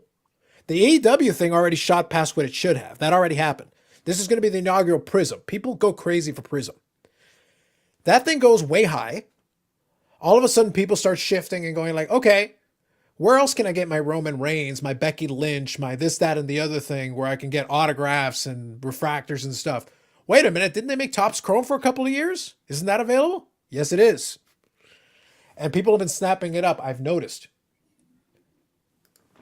Did they drop Finest WWE though too? That was the last one. That is the most recent one, and I think that's the last Topps product they're going to have for Topps. Okay. So those are going to do okay. But I'm saying those last couple of WWE issues for Topps are probably going to start slowly because what's happening is you've got influencers trying to push it. I'm listening to them on their podcast talking about it all the time. I'm looking on Instagram. I'm seeing pictures. The Roman Reigns, one of the super factors, sold for $15,000 recently. Wow. It is. Those things have never been priced like that. Never before. And now all of a sudden it's like, oh, super factor Roman Reigns, $15,000. I'm like, that's not Hogan. That's not The Rock. Roman Reigns is a big star, but he's not The Rock. He's not Stone Cold Steve Austin, but he's the biggest star of the current generation, the current guys. So he's getting that. But then eventually somebody's going to come around and say, wait a minute, isn't The Rock more famous? Yes, he is. Doesn't he have super factors? He does, actually. Right. Lobbyists. Yeah. Well, that makes and I'm glad you told me that because here's your free advice, folks, for anybody who gives a crap. Last I checked, Target has Topps Finest WWE still available blaster boxes. I think they're either the $19.99 or the $24.99. So if it's the last product from a Topps perspective, and if history repeats itself, there's your free advice. It's no pro set. It's no pro set, but it's the next best thing we can do. But that's it was funny because I had someone on Instagram direct message me and they were asking me, it's like, oh, do you think like this is a good value? And I'm like, I never want to answer that question. And I'm like, it is not, number one, I don't want to answer that question because it is not my business if then you take that advice and it either works or doesn't work out for you. Secondly, like the questions they asked, and I'm fine answering to a certain degree. But I said, I showed a screenshot. I go, the question you're asking me, the answer's right here. It's on the site for the thing you're asking about. So it's like, look, I'll show you the screenshot, but it's right there from the screenshot. It's like, guys, sometimes the answer to the questions you're asking are right in front of you. You just have to look. You don't need to wait and ask somebody else. You should not be asking me or anybody else. I have my opinions. And I'm also transparent because if you check my pickup videos, I'm showing you exactly what I'm picking up. Don't ask me what I'm doing. I'm showing you. I'm not going out of my way to explain it. But that's just, if I made a video where I'm saying this is what I'm buying, it would get more views than my actual pickup video where I show you exactly what I'm buying. Every single time you get to see it. I'll show it on the screen and put it there and it's right in front of you. Social media and stupid questions. Oh, so nice. It's kind of, but isn't it funny though? Like, I'm serious. If I took the same cards and I said, this is what I'm buying right now, some of those cards I'm going to keep for my personal collection. But if the price goes way crazy, I'm not morally opposed to moving them. I'm not that attached to them. I like them and I think they're fun. And the price on them is relatively inexpensive. So it's easy for me to collect them and put together a little grouping and stuff. But you come back to me later and go, oh man, I'll give you $100 for each of those. I paid like $5 or $10 for those. Like, you want to pay $100 for each? Sure. I guess I can do that. Why not? Yep. Yep. He desperately wants Eric to be bougie with him. I like the conspiracy. I like that you included A at the end. That's beautiful. Where we go, top notch. Yep. Pretty much one blind and one eye. Yep. And I just wanted to say that it's just the Irish raccoons that have drinking problems in Boston. The other raccoons that they're fine. Yeah, well, they exercise temperance is what you're trying to say. But yes, but most of the raccoons, just like most of the people around here, are Irish. So it's a good portion of the raccoons are drunks. Interesting. I just want Steve to tell me, after he gave us this great, advice on, running to Target and Target. Excuse me. I apologize. Show some class, bougie man. I'm trying to teach you French. God damn it. I'm not Canadian like you guys. Bougie is short for bourgeoisie. So bourgeoisie. Ooh, he is correcting the Burrell. Is it zebra? Or Them's zebra? fighting words, sir. So real quick, Baz, April. Right now, the next Prism, that one is set for April. To Steve's point, the Finest is out. The Finest is out, but the Prism is set to come out in April.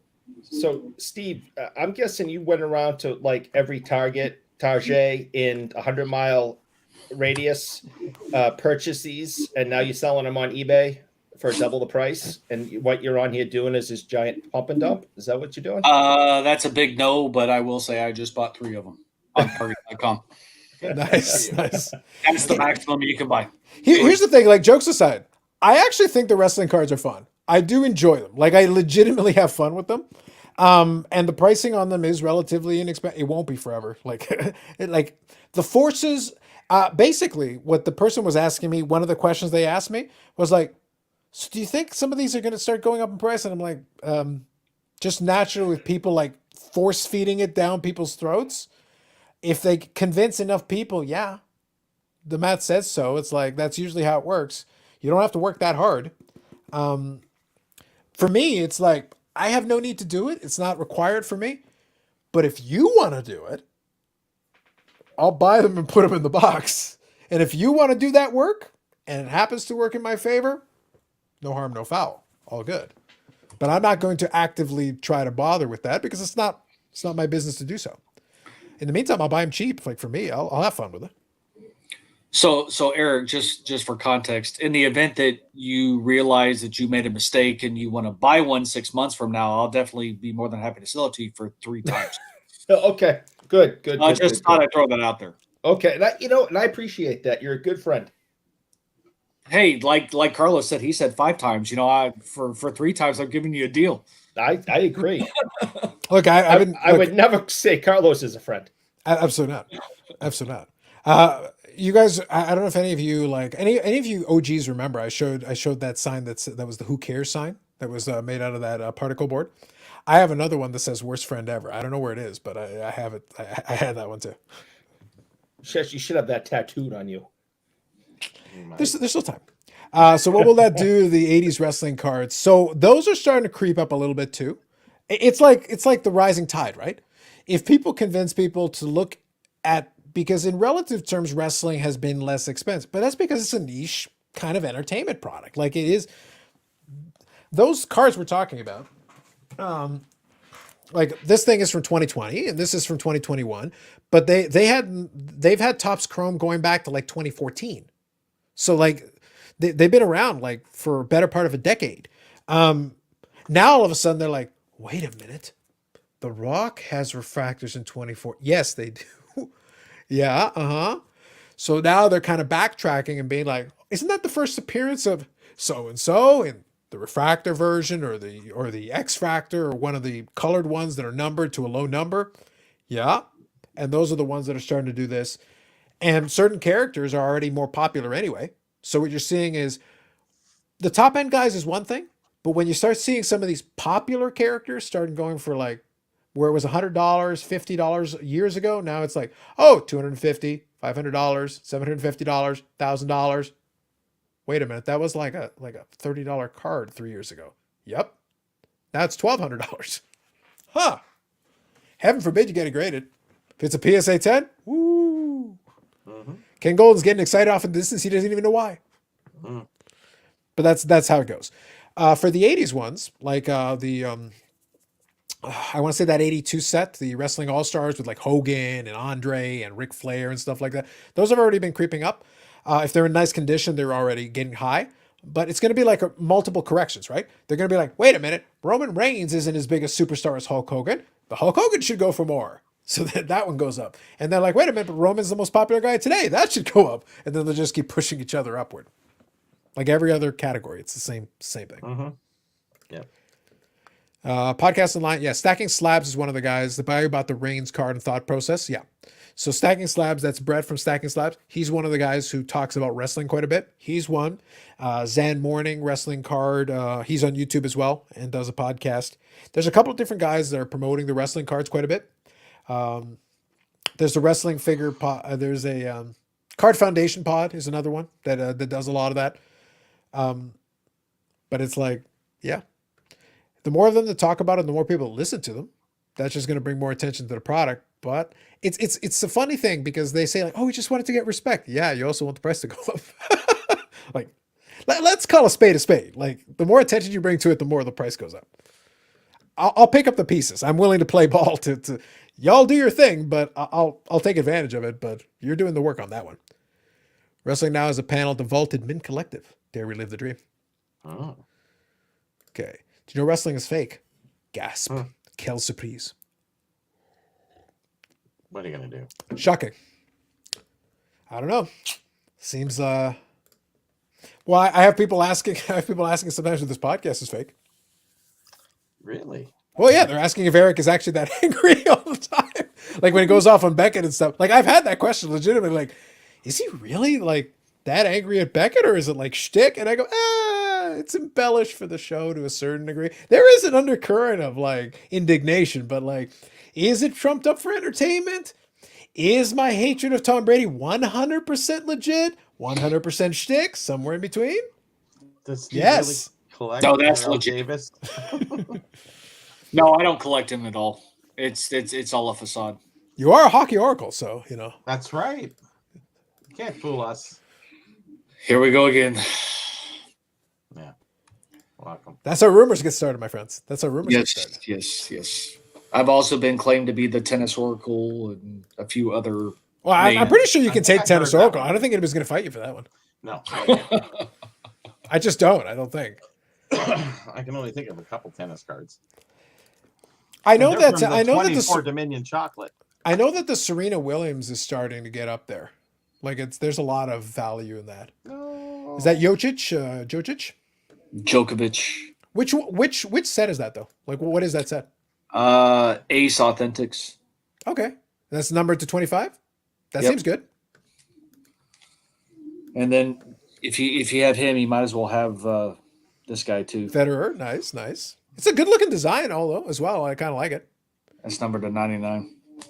That seems good. Those guys are pretty good at tennis. And then might as well show the bronze. The bronze aren't numbered, but All right, product. nice. So you sure you're not the tennis oracle? Are you 100%? Positive. All right. Nadal. Yep. And then, why not a Sharapova? Sure. Sure. That's going to be a popular one, just automatically. I guarantee that. Yep. Random question for you, Steve. Random Bob, question for you. he's not in that set. Sorry. There you go. Nice. Random question for you. Do you have anywhere in your collection at all a superfractor? Yes. Nice. For Terrell Davis or one of the other guys? Close I'm actually out getting my first 3.5 one. seconds. There it Oh, is. okay, there you go for Terrell Davis. Nice. So that's the mini out of 2015 Topps Chrome. That's the retro design that they did for the year. That was And then- 3.5 seconds. He pulled that out. Oh, he's got the boxes there with a lot of. Well, only because it's right here because I'm working on integrating, and that's the full size. Oh, that's right. You got the two different size versions. That's right. Yeah, yeah. Yep. And 2015 is the only year that they have superfractors, and I went for those because that base design. This is the mini, but it's the same card for the full size. But the superfractor on this card design just didn't do anything for me. So Yeah, I think with the dark, it wouldn't pop quite as much. Bass has suspicions about you, Eric. So you're playing into his suspicions is what you're doing. Jean Beliveau. Interesting. he read the comment and just had to go. We need a cricket oracle. They relive the dream. Well, that we have Don Bradman Curator. Usually he'll pop in from time to time, so we've got him for that. Who's the Bostonite there in the face-off with Bellow? It's Sanderson. There you Of go. course it is. So I was going to say, Steve, the reason it I is- asked you the question. It Go ahead. is signed, but very small. Oh, wow, okay.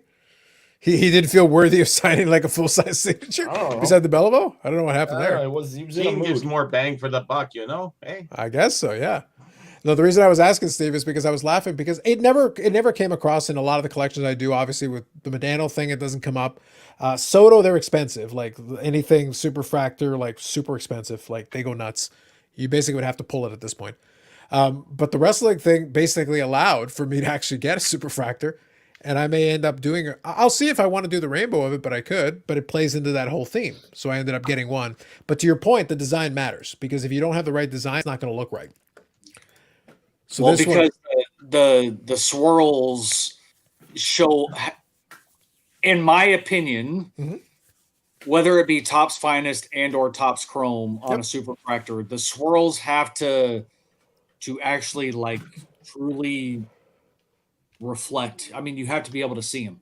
yeah. And there are a few years of Topps Chrome in which it's like this is ugly. You can't even see the silver, the gold swirls. Yeah. You just can't see them. Yeah, I think on this one it's not going to be a problem because we got the edges there and the borders. I think you're good there. So this right here is formerly Buddy Murphy, now Buddy Matthews over in AEW. I think these ones will look real nice. I'm looking forward to getting this one in hand and then comparing it to some of the other ones. I'm slowly picking up a couple. I've got most of the other refractors in the different variants.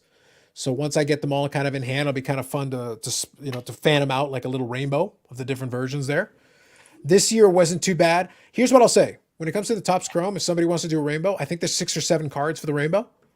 The Panini one is going to be off the charts. You're going to have, tiger blood print, zebra surprise print, like animals that you didn't think exist, platypus print, whatever nonsense they come up with. It's going to be madness. Whatever animal they saw in a zoo is going to have a print. So that's why I'm saying like those couple of years of Chrome and stuff like that for WWE are not so bad because you can still get your hands on it. If you're not going after the biggest names, biggest stars, it's not crazy price wise. No Andre Agassi, we talked about that. Yep, knew it. Here's some John McEnroe. tennis. Is Sampras. Sampras again. Yep. Is Michael Chang. I was gonna say Michael Chang. I was curious. Yeah. Yeah, Yep. the old classic stuff. Yep. Yep. Jennifer Capriati. Mary Jo Fernandez. Old classic stuff. Oh, I yeah. probably have those somewhere, or did at one point in time. Yeah, the what I showed earlier is 2007 Ace Authentic. This is all 92. And just to keep the conspiracy going, Yes. Conspiracy. that's autographed Maurice Rashad. He's got a great auto though. He's got a great auto. Eric, can you put that one up again, the Maurice Richard? Because he does have a great autograph. Come on, Eric. It's Richard. Come on, Yeah. if you're gonna say the name, say it right. Yeah. What kind of Maurice, fake American are you? Is that number 007 or 1007? 1007 out of 1500. You just got to wipe off the one, Yeah. make it 007. A little bonus. eBay 1 of 1. eBay 1 of 1. And then I got I like the frozen artifacts. I think they're nice cards. yeah. Clean design, solid. Do they have patch variations of those? Yes, absolutely. Yep. Figured they would. Yeah. So the artifacts is a double-edged sword. I think they're clean designs. I think they're nice looking cards. They do have too many parallels. But the good news is that spreads it out though, because if you want a patch version, you've got multiple options. So you don't have to go for the rarest version. You can go for, and if you find one with a nice patch, that's a win. You'll do very well. Since I referenced it a little earlier tonight, I may as well kind of show this off. This is not my Instagram. However, I'll explain why I'm showing it. This will be. This was what I was having a conversation pre the show. Let me see if I can kind of show it this way. Let's see, what can I do here? Actually, I'm gonna have to do it this way. It'll make more sense. Okay. So this is in my buddy other Steve, not this Steve, but different Steve. Not Hockey Oracle Steve, but this is a hockey card. So this one was shown off on Instagram earlier today. Someone who might be me reached out and go, "What the hell, dude? What the hell, bro? What's going on here? What I see? I see Joe Mullen. I see McBadano. Dual patch autograph." So we went back and forth, and that will be coming to me soon. Nice. So Carlos, I have a question though. Go ahead. Who's Joe Mullen? Oh, don't you No. say that. It's a fair question. You know, It was. Oh. I told Steve he could just cut it down the middle. I don't know who the hell the other guy is. Give it to me half price. So what I'm trying to figure out here is, am I seeing this right? But like the patch on the right should actually be on the They flipped left. it. Yeah. Okay, Yeah, that's Green Yeah, would have been nice. yeah. The Medano should be the one on the right, and I think the U should have been the Medano patch. And it's like when I was looking at it, but here, you want to know what's funny? Here's a little piece of trivia for you. Here's a little piece, kind of a cool piece of trivia. I understand that no one would willingly go to that site other than like at their own peril.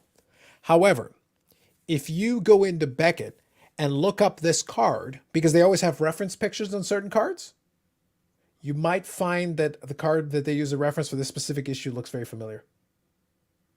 It might be the exact card on the screen. That's history. That's the one that happened to get captured in the Beckett database when they took it in. Wow. It's the exact same one, same patches, identical. so. Here's the other question though. Yes. Was that a recent pickup or is that a card That was literally before I started the show tonight. posting on Instagram? That I get it, but is it a pickup or is it one that they've had? Because Beckett also has a tendency to use pictures for those individuals that will upload or like create their own collection or whatnot. If they upload pictures to those, Beckett will steal them. Oh, no, 100%. So here's what I'll tell you. My buddy Steve is a lazy bastard. And I say this with love. That taking scans and taking images is like almost against his religion. So if he takes a freaking picture, that's a miracle. That picture was taken by somebody else and he bought it down the line. And then he sold it to me. We came to a deal. Somebody else took that scan. He did not take that scan. Are you aware of the ongoing love-hate relationship I have with him? Beckett? I think most people, I think he means with Nope, Steve. with Steve. The relationship with Beckett is hate. Yes, yes. There's no love there. Yeah, it's most people have that skewed slightly, say 67% hate. I don't know how I came up with 67%, but like I think it's just the number that popped into my mind. Yeah. So Carlos, can I put in a small request? Can you go ahead Go and ahead. change my name to something else so people don't get confused about the various Steves that are coming into conversation? There are a lot of Steves. There's not many Broncos, Steve. Come on. That's true. Like There's you are only one of Broncos, those. Steve. Hold on. Just pluralize his last name. But if you noticed on that Bronco picture you Steve. put up, there's a name at the There you very bottom of the screen. You are very clearly not the Steve I was referring to originally. No, I like it though. I can't be any clearer. I'll take it. Just Very- to make sure very that we well. clarify. Very well. Very well. They're going to call you Thos Texas Hockey or And the initials do work. THOS, yes, those. So go ahead, Eric. You were saying or Tejas, it's close to Ooh. Tejas, yeah. It's close to Tejas. Tejas, so I don't know how that's you got that. Like that's like Taze is like toes, anyways. He's All right, Eric, love it. Go ahead. I was just saying on the picture you put up of the card. Yeah. If you look at the bottom of the screen, Mhm. there's somebody else that I have a love-hate relationship with mentioned at the bottom of the screen on that picture. Name? It would be Name. Yeah. And Name What's is his not name, with us though? tonight. And I have his excuse already. Oh, do you? Yes. Oh, good. I'm, Oh, good. I wish he was here. But for those who like to keep score of why Name isn't joining us, for our regular viewers, you're aware that a couple of weeks ago, Name was left alone with the children. And he made them a gourmet meal of hot dogs. Now, this took all night. So to be clear, it wasn't sufficiently bougie for you. No. And he burnt the water, if you remember correctly, Mm. and had a real hard time with it. Well, when his wife came home and found out that he fed his children hot dogs that evening Mm. and did such a poor job, she has now sent him to every Friday night to cooking class. Wow. So that is why he's not able to join us this evening. So he's at cooking class when he could be hanging out with the shake weight? Right, he doesn't have time to shake weight because his wife. There's always time to shake weight. You make time to shake weight. I agree. The hell. But his wife is very upset with him, and he has to go to cooking class now, so he won't burn the water, and he will give his children more nourishment other than hot dogs. Have you considered the possibility that part of the love-hate relationship you have with everyone is that you spread vicious rumors about them, especially when they can't respond for themselves? Come on the show and then respond. You are a bushy rumor monger. Well, he did mention My God. gourmet. He said gourmet before hot dogs, so I'll give him a little credit there. It's not like he spent 3 hours, peeling kumquats for tomorrow's orange. Well, he didn't go have to fight the Eric's raccoons for it. Yeah, you should send him the cutoff part of the sleeve of that simian jacket that you bought. Interesting. All right then. Good to know. So that's why Name can't join us. He's at cooking class. Hey, there's nothing wrong with that. That was an impressively long setup, Eric. I'll give you that. That was a very elaborate story. That's where he's at. There you go. Nice. And I hate him. Oh, Well, fair enough, as long as you do. So, Bob, to answer this question, he did reply back to me, but I think he misunderstood what year it is. He gave me a picture back of 98, 99. So, Bob had previously mentioned that Steve had said that he had 97, 98, which I believe doesn't exist. He sent me back a picture, but it was 98, 99. So, I have to kind of get back to him about it, is that he did show a picture of the Revolution Red that exists, but 98, 99, which is the following year. So 97, 98, though, I haven't seen. As far as I know, I haven't seen a legitimate copy in the wild anywhere. As far as I'm aware, it doesn't actually exist. So I'll follow up with him because I was chatting with him anyway. So I told him I'd reach out and we'd have a talk. And I'll see if I can figure it out. But he did reply, but like I said, I think he misunderstood the year. So that is the answer to that question. Who doesn't Eric have a love-hate relationship with? Everybody. I'm on that. yes, it is quite bougie. Is that a wreath though? Like, what is it on the door? It's Oh, it is a wreath. Okay. What is For that wreath made out of? what What is that season? thing? It's made of bougie material. It looks like a cotton donut. candy wreath or something. Looks like a donut, like a Tim Hortons cruller or something. Donut. It's actually made No, with, I'm kind of hungry. with dyed coffee filters. Dyed coffee filters. All right, we're doing a DIY. Very Dyed handy. with coffee or just dyed? Dyed, as in like color dye. DYED. Well, you could use old coffee filters; they'll be dyed too in brown. Oh, it's brown. I don't think it has quite the colorfulness that you're seeking there. It's hard to tell. It's dark right there. By the way, I appreciate that in reference to the wreath, you mentioned that your wife would give wrath. Oh, I appreciate that. I appreciate that. Yeah, I was thinking the cotton candy thing as well. Hot dogs are a delicacy here in Chicago? Probably. Seems right. Oh. Yeah, Arts and Chicago crafts with 58, those. right? I like that. No, that would be the wife's department. The problem is that if you did an arts and crafts YouTube channel, it'd be like Guys, I don't want to be an influencer. Steve, you just crossed 150,000 subscribers. Your last video was 5 million views. Well, let's figure this Nope. out. That's a crafts channel. That's what we're Okay. figuring out.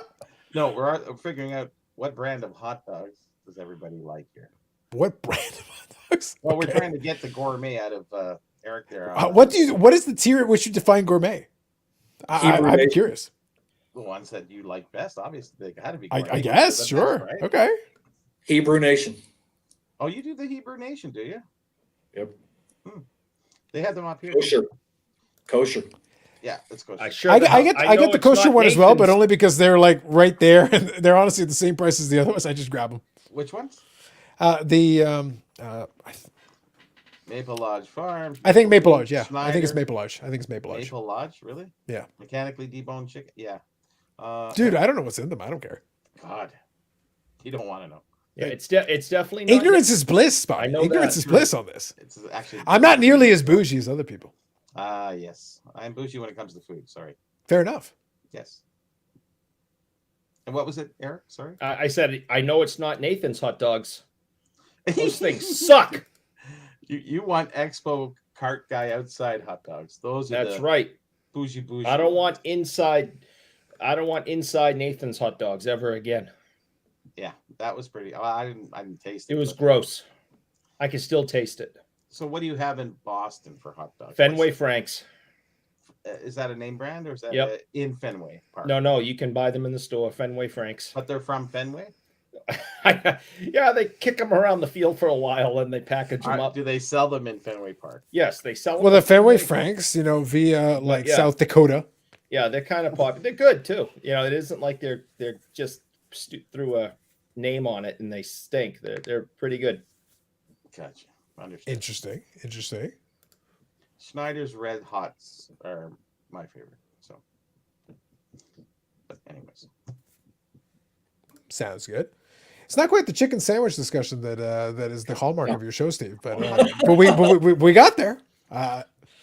Somehow, shape, or fashion, lo and behold, somehow food came into the topic of conversation. Well, here's the thing, Steve. I think what I enjoy is that's why when you mentioned it earlier, it was very funny. I was like, no, you should pop. If you ever have the chance, pop on by because it's like, no, we'll talk about random shit. That's never been an issue. It's if there where I think the difference is, and I've said this to you guys, where I think the difference is if there is a newsier topic, I'm very happy to take some time and really break down the newsier topic and do the around the horn thing. usually in the first hour or two. Yeah, but the thing is, it depends on how much news there is. There have been some times where like there's enough where it's like, no, you can take your time and really, and then we go to the other one and there's some time on that one, and before you know it, you've gone hours and you've actually talked about a lot of stuff. But then there's some, we're just chilling, refill the beer and move on. We have that nasty habit of eating 3 times a day, so food obviously comes into the. We talk enough through a meal long enough to get so. Anyways, that's why On the busy nights when there's lots of news, I don't even put on the act that I'm an angry person. Like I got this craving for a submarine sandwich for some reason. Not a Subway one. No. We have a Mr. Submarine. That's where you. That is true. There is a Mr. Submarine. That's right. Yeah. Fenway Franks have a built-in breathalyzer. Yeah. Valid. There is some heavy drinking that goes on at those games. So actually, Steve, question, because the chicken sandwich thing is always the running joke. Did you guys ever come to a consensus on the freaking chicken sandwich, or is it just the ongoing, like, never-ending circular discussion? It's never ending. What's that? A fast food kind of? Who has the best chicken sandwich, or is it just? That's kind of where it started, Bobby, but then it kind of expanded because Yeah. Well, when Dave goes on his random travels from time to time, depending on whether it's concerts, wrestling events, or whatever, he will always go after a chicken sandwich at whatever the local watering hole is that they decide to eat at that point in time. And then, typically he. So chicken sandwiches are that popular there, or up in where is he, Minnesota? Well, I would think that a lot of the places have their own variant on the chicken sandwich. Like, we joke about it a million times, but I would think, honestly, if you legitimately wanted to be like, all right, I'm going to figure out the best chicken sandwich, you could go from restaurant to restaurant and they'd all take their own stab at it. You don't have that many chicken sandwiches place The chicken But- sandwich place is So, good. so here's the thing, and this is kind of where it, in my opinion, I don't want to speak for Dave because he's not here to validate or discredit my assumption. Hmm. So here in the States, there was the big news surrounding the KFC chicken sandwich. Okay, I'll be right back while you explain the story. Is that the Okay. crispy one or is that just the regular one? No, it's a crispy. It's. Did I say KFC? I meant Popeyes. Yes. Sorry, Oh, okay. Popeyes. Sorry. Okay. Popeyes Gotcha. chicken sandwich, and how they announced it.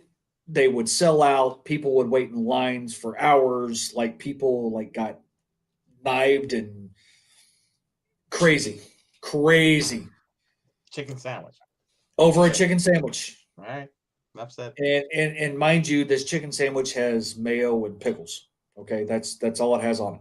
Okay, pickles out of there. Mayo's good. Okay, I have to say the pickles suck, but that's personal preference. But the chicken sandwiches were, I mean, they're thick. I mean, they are good size, and for the price, I mean, it's it's worth it, so to speak. Because quality But- has to beat volume for me. But because there was such the big push in the whole news related hysteria surrounding the Popeyes chicken Like the sandwich, sports card market. Yeah. Okay. it's one of those in which it kind of people were wanting to try it and all this other kind of stuff, and then now all the other local or the I don't want to say state specific because I know you probably got McDonald's up there. Chick-fil-A and And you've whatever. got, there's Chick-fil-A and everything else. Chick-fil-A was the originator of the chicken sandwich. That's what they were known for. But all the other fast food joints started coming out with their own variation and so on and so forth. And that's, I only know Chick-fil-A from Breaking Bad. So, anyways. but every fast food joint now has a chicken sandwich. So it's one of those in which it really boils down to personal Kind of preference. always have, really, right? But now it's a big focus on being So- bigger and better. Surprisingly, Burger King actually has a good one. Are you talking about the long chicken sandwich that's been the original? No, the crispy chicken sandwich that they have. It's Oh, not I that know the bad. one you're talking, Steve. It's at Yeah, Burger that- King. It's like surprisingly good. I'm not a Burger King guy, so I couldn't tell you. I will say Popeyes is really good. But like I said, I'm a plain and dry guy. I don't need all the crap. I hate mayo as it is, and the Yep. pickles that they use are horrendous. They are absolutely disgusting. I'm with you, buddy. Oh, But- we have a place up here. It's called Mary Brown's. The Yeah. old catchphrase from 20 years ago was Mary Brown had the best legs in town. So it's a pure chicken place, but they have a thing called the Big Mary, and on Monday it's actually half price, and that is probably the best chicken sandwich I've ever had. I think they, I don't know what they do, but it's so tender and juicy. It's amazing, and it's quite expensive, but it's fairly big too. So I think that's the only thing for chicken sandwich. Yeah, they come a long way. KFC, bleh, whatever. Chick-fil-A, is there any Chick-fil-A's out your way? I haven't went to Oh, one. yeah. I hear they're no, I'm talking about Carlos because we're Canadian, right? So I don't know. They're up in Canada, but I haven't really.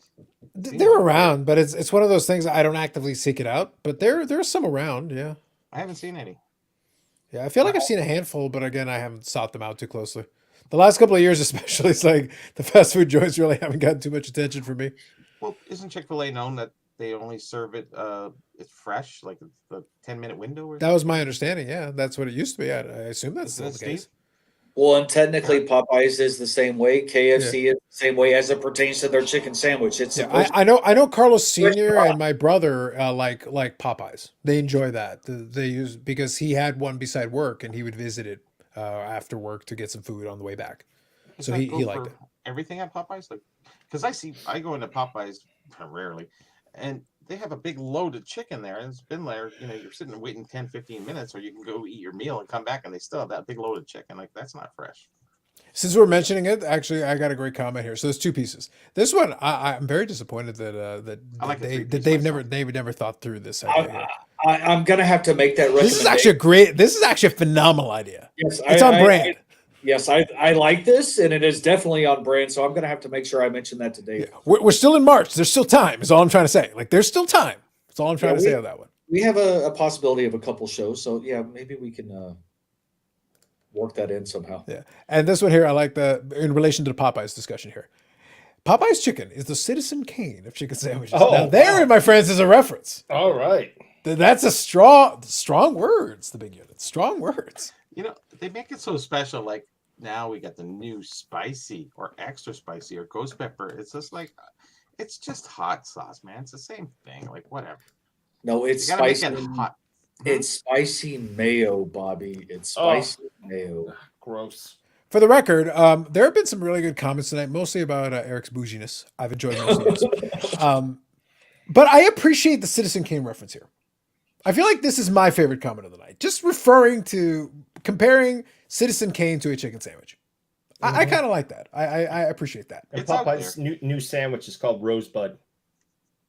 Rosebud? Look at you. Look what you did there. I see what you did. Is that the racehorse? No, it's sled. Oh, I- the racehorse famous. I will answer Bob's question real quick. ahead. Sure. You know, The pickles one? Wendy's was the first one to change their pickles, and they're pretty bad. What did they do? So when you say change, what did they actually do? Pickles. No, but the reason I'm asking the question is because of that. I'm like, it's pickles. So what saying. exactly did they do? I'm curious You now. got, your I chicken's don't- this thick and you got a little skinny pickle on it. It's like, Go ahead. So I love dill pickles. I mean, Okay. dill pickles are by far, it doesn't matter if it's a cheeseburger or just a regular burger or a chicken sandwich. It's not the thickness. It's I don't know how to put this. I don't want to say it's the quality because Right. the whole thing is they like upped their pickle game, and it's supposed to be more of a higher quality pickle. And it tastes like shit. oh, When I eat a pickle, I want to taste dill. I want it to actually taste like a pickle. so what pickles do you buy store brand? I'm a Vlasic guy. Classic. Okay, that's very Clausen. popular up here. Clausen, I will do though too. Clausen. I either or. But regular good old crinkle cut or non-crinkle cut dill pickles. All these fast food joints, for whatever reason, with the chicken sandwiches, they've gone to a more higher class pickle, and they're horrible. They're horrible. Maybe it's the brine. It could be. I mean, it could be. I don't dislike thicker cut pickles, but they've all gone to like thicker cut as well. But for whatever reason, they are horrendous. They taste like garbage. I hate fucking pickles. Mount Olive pickles are good too. Curmudgeon. I actually have some of those in the refrigerator. And who Pickles came and up with the olives. idea of sweet pickles? They're disgusting. Mount Olive pickles. You called it Mount Olive and the pickles? Okay. I hate both. Yeah. I want the record to show that I'm very proud that this show has taken even the chicken sandwich discussion to a new level of granularity. Like, y'all, we are resetting the bar. I think Steve, I'm sorry. Y'all are gonna have to step up your game on Tuesday. I think so. We're having a in-depth pickle discussion, Steve. And This is serious business here. You have to step up your pickle game because the other ones aren't cutting it. There There you you go. Look at Oh, you. there it is. Look at this guy. There you go. Chips. Deal with chips. I told you I had You're 100% right about that. Bob. In moments like this, I just sit back and just appreciate the absurdity of it all. I just let it wash over me. Listen. Steve's, dill chips are way more bougier than me wearing a sweatshirt from TJ Maxx. 67% of our viewers would disagree. I think we need a new Gherkins are poll. good. Which is bougier, Mount Olive dill chips versus a sweatshirt from TJ Maxx that was made wrong and I got a deal on. I want to make a quick statement because international birders. Good evening. I want to make a quick statement on this. This is not on me. I've made it abundantly clear many times. You The went chat for a is drink always- and you left it alone, and this is what you come back to. I agreed, but I'm also making a point. I have always left it open for the chat to change direction if they wish. I'm seeing messages here about pickles. Yeah. What do you want me to do about this? Y'all, it's like, We can talk about sports cars if y'all want, but y'all want to talk about pickles and food. And who's not hungry here right now? From Yeah. digging on a chicken I sandwich. say, what do you want me to do about it? Y'all had the chance to change direction. Y'all did this. You did this. I didn't do this. I didn't bring up freaking pickles. I just read the comments. Hey, the reflection looks like a pickle green kind of. Which variant is that one, Steve? Which variant is that one? That's a finite. Nice. I like it. Black finite. I like the pattern. I think it's fun. I think stuff like that plays with the light. I like it. But it's Steve, you understand what I'm saying, right? Like, did I do this? I just read the comments. There's the other one. There you go. I'll quickly read through a couple of these. Chicken sandwich people wanted, and all of a sudden it got into But since we were, since everybody talking about, I'm not fighting it. I am strictly stating that I'm just reading a couple of these comments like, oh man, I was like, why are they talking about? I didn't do it. I'm reading y'all's comments. What do you want from me? Yeah, the show is effed up. I want a new Facts. poll. I want a new poll. A jar, yep. Ghost pepper, there you go. How many jars of Mount Olive? Yep. Which wrestler personas would be best pickle brand ambassador? That's that's a twist. No, you know what? In this situation, I feel like the greatest expert in promoting a foodish product would still be Macho Man Randy Savage, man. He worked with the Slim Jim for so long, like he could convert that into pickle. It'd be so easy for him. Like piece of cake for him, no problem. Well, wouldn't we want that wrestler that I really couldn't stand and wearing You can't stand a lot of things. So wearing the white the white towel? You mean Val Venus? That's your pickle guy. That would be a pickle guy, sure. All right. Most Boston bougies are somewhat pickled. Facts. It's just the Irish ones. Damn right, 357. Yeah. Rare and unnumbered pickles. Facts. MJ Flipper 23. Good evening. How long until Panini has the pickle parallel? Ooh, only a matter of time. I like that. Eric has the quote on again. Feeling bougie, are you? Oh, I'm cold. By the way, I interject. You notice how I interjected the right tone? Feeling bougie, are you? That is why I'm the host of this fucking show. You're welcome. That's right. Oh yeah, slap into a gherkin. Nice. Well, I like gherkins. Yeah. I do like gherkins because they're sweet, right? So Come on, Big Pappy never met a pickle he couldn't say no to. Probably. Facts. There you go. Now you understand, Albert. Look, man, I'm just working with what I got, y'all. I'm working with what I got. What do you want me to do about it? Carlos, do you like pickles? Not particularly. I didn't think so. Yeah, the only time and I said the story already. There was the time where I was too lazy and they put like everything I remember that. in the burger, and I was like, whatever, I don't care. I'm too tired. And you ate it. Yeah, I was like, I'll eat whatever. Pickles aren't As- so bad, but they're a counterbalance, right? Yeah, Something that's rich. It'll take it's- it down a level. It's not that I have any issue with them. It's just I'm not going to run to them. There's not going to be a thing that I'm going to run to. I like the golds. What year Prism is that one, Steve? Yeah, you would ask that. Hold on. Should be at the bottom and the middle. Usually they put the year in at the bottom and the middle. Yeah, but my eyes are getting really bad. That's a different issue. That I can't help you with. Yeah, it's called getting old. I'll go to the dollar store and get some glass. I don't wear these for fashion. I need them. So I just way want worse. to alert people that the gentleman that's at cooking class is listening while he's chopping and dicing pickles. He is listening. He's to us actually talk. chopping pickles. He's That'd chopping be pickles beautifully. at- That'd be beautifully at appropriate. I cooking like class that. his wife sent him to after the hot dog incident, and Are we he's calling it the hot dog incident? Is that the now hot canon? dog- the hot dog The incident. gourmet hot dog. Gourmet hot dog incident, and so and he's the- making at relish. he is at cooking class that his wife made him go to. Did he put our show on the screen as he and, should? and he is listening to us talk about pickles as he is dicing them. I have It comes full confirmation. circle. I have confirmation. He's making relish. 2015, Carlos. Gourmet hot dogs. 2015. Nice. I like that. So- He's making relish. Do you Since, like since relish on your everybody hot talks, since everybody, all the influencers are pushing the golds. Hey, listen, I'll say this. I understand that them pushing the goals becomes problematic for the reason that we talked about. But at the same time, like on the Soto thing, because of the lack of logos and everything, those Soto golds have been a very good sweet spot for me to take advantage of that. And down the road, it's one of the, Ed and I talk about it a little bit here and there because obviously he likes the image variants. That's kind of his deal that he likes. I like the golds because down the road, at some point, if people decide, oh man, you know, all of these are so expensive, it's the same principle. Like if you want to get a simple concept, everybody runs to whatever, the money all gets shoved up here. At a certain point, the price point goes so high, and this is across the board. Pick your thing. I don't care what it is. If the price point goes high enough, people start looking for, well, I can't afford that. What's the next thing beside it? It's human nature. They'll be like, well, I want to get in on this, but I can't afford that. So what's the next closest thing?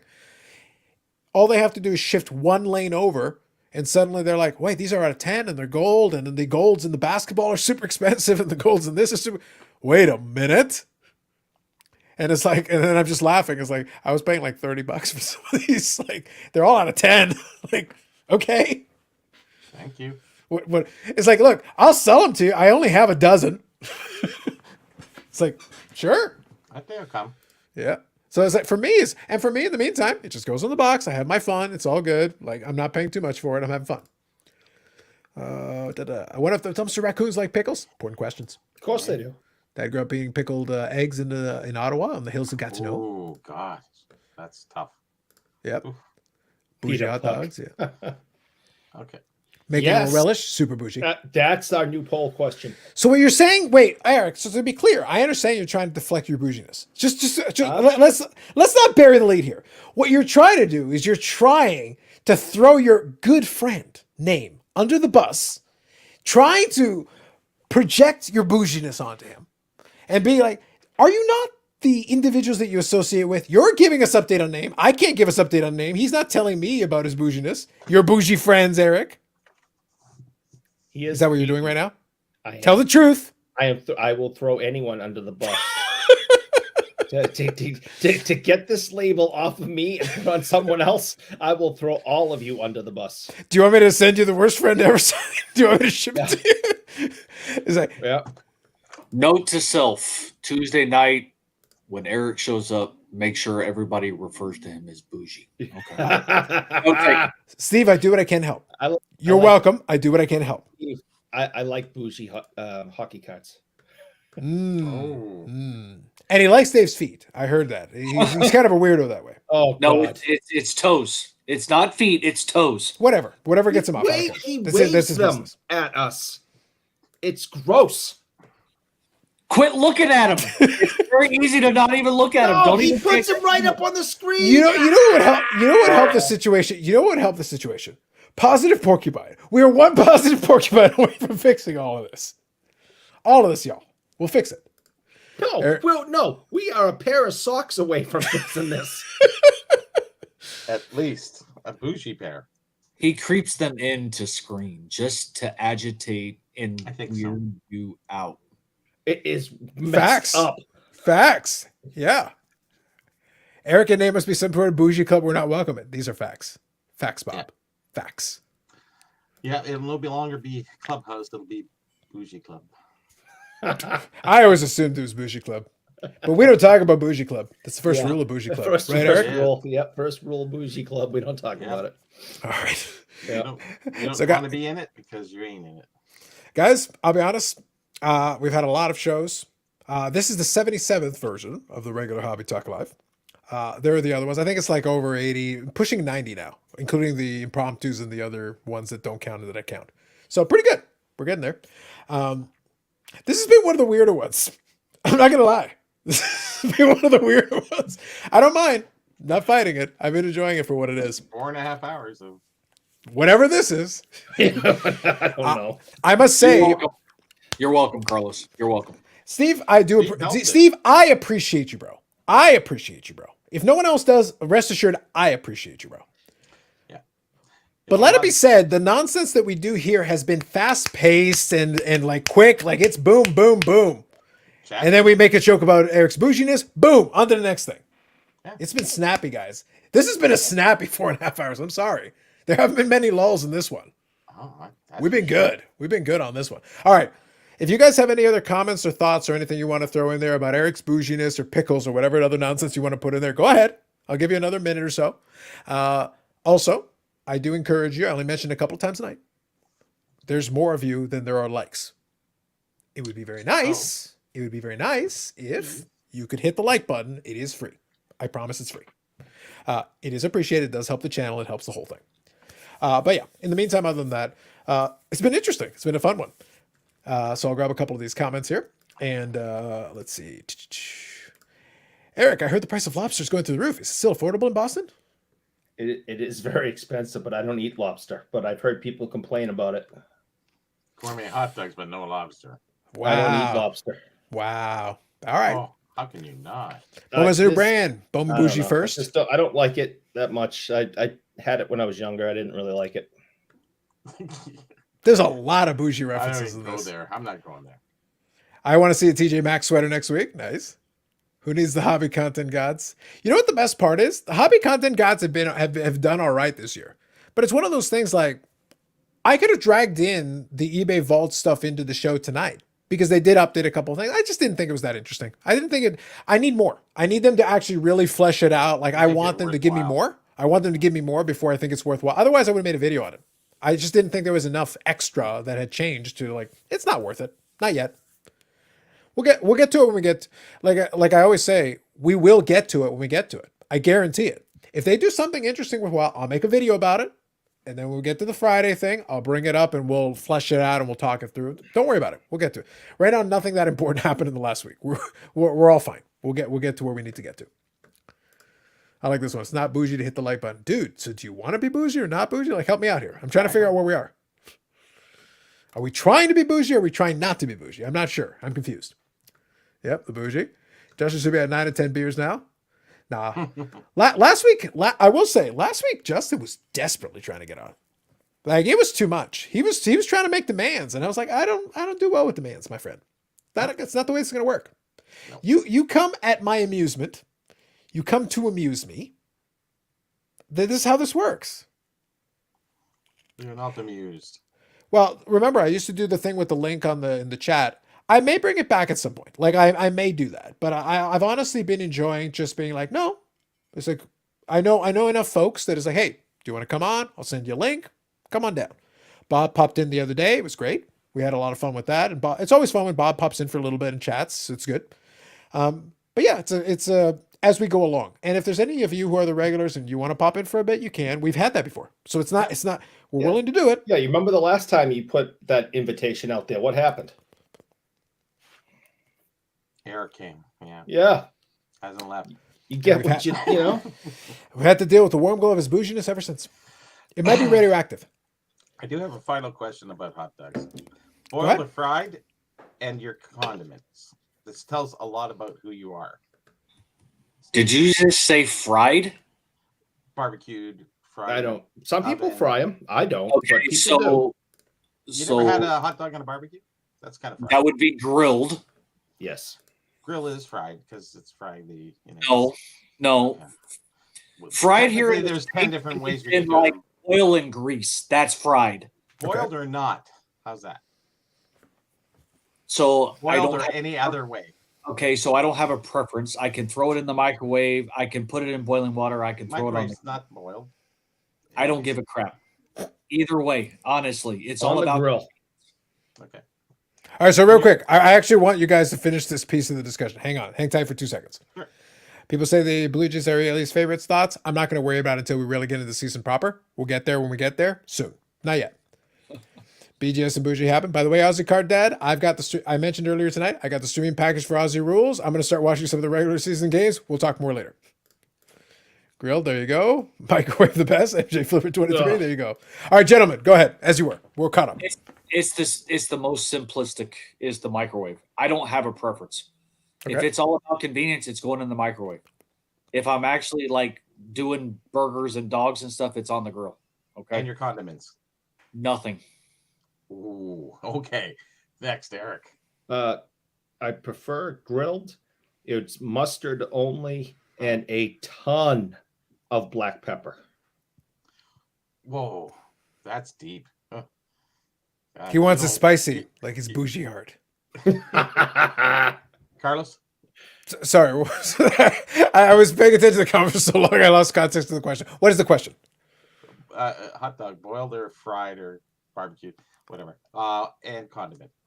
The hot dog, I'll throw it on kind of a grill, just grill it that way, and then condiment. I honestly don't put one on there. I just eat the hot dog. Oh, another Yeah. one without it. Oh, Yeah. I very just surprising. eat the hot dog. Yeah. That's the See, way I I'm do it. both ways. So if I boil it, So you go both ways. Yeah, that's Wait a right minute. here. Whoa, Oh, Steve has put the stop sign on. Hold I'd on. like wait a it. minute. Heard- Wait a I heard minute. some Whoa, things. whoa. Whoa, easy. Whoa. Um, Easy with that hot dog. Put it down. So and we're you talking need hot to dogs too, right? you need to put a banner down here. Breaking news: Bobby goes both ways. He just said it. He On hot did. dogs. Not even Oh, saying- you know, Steve. You know what the best part is about you saying that? I was kind of in a rush today because Eric was already ready to go, and I was a couple of minutes. I was trying to run. Today was a busy day getting into the live stream. I never even hit the button, and usually I have it. There you go. Oh man, there it is. You're welcome. Yeah, Hey. like as soon as you said it, I was like, wait, the banner? It's like, yes, the banner. Well, there you go, right at the end of the show. The banner's there. It's always on Fridays, 9 p.m., but it's like, it's there. We also got to have the hashtag praise the content gods. I feel bad because it should have been there the whole time. Anyway, All right, Bobby. Go go ahead. to do. So boiled, I will have mustard and ketchup. If it's grilled, barbecued, whatever, I'll just have ketchup. Interesting. So I'll throw you for a curveball. Go ahead. If I'm really in the mood, it's a chili dog. So chili and cheese. Yeah. Oh man. Yeah. There you go. Yeah, that's a different animal already. Yeah, I could But make that actually better than all of them. It's a hot dog, but it's. But one then of it those- has to be grilled. I don't want it boiled to be a chili dog. Or barbecue. They're okay in the microwave in a chili dog. They're okay. It's convenience, man. I'm telling you. So the microwave, you just throw it in there. Do you wrap it in a paper towel? or Nope. do you- Man, About 28 seconds, and you're good to go. 28. 28, not 29, not 27, No, 28. Those must be those 29 is real when they small ones. explode. Well, here's the thing: when it comes to your microwave, we joke about it, but you do have to be particular if you're going to heat something up on a microwave because they talk about it. It's like, oh, they've got different like power levels. It's like, yeah, it very much. Once you figured it out, that's the amount of time that this thing goes. No more, no less. That's it. Ozzy Cardad, who's your team? I'm curious because it's one of those things. I have no allegiance. I've been watching some games. I've been having some fun and enjoying it, but I don't have a Gotta team be in particular. Kentucky. He's referring to the Aussie rules. No, it's Kentucky. He's talking about March Madness. No. Yeah, they call the different weeks rounds. So we'll see. Add some Fritos to the chili and cheese. Okay. Bob does Yes. ketchup. I Okay. have some Fritos. Actually. Ozzy Cardad has some Kransky with sauerkraut and mustard. That's his German side. There you go. Yep. Pickles, hot Sauerkraut's dogs. good on a dog. Sauerkraut's good on a dog. I will. I don't like things that are picked. International Borders is figuring out a theme. It's like, bro, I'm not choosing this. What would the chat call somebody I'm just rolling who with it. pays for a special sports package to watch a unique sport that no one else watches a unique sport. all over, from across the globe, You mean And because they then- don't and have it then- on my television? and then talks about it as if he's been watching it for 10 years as an expert in it. Oh, they call them rounds. They do. Yeah. They call what them would rounds. what would you call that, people? in Cultured. chat? Cultured. What would you call Somebody that? who's interested in learning more about the sport. Yes. I'm just wondering what You're not going to get it. You're not gonna drag me to your bouginess, Eric. I'm just wondering. You're not gonna No. drag me in. I'm sorry. Spending all that money. You on a sports package. you and Pick a Boy Name are gonna have to be bougie all on your own. No, The people have spoken. I was just. I'm sorry, wondering it's done. What people's opinions are of something who's like, oh, I have to get a special sports package. Ooh, and it's they call them rounds, Okay, Oh. I'm just wondering. Eric is being very judgmental of his bouginess, isn't he? Yes. He's being exceedingly judgmental. I'm sensing some bass in your tone, sir. I was just wondering. what people You're gonna have to thought take about some of the that bass idea. out of your voice. Do you not remember where you are? There was Oh, a here little we go. Australian I will remind you. lilt in it. Because I remind you without hesitation or without concern. I like when he gets his dander up, when he gets all feisty like. I like that. I like that. Here we go. That's all the pepper on the hot dog. Apparently, yeah. You let this guy have a little pepper on his hot dog, and all of a sudden he's like, "Oh, I'm going to stand up to Carlos. I'll show him." Is it ground pepper or shake pepper? Whatever I can Shake. get my hands on. Okay, no specifics. All right, that's it. There you go. Whatever Gotcha. Mom puts on it for me. Got that right. Bougied up, Eric. Encouragement for you. There you go. Eric is suggesting Carlos is the alpha bougie. Is that what you're suggesting? I may be leaning in that direction. Ooh. All right, with your bougie expertise, we may have to defer. That makes Eric the bad bougie. You did this to yourself, son. You did this to yourself. You thought it was going up, but it went down. It's like, no, it just went. You should have just leaned into where you were. You should have just accepted it. Eric is saying, is Carlos a pisser? Might be. She fits. You never know. All right. Last comments, guys. Throw them in there. It's been fun. We've actually had a lot of fun. I'll be honest. Considering the idiocy of this conversation tonight, we have had a lot of fun. We've got our mileage out of nonsense. Yeah, but baseball's back. We got to talk hot dogs, right? Well, it's here. The best part is, as a lifelong baseball fan, I've gotten when I was in school, I loved kind of sneaking in the little mini radio to listen to spring training games and stuff. But at this point, I don't give a shit about spring training. You guys do your thing, get warmed up, get ready. When the season starts, I'll watch some games. I've got the package. I can watch the games. I've got it on Sportsnet here. I can watch all the Jays games, and I can watch games for other teams. I'm good. But until you start playing real games, don't care. You do you. Whatever you you have that sports package also. I have all the sports packages. I'm not a peasant. Hope everybody's hearing this. Photos put away. Hey.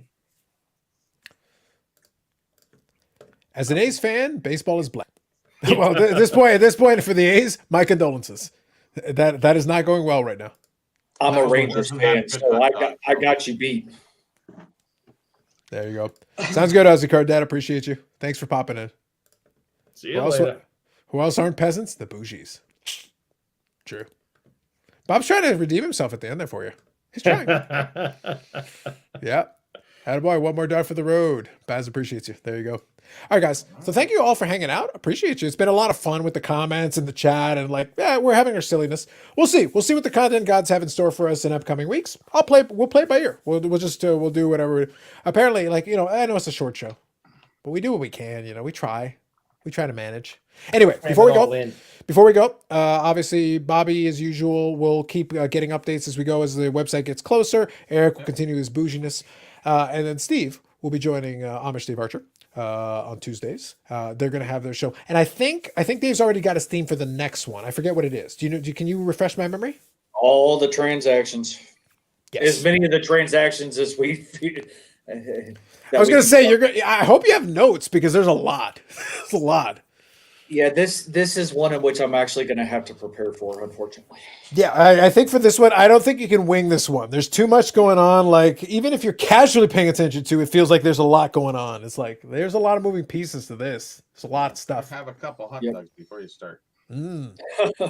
Facts. How many people are going to their fridge now? Yeah. Thank you, International Borders. Appreciate it. All right, guys. Thank you as always. On your way out, if you could hit the like button if you haven't already, always appreciate it. Free and appreciated, and it helps support the channel. Otherwise, back next week, Friday night, 9 p.m. Eastern time, usual thing. We'll be back. And we'll see what they haven't said. Eric will keep posting bougie things after I press the red button. Other than that, we'll catch you all in the next one.